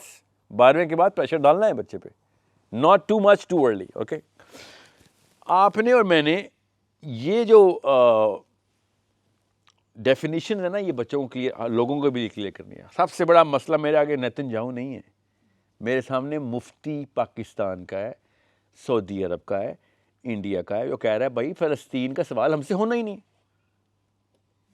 Pakistan में तो उनका आपको पता है, इंग्लैंड में भी आपके मुफ्ती कह रहे हैं हमसे सवाल नहीं होना। करके वो कर देते हैं। पाकिस्तान में तो आपको सवाल ही पैदा नहीं होता कि आप अपना कोई पॉइंट ऑफ व्यू, ये जो सारे हमने लर्न किए अभी, इंग्लैंड में भी अनम इम्प्लीमेंट कर सके। वहाँ पे तो कोई क्वेश्चन, कोई कुछ भी उसको ब्लास्फेमी का वो करके सारा, नहीं, ब्लास्फेमी का तो इसमें कोई ताल्लुक नहीं आएगा, मगर यू राइट, पाकिस्तान में नहीं हो सकता। ब्लास्फेमी के करीब करीब आ जाएगी कि उलमा के खिलाफ क्यों, या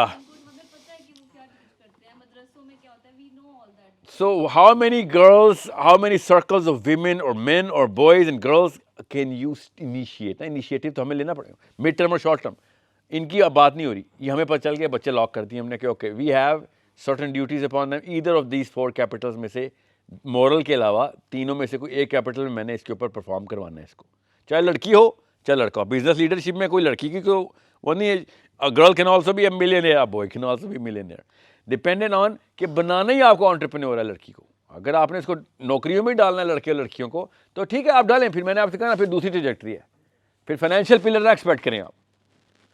फाइनेंशियल पिलर्स के लिए आज तक आप कभी भी नहीं देखेंगे, आटे में नमक के बराबर है। इन लोगों को पता चल गया था पैसे असल में 2 चीज़ों में बनते हैं, एक नेटवर्क और एक IQ। नेटवर्क स्ट्रांग है आपकी और IQ ठीक है आपका, मुसलमान और स्पेशली पाकिस्तानी इन दोनों पे काम नहीं करता। आपकी नेटवर्क होती ही नहीं है और सिफारिशें ढूंढ रहे होते हैं, सर आप किसी तरीके से बात कर दें, बात और nothing happens. You need to listen, Zayan, let me tell you an example, definition. A career is defined in a way where you'll never miss out on this. A reputation of the authenticity of your skill. Say it with me. Reputation of the authenticity of your skill. So if either one of these three is missing, you're never going to make any money. You're never going to make any politics. Okay? What is reputation? When people get to know your work.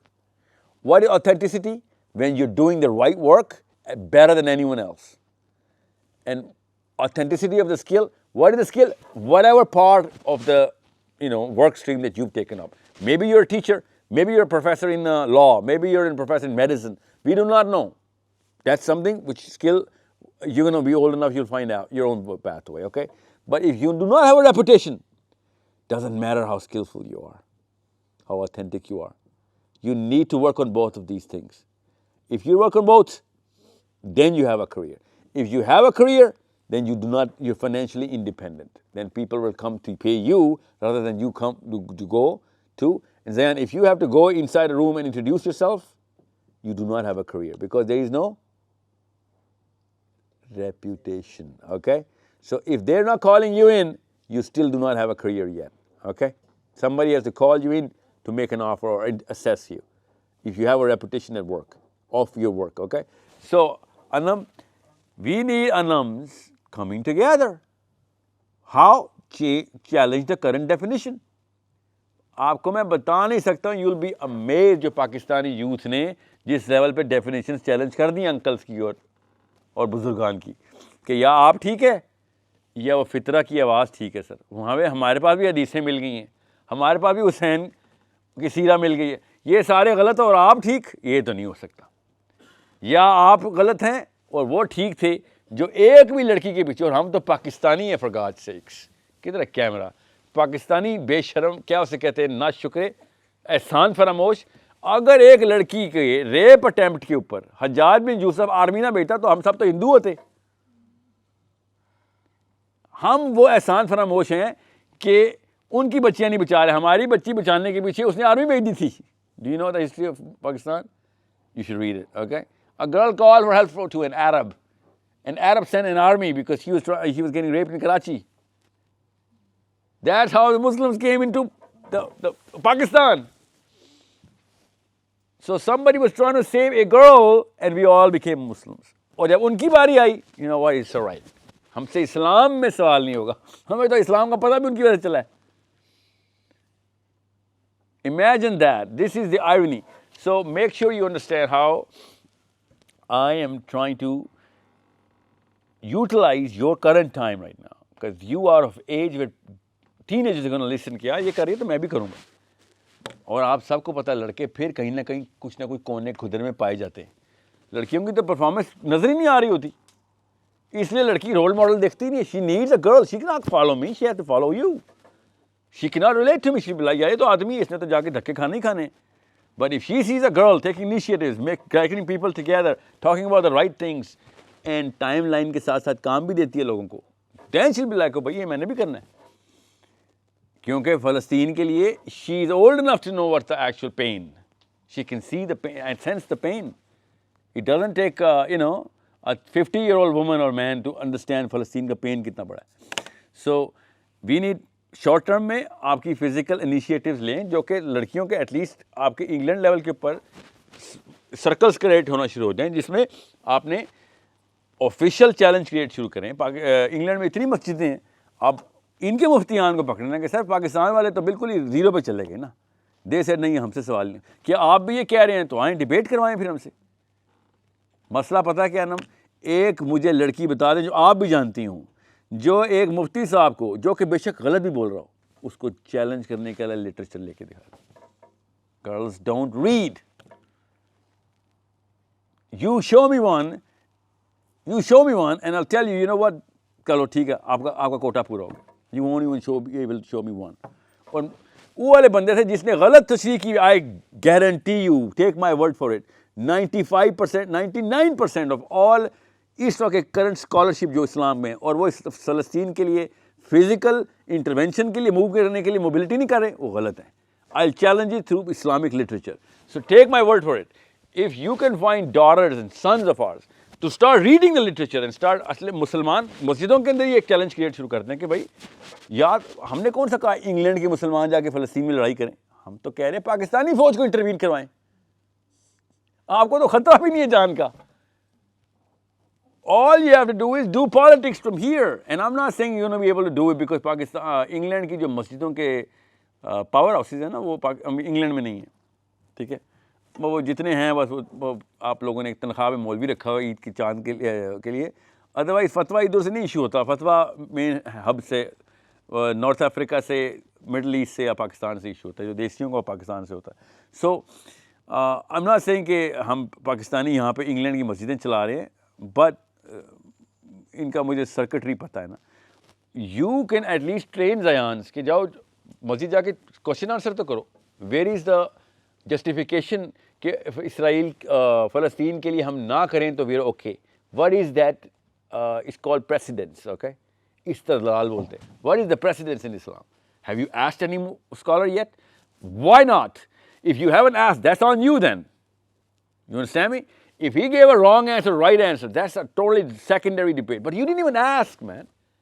Why did you go to the masjid just to listen to whatever he says and not challenge anything? He's not a prophet. You know what I'm saying? You have to be polite. You have to be kind and polite. Okay? Rude person is not a Muslim. But you have to challenge. Be polite. But you got to quote some reference. That this is something I've read. I need you to tell me whether this is right or whatever we're doing is right in England as Muslims. Okay? Start this debate right away at your age. If you're not going to start it, don't blame these folks. Do not blame these folks. वो पता क्या बहाना रख के बैठे हैं, हम at least जनाजे तो पढ़ा रहे हैं इंग्लैंड में. बर्मिंघम में जनाजा हम ही पढ़ाते हैं ना, मस्जिद में निकाह भी हम ही करवाते हैं ना, आपका फतवा लेने हमारे पास ही आते हैं, अब तलाक होती है. That's what they're justifying. कि हम कुछ जो कर रहे हैं ना वो बस वो भी काफ़ी है. और पता क्या बोलते हैं मुझे आपके मुफ्तियान यहाँ पे, आप कभी साहिल साहब मस्जिद आए हैं, 4 सफ़े भर के दिखा दें. ये बातें कर रहे हैं फ़लस्तीन की. मस्जिद तो आया नहीं जाता इससे. क्या वो बैलेट पे बात नहीं ठीक कर रहे? क्या तुमसे नमाज के लिए तो मस्जिद आया नहीं जाता? तुम जेरूसलम की बात, next year in Jerusalem, you can even come to this prayer in your own मस्जिद. Next year in Jerusalem is not possible then. So even though they wrong, one has nothing to do with the other, okay? Praying in your own masjid has nothing to do with Palestine and understanding that what is right or wrong, definition. However, they keep throwing our failures in front of us. Because हम basics में भी पास नहीं हो सक रहे. हमारे बच्चे फजर भी नहीं पढ़ते मस्जिद जाके. उसने मस्जिद जाके जुम्मे में चैलेंज किस मुंह से करना है उसको? वो कहेगा नहीं आपसे कि बेटा आप मेरे मोहल्ले के कभी मस्जिद है तुम कभी आए नहीं हो. See, I'm not saying he's going to be right. He'll be wrong in saying that. But he will say that because that's all he can do. Because जितने भी वो मिनिमल कर रहा है वो अपने काम के अंदर वही कर रहा है. सर निकाह में पूरे बर्मिंघम में निकाह मस्जिद के मौलवियों ने कराए ना. मैनचेस्टर के निकाह मस्जिद के मौलवी करा रहे हैं, तलाक़ें भी वही करवा रहे हैं, जनाजे भी वही पढ़वा रहे हैं. इवन तो सबसे आसान नमाज जनाजा. And every man should pray his नमाज जनाजा फॉर हिज ओन फादर और elders. That's our job, man. Okay, that's our first job. That's the first right my father will have over me or your father will have over you. No stranger can pray for your father the way you can. He is not feeling the pain of the loss of a loved one the way you can and the way you are, okay? So you better, it's the smallest prayer in Arabic.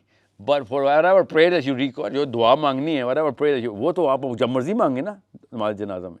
So we are purposely giving them something so that their ego is satisfied and they are letting us all down in the akhirah. और हम सब मारे जाएंगे आखिरा में. हम में से एक भी नहीं बचेगा और बचेगी. मैं बता दूं आपको. आप समझ रहे हैं औरत होने का वहाँ पे फ़ायदा उठाएंगे? मैं तो मेरे शोर से पूछ ले, मेरे शोर से. ऐसे नहीं होगा. Your daddies are not going to save you on the day of judgment. No one is going to be like, oh औरत है खैर है छोड़ दो. फरिश्ते ऐसे नहीं करते होते, बल्कि ज़्यादातर औरतें दोज़ख में डाली हैं उन्होंने. You know that, right? We're Muslims. फरिश्तों को औरतों पे रहम नहीं आया. आदमी उन्होंने छोड़ दिया और उन्होंने दोज़ख में डाल दिया। Yes yes ma'am. जो इन्होंने सवाल किया मैं उससे थोड़ा सा आगे जाना चाहूँगी। आपने कुछ जवाब दे दिए, लेकिन इंग्लैंड के अंदर चैरिटी रेज करना, फंड्स रेज करना और जो चीज़ें फिज़िकली हो सकती थी, फिर उसके बाद हुआ कि आप विजिल्स में गए हैं या आपने दुआएं की हैं या आप नवाफिल पढ़े हैं, लेकिन जो जुलूस निकल रहे हैं उनके बारे में आप क्या कहेंगे? कुछ भी नहीं कहूँगा मैं, बहुत प्लेसिबो इफेक्ट है अपने आप को सेटिस्फाई करने के लिए। जुलूस से फ़लस्तीन आज़ाद होना है।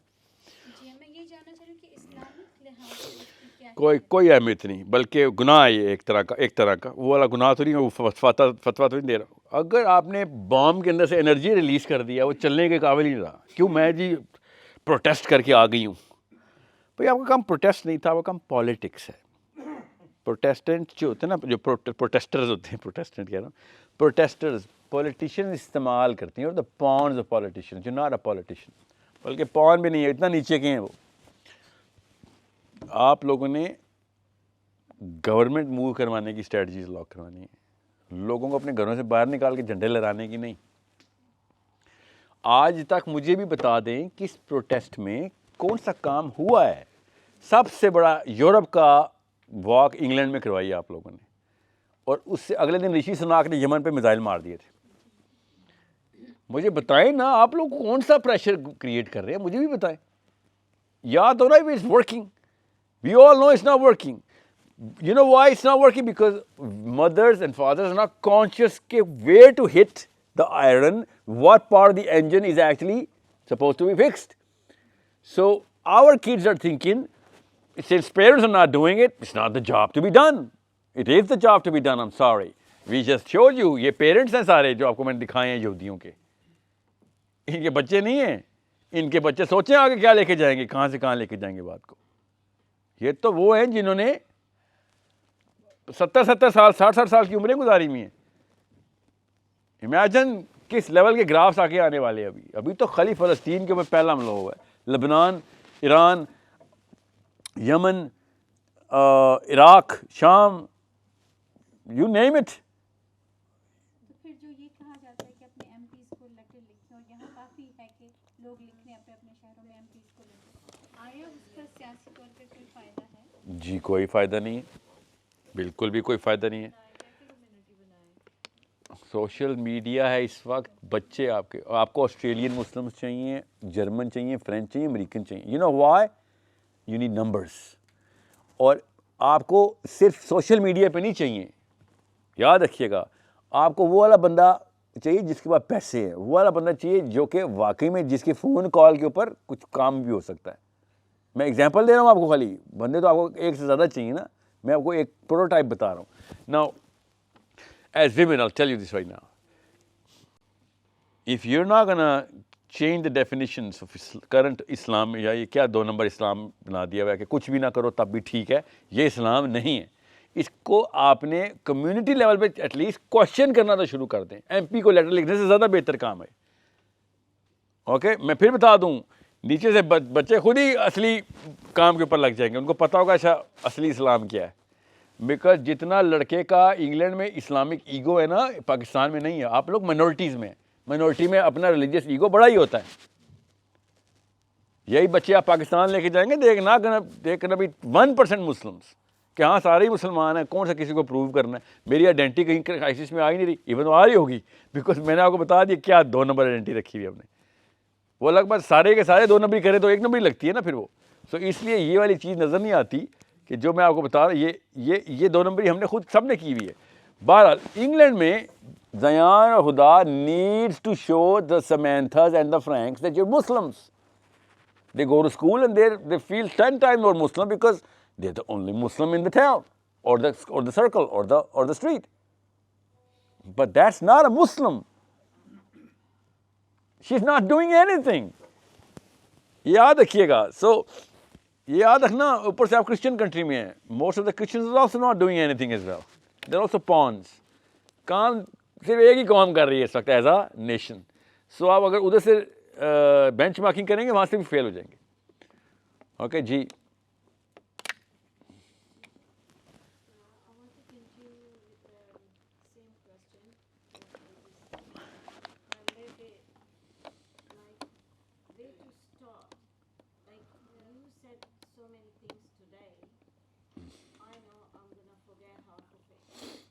we need continuity.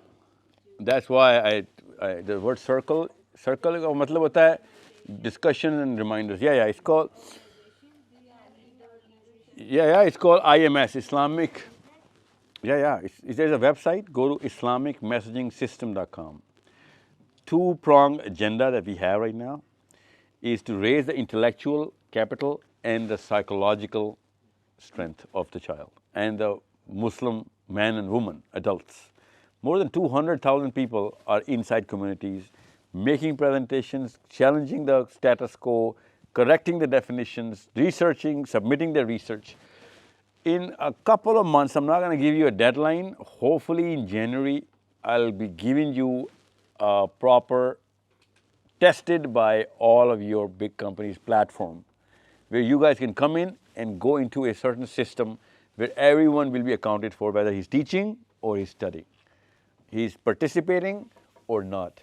Can I quickly tell them about the IMS? Oh, yes, please. Yeah, there you go. Right, so before you, I've already this among brothers here, to all the sisters and mothers here, when you leave, take this leaflet with me, Vijay. So this has a QR code that will let you go to a webpage which has a form to complete, and then you can join our WhatsApp group and join the IMS. Yeah, IMS is a community, okay? It's free, but you have to have a lot of accountability. In other words, you can make a decision whether I'm just here to observe and be a spectator, or I want to put something in to create some value. शुरू के 3 महीने बेशक आप कुछ भी ना करें. Understand कि merit किधर मैं आपका अपना merit कहाँ मैंने set करवाना. When you're going to say something, it'll be not half cooked. It'll be prepared. But right now in the first 3 months, ask a million questions there, so that people can feel your presence. कि भाई ये सीखने आई है, ये सीखने आया है. He is not here as a guy who's trying to prove कि मैं बहुत बड़ा hero हूँ, मैंने भी कुछ present करना है. No, take your time in learning, and ask the questions. And there are people from 100+ countries.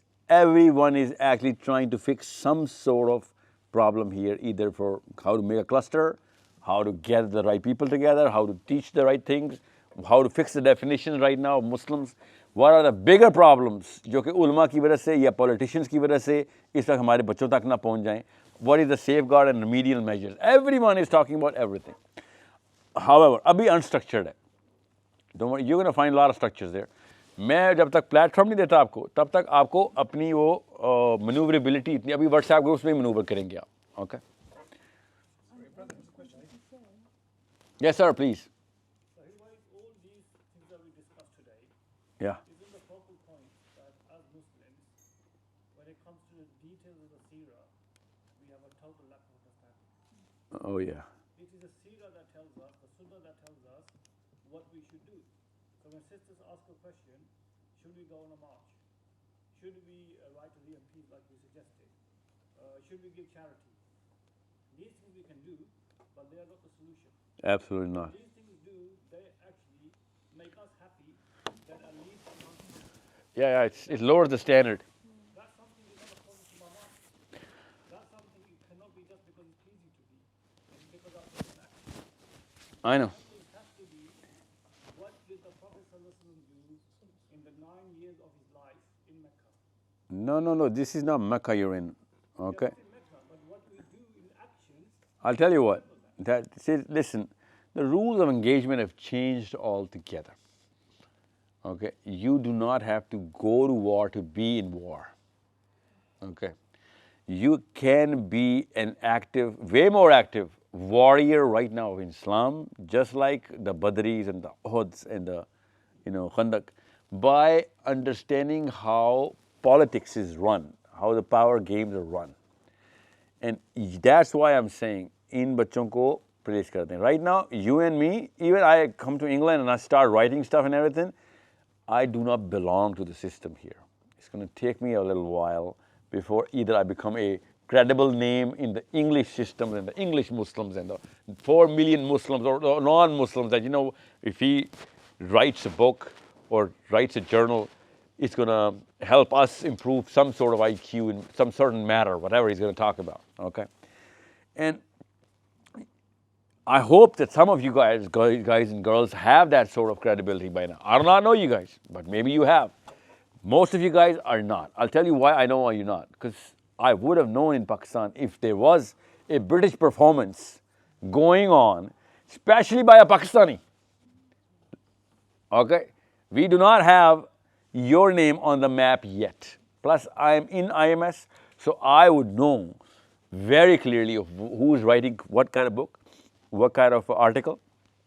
Because IMS girls and IMS boys, all they do is share books and articles. They discuss books and articles, okay? That's or debates. So I'm hoping, and I'm not saying, oh, you know what, I am hopeless. No, I'm not hopeless. You know, I'm not hoping on you. I know this platform works. This is not your platform. This is Victorian platform. It works because they just made it work 3 times in a row.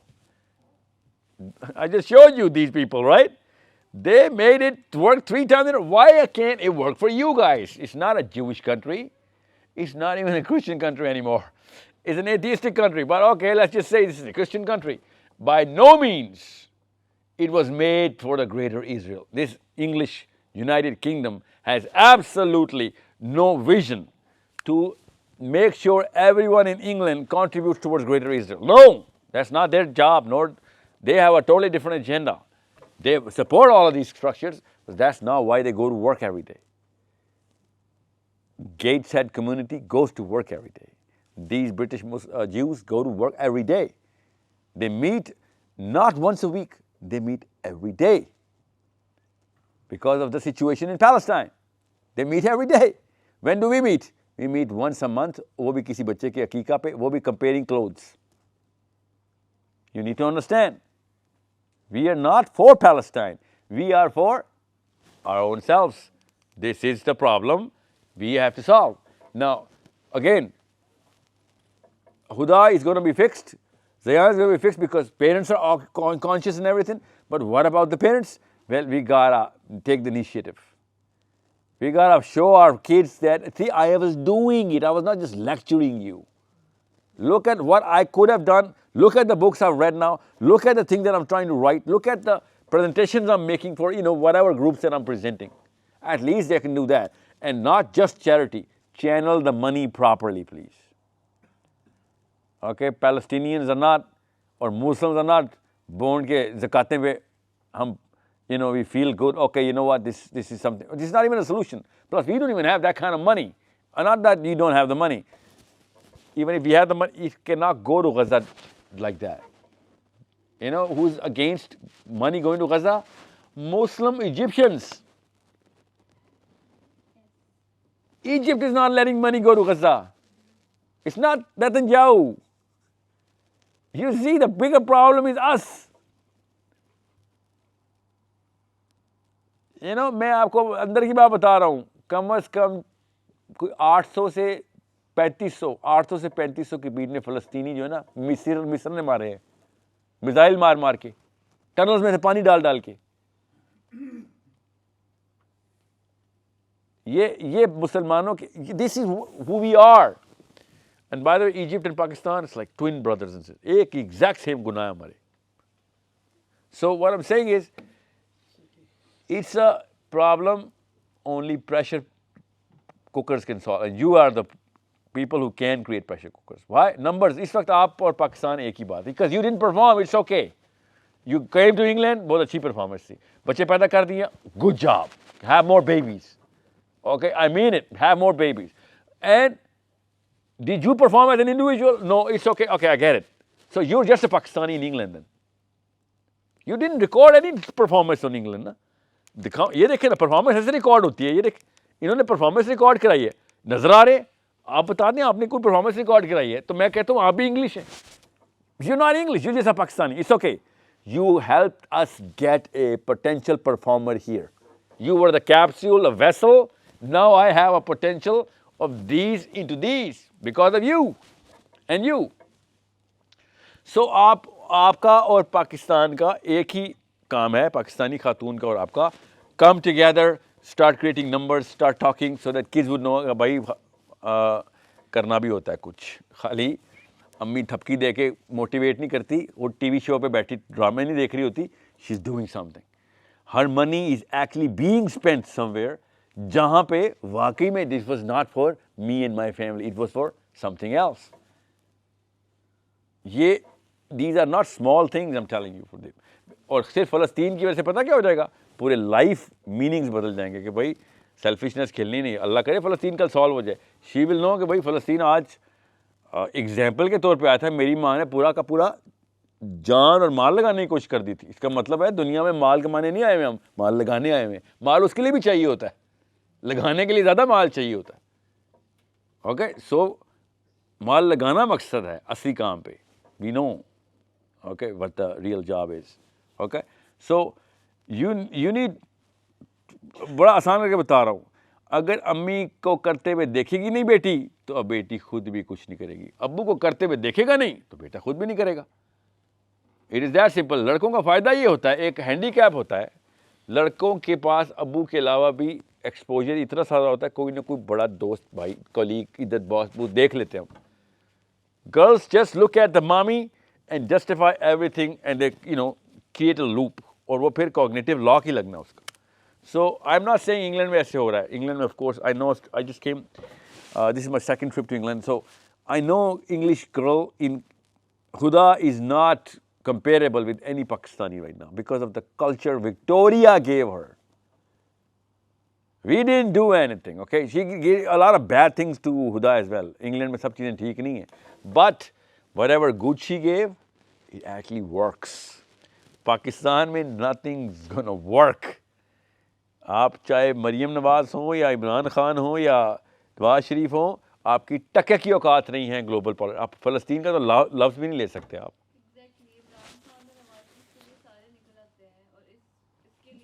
या पूरा Islamabad block कर दिया था PTI ने, और फ़लस्तीन में वो लड़की अकेली खड़ी रही गज़ा के लिए, सेव गज़ा वाली, कोई भी नहीं आया उसके लिए. ओके, एक हफ्ते की बात बता रहा हूँ. यानी करने देते हैं कि नहीं देते हैं तो बात की बात है, कोई आएगा तो कुछ प्रेशर डलेगा ना. पॉइंट ये नहीं है, मैं तो प्रोटेस्ट की वैसे भी खिलाफ हूँ. मैं तो ये कह रहा हूँ, आप लोग पाकिस्तान में, मैं पता पाकिस्तानियों से ये नहीं कहता हूँ 4 कैपिटल, पाकिस्तानियों से मैं कह रहा हूँ 4 टोटल मुफ्ती हैं, टोटल 4 मुफ्ती, एक अहले हदीस के, एक बरेलवियों के, एक देवबंदियों के और एक अहले तशय्युओं के. इन 4 मुफ्तियों को इकट्ठा करके फतवा इशू करना है, आर्मी पहुँच जाएगी फ़लस्तीन. इन्होंने फतवा ये नहीं देना कि आर्मी लेके जाओ, इन्होंने फतवा पता क्या दिलवाना हमने इनसे, नवाज शरीफ को वोट डालना हराम है, क्योंकि जो फ़लस्तीन के लिए नहीं लेगा हम उसको वोट नहीं डालेंगे. इन्होंने फिर प्रेशर में आर्मी को भेजना है. लॉबिंग करते हैं, इस तरह लॉबिंग की जाती है. पाकिस्तान में मैं इन 4, 5, 6 बंदों की ज़रूरत है मुझे. पाकिस्तान आर्मी फ़लस्तीन जा सकती है, इमरान खान ने भेजना है, उसको तो पता भी नहीं है फ़लस्तीन में क्या ज़रूरत है, ना ही नवाज शरीफ को पता है. नवाज शरीफ को तो नक्शा भी नहीं पता होगा फ़लस्तीन का. You need to understand, they don't think like this. Their world view is totally different. कि मेरी कुर्सी और मेरी पावर बच जाए बस. इनका वर्ल्ड व्यू ये होता है. इनकी रोज़ की डिस्कशन पावर डिस्कशन होती हैं. इन्होंने बंदों के नाम और उनके पते और उनके छोटे छोटे बड़े बड़े पैटर्न्स लिखे हुए होते हैं. नवाज शरीफ ने भी, इमरान खान ने भी, आर्मी वाले का, चीफ ऑफ आर्मी स्टाफ का, जज का, ये उसके घरों के राज पता होते हैं. इनकी तो इतनी गंदी किस्म की पॉलिटिक्स है, ये कोई मुसलमानों के कहलाने के काबिल नहीं है सारे लोग. आप इनकी डिस्कशंस देखेंगे, यू विल बी डिस्गस्टेड कि ओ माय गॉड, तुम तो इतने गंदे गंदे पर्सनल और सीक्रेट राज करने के लिए पूरी पूरी मेहनतें और टीमें डिप्लॉय करते हो एक दूसरे के खिलाफ. लेकिन इतना ज़रूर है, मैं अपने शहर की बात कर सकती हूँ, ऑक्सफोर्ड की, कि हर रोज़ हर दूसरा तीसरा माँ या बाप गज़ा की बात करते हैं, फ़लस्तीन की बात करते हैं, आपस में भी, बच्चों में भी, और हर हफ्ते कोई ना कोई एक्टिविटी होती है. I know, that's why I am hopeful from you guys. Pakistan में कोई भी नहीं करता. और हम लोग उसके लिए रोते भी हैं, ये नहीं कि हम सिर्फ बातें करते हैं, हम उसके लिए जो कर सकते I know, अल्लाह ताला कबूल करे. I'm not saying कि आप लोग जो बात वो कर रही है ना, जो हमें इमीडिएटली हमारी एज में हम क्या कर सकते हैं, जब तक कि वो चीज़ तैयार हो, वो बड़ी लिमिटेड हमारे पास नॉलेज है. क्योंकि पर्सनली मैं मार्च में जाने के खिलाफ हूँ, जैसे ब्रदर ने कहा कि सीरा से आपको पता चलता है. मैं एमपीज़ को नहीं लिखना पसंद करती, क्यों कि मैं एक काफिर के पास अपनी फरियाद क्यों लेके जाऊँगी. लेकिन अगर वो पॉलिटिकली करेक्ट होता है, इसलिए मैंने आपसे उसकी क्लैरिफिकेशन ली है. मगर नहीं, हमारे हाथ फिर भी काफ़ी कमज़ोर है कि हम वहाँ पहुँच नहीं पाते. और ये आप एमपीज़ को बाय द वे लिख के रहे हैं, क्या करें? No, but isn't it surely isn't the way forward? What they have done to the Muslim community is divide and conquer. let's reverse that. And the way of reversing it, even if two sisters get together, Yeah. and then another one is, and then you include others in, get small group. One of the things that I saw down there was the number of Jewish organizations. And all organizations start with small. Just one. And then they get bigger and bigger and bigger. They combine as 2 and then 3. I would say in Oxford, I can only speak about Oxford. In Oxford, it is happening at a fast lightning speed. What's happening? How mothers are getting together, how fathers. What does that mean, coming together? They're talking about it. That's not coming together. Sorry? Doesn't mean coming together. That's what I'm saying. We just can go up to a certain. Listen, I'm going to ask you as a layman, okay? And I'm not trying to test you. How many Muslims in Oxford? I don't know the name. See, there's a problem. How many Pakistanis in Oxford? I don't know. How many women, Muslims? See, these are basics. That's how you start. And that's how I train Hudas. Okay. That, you know what? You need to be very clear and structured. But that's what I need to know. So thank you for asking. Yeah. So once she or you know, this is my map. Okay. Now because how am I, if you're not gonna be able to measure it, you're not gonna be able to manage it. So if I have, let's just have 100,000 Muslims in Oxford. I'm just giving an example. I don't know how many. Maybe it's just 10. So 100,000. So I need to give 10 girls a target in Oxford that, you got to gather about 1% each. Mm-hmm. Okay, and then next month 5% each, because it's going to exponential growth, right? Now you don't have one person starting, you have about 20 girls starting now because you gathered 1%. So on what? See, that's why I spoke to Huda. If you do not have this as this mapped out, this mapped out, you're not going to start this, I'm sorry. You have to have this mapped out, Huda. If you do not have this in your eye, you cannot start this. End first, end in mind. This is the end, right? This is the end. This is the start. But he knew what the end is. This is what the Quran says about, and by the way, this is also their end. They're also calling it, they don't have it. That's where they aim, that's called a vision. But they want to end it here. Okay? So, by the way, that's God's vision. It's not just Zionism. They're using the Torah. They're calling it the God's vision. They believe this. वो वाकई में अपनी किताब को अल्लाह की किताब ही मानते हैं. They are not committing fraud to their own selves. वो अल्लाह के लिए कर रहे हैं. हम अल्लाह के लिए नहीं कर रहे. वो कुरान वाले ही यहूदी हैं. हम कुरान वाले मुसलमान नहीं. कुरान में जो यहूदियों का जिक्र है ना, वो उनकी सिंसेरिटी का भी उतना ही जिक्र है. बड़े हर धर्म में अपने नहीं हिलते, नहीं मानते किसी और नबी को. अपने दीन से पक्के सिंसियर हैं. जितने भी जिसको भी उनका 2 नंबर दीन पूछा था कि किसी और नबी ने नहीं आना आप सिवाय उनके मसीहा के. सो हम लेकिन कुरान वाले मुसलमान हैं. हम उनका Netanyahu, there Netanyahu Huda. Netanyahu goes to the UN and recites the Torah. Why? How?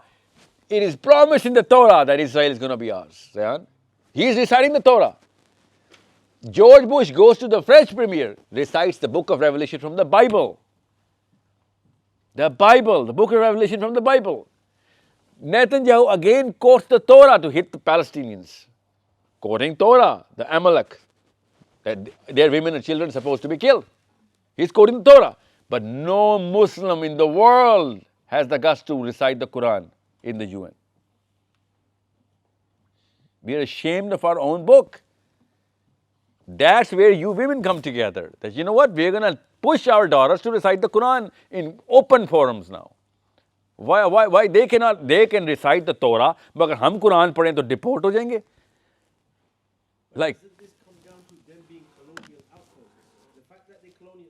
Which one is? Netanyahu? No, I'm talking about the Muslim state. So the point here is this, that because they're Muslim... No, I don't care about them. You're right. No, I'm talking about English Muslims here. Yeah, even then. So when they have their hands tied, because they're outposts for what? Western democracy. So when they become outposts like this, they don't want to speak up again or for the Muslims or the Islamic cause, for example, right? So when they do... No, you lost me at the they. Who are you calling they here? Outposts like in Pakistan? Western imperialism, Western... No, but which is the outpost? Western regime. All the Muslim states are outposts. Yet they control controlled by Britain and America. True. Pakistan is an outpost at the moment. Oh, for sure. They facilitate what's going on. For in sure. Pakistan, right? So anyway, so long story short, all of them are outposts at the moment. We do not have one state that has any constitution resembling the Prophet sallallahu alaihi wasallam. True. Constitution in Medina, for example. True, true, true. So when we have this issue, the issue is political inherently, right? That, True. That what they're doing now is their states are not serving the Prophet sallallahu alaihi wasallam. The states are not serving Islam. The states are not serving. Who's letting the states do that? See, there are two parties there. Over the last 100 years, Sahil. No, it's not about 100 years. I'll tell you right now. You and me are alive. There are two agencies here. One, let's just say 10 Downing Street is making them do it. And 250 million Pakistanis are letting them do it. Who's them? The 1% elite in the politics. Okay, they're the puppets. English make them do it. Pakistanis let them do it. You know why they let them do it? Because there are certain people in the clergy of Islam in Pakistan who say that it is okay and it is a compulsory thing in Islam to let them do it. Because Britain has put that system in place for them. For Pakistan? No, it's not. They take it from the Muslim clergy takes it from the Arabian literature, even though it's not right. That's why I want them to challenge it. Muslim clergy says that if you say anything against Nawaz Sharif or whatever political list, it is an Islamic, it is haram in Islam. No, but that's basic. Come on, that's basic because I know it's basic. It's very basic. Because Yeah. Asuli, the Islamic principles will dictate that our definition of do's and don'ts, it comes from Islam, isn't it? Yeah, you gotta look at the videos. I am under a lot of fire from the muftis that I am going against Islam by criticizing Nawaz Sharif's and Imran Khan's in the army. I'm going against Islam. The clergy is telling me that this is Islamic to obey them. You don't need England to obey these puppets. No. Listen, guys. Yeah, we need not just to keep it up. If enough people are challenging it to real literature, that's a Pakistani job to do. Okay, that's a different job. I don't need you guys to challenge the clergies of Pakistan. Thank you. Okay, I need you guys to become strong in England. Make money in England, make politics in England, write books in England. That's the English job. Okay? They didn't do anything in Israel until they got power in England. They already had Israel. They loved Israel more than I love Pakistan. And still they couldn't because they knew first we need to get our foot strong, very well guarded sunk inside the system of England. Okay? We have. Before you and I talk, guys, thank you so much. I know everyone's too late from this one. Ladies, thank you for your patience and time, guys. I appreciate this. Okay, Jazakallah khair, and I'll see you in the groups and discussion, inshallah.